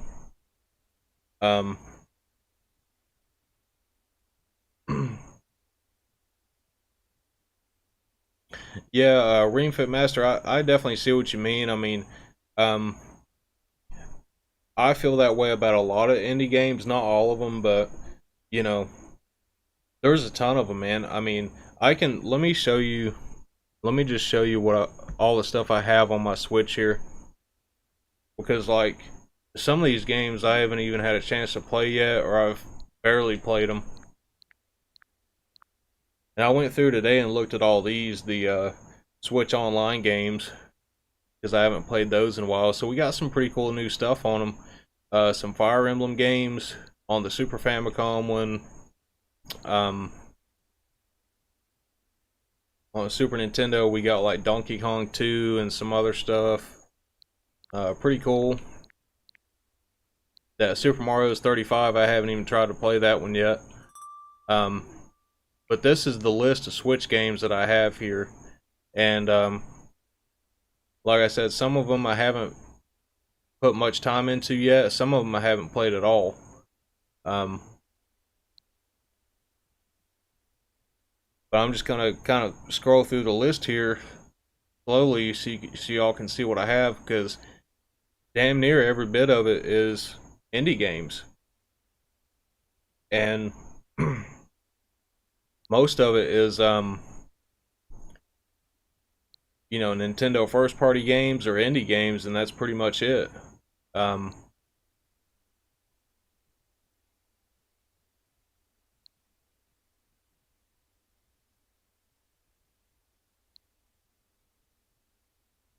Now I've got a couple of demos on here too.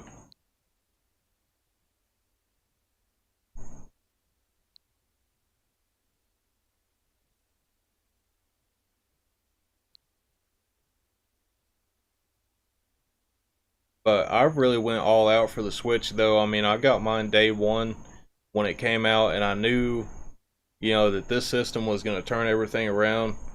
for Nintendo, and it wasn't long before we started getting tons of games, tons of indie games, you know, and some people only care about first party games, you know, and that first year, you know, we didn't get a whole lot of stuff.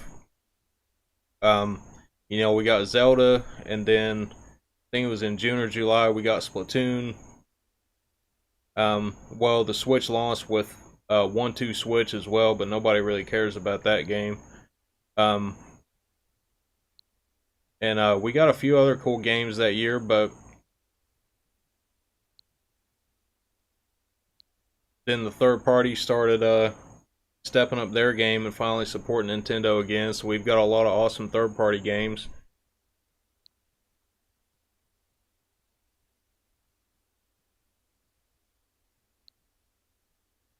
But I'm only showing you guys this just to show you like how much of it is actually indie games.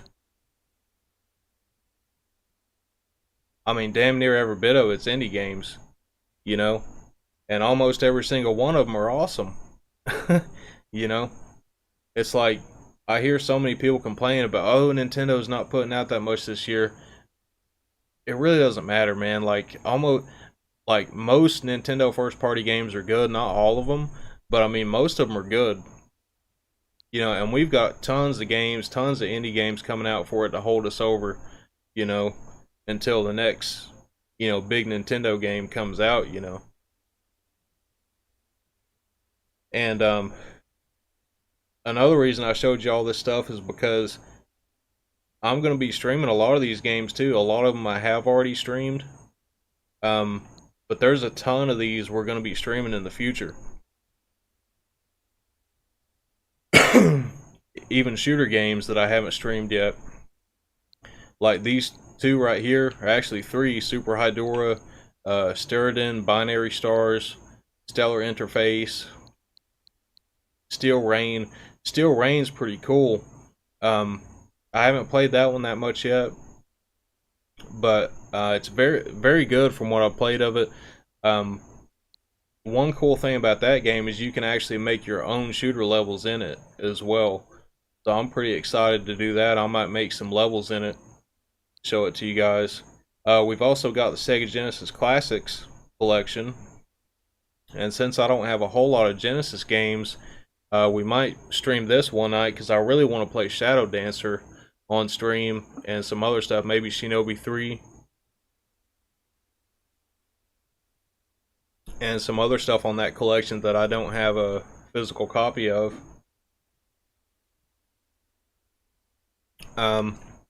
We got Shovel Knight. I love those games. The Shovel Knight games, I've been playing those since the Wii U, because originally this came out for the Wii U, the original Shovel Knight, and that's one of the first games I got for it, and I still love that game. And I've played all the expansions, you know, that's came out. Pocket Rumble, I don't know if you guys remember this one, but there was a lot of hype about this one, and it just kind of went dead. You know, we didn't hear anything about it, and then it just released, you know, just randomly. But this, it kind of reminds you of like a Neo Geo Pocket kind of fighter game or whatever. And it's decent, but it's not as good as, you know, what we thought it was going to be. But it's pretty cool though.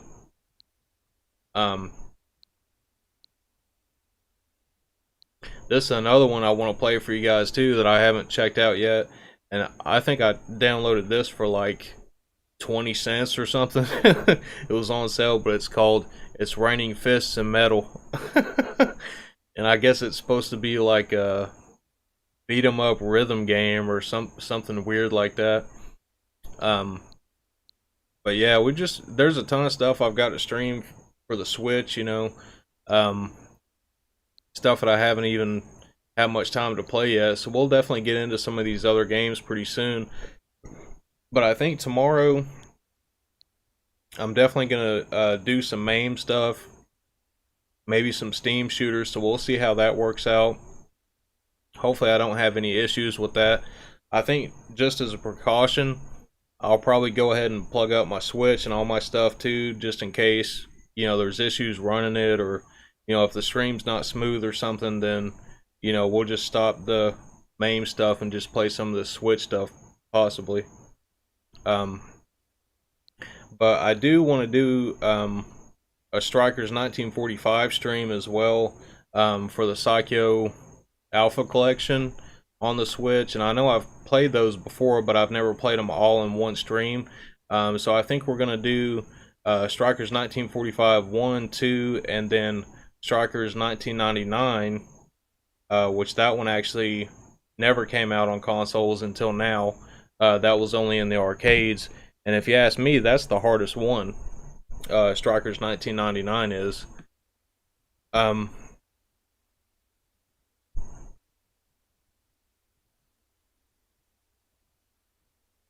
I'm sure Wing says he saw that game.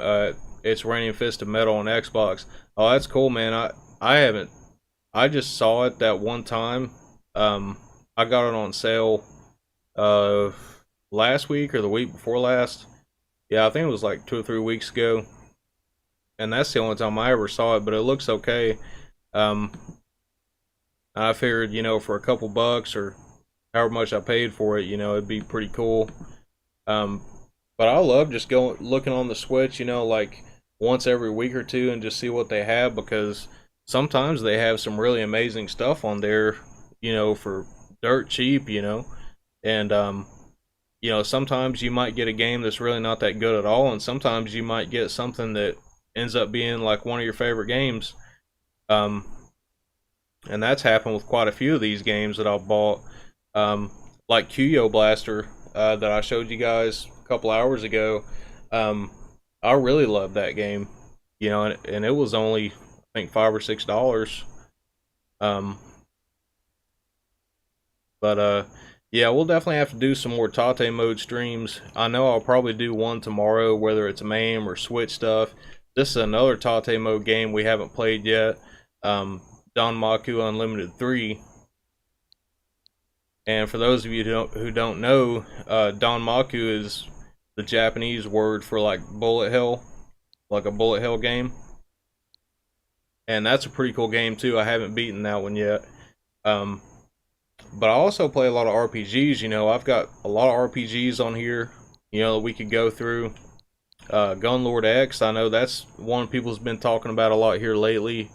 I do enjoy this game, although I haven't had a whole lot of time to spend in it. I know a lot of people ordered the physical copy and, you know, paid out the ass to get that one, the physical copy. But that was originally released for the Dreamcast. I think it'd be pretty cool to have the Dreamcast version. And then I've got these pinball games here too that run in tate mode as well. So one night we'll do a pinball stream. So that'll be pretty fun. I've got a bunch of tables on this one. I don't have all of them, but I've got most of them. I found those on sale about a month ago, and I just downloaded like all the ones that were on sale. But I'm going to switch back to this screen just for a second. You know, Night Trap's still a game I've never played.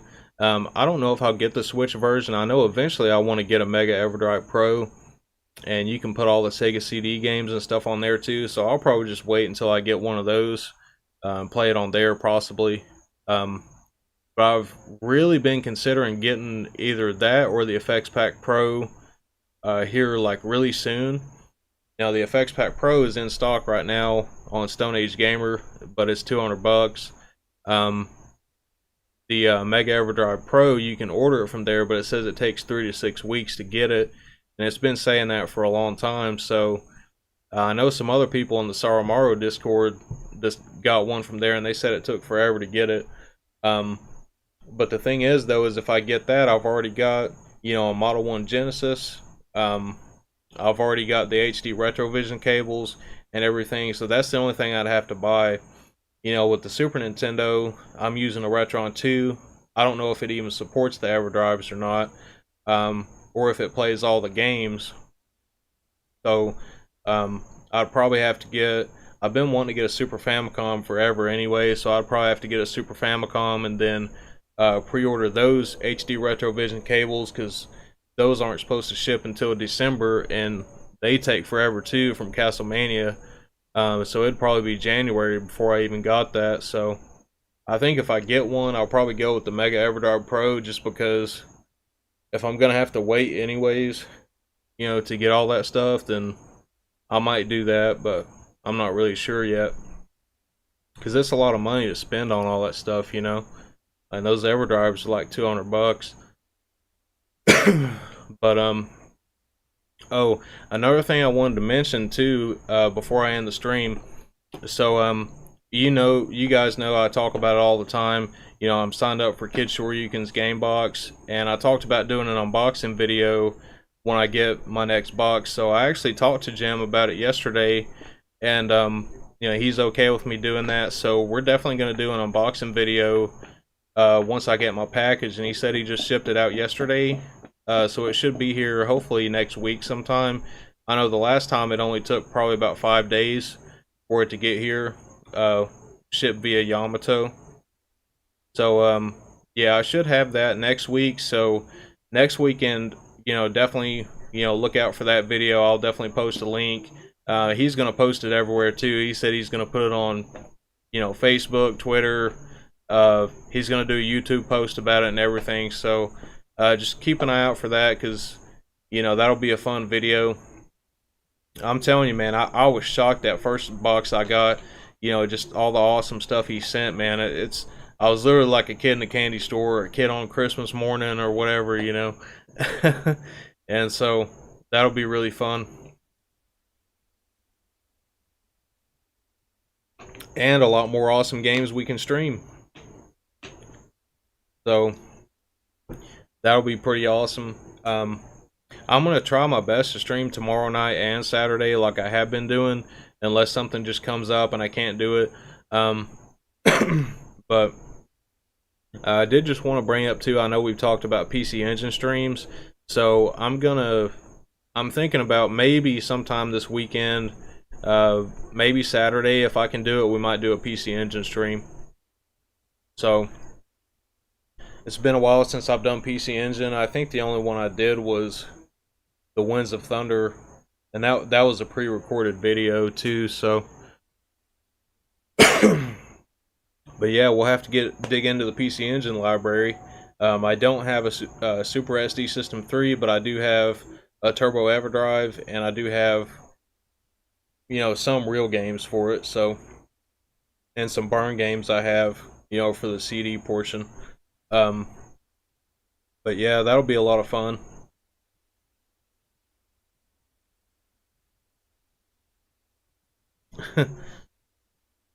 But I guess I'll go ahead and end the stream. But I definitely appreciate y'all coming out, and I'll be back tomorrow night. We'll probably do another Ultimate Tate mode stream, and then I'm thinking PC Engine for Sunday, or not Sunday, Saturday. But before I end the stream, do y'all have any questions or any comments, or you want to talk about, you know, any kind of topic or whatever before I end the stream?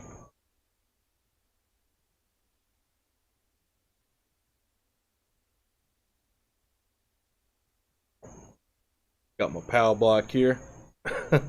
I love these little cases here, man. I collected all of these, all the ones that came out for the Switch, so I've got like 5 of these. All different ones. And since it says PAL on it, I've got all my shooters in there.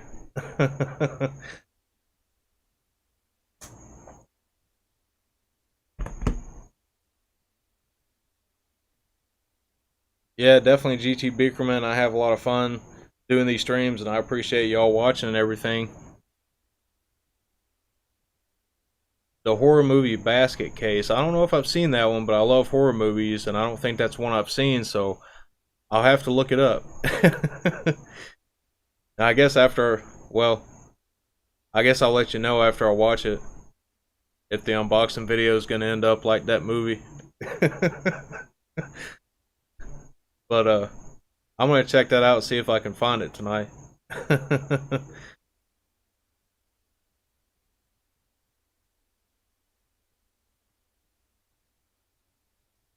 All right. Well, guys, I definitely appreciate y'all watching. I'm gonna play that awesome Devil Engine song at the end of the stream. So if y'all love that song, stick around to the end and jam out for a second while we play that. But I'll be back tomorrow, guys, and I hope y'all have a good night. And tomorrow, I'm sure is the weekend for most of you, so I hope y'all have a good start to your weekend. And I'll see y'all tomorrow. All right, have a good one. And here's some awesome Devil Engine music.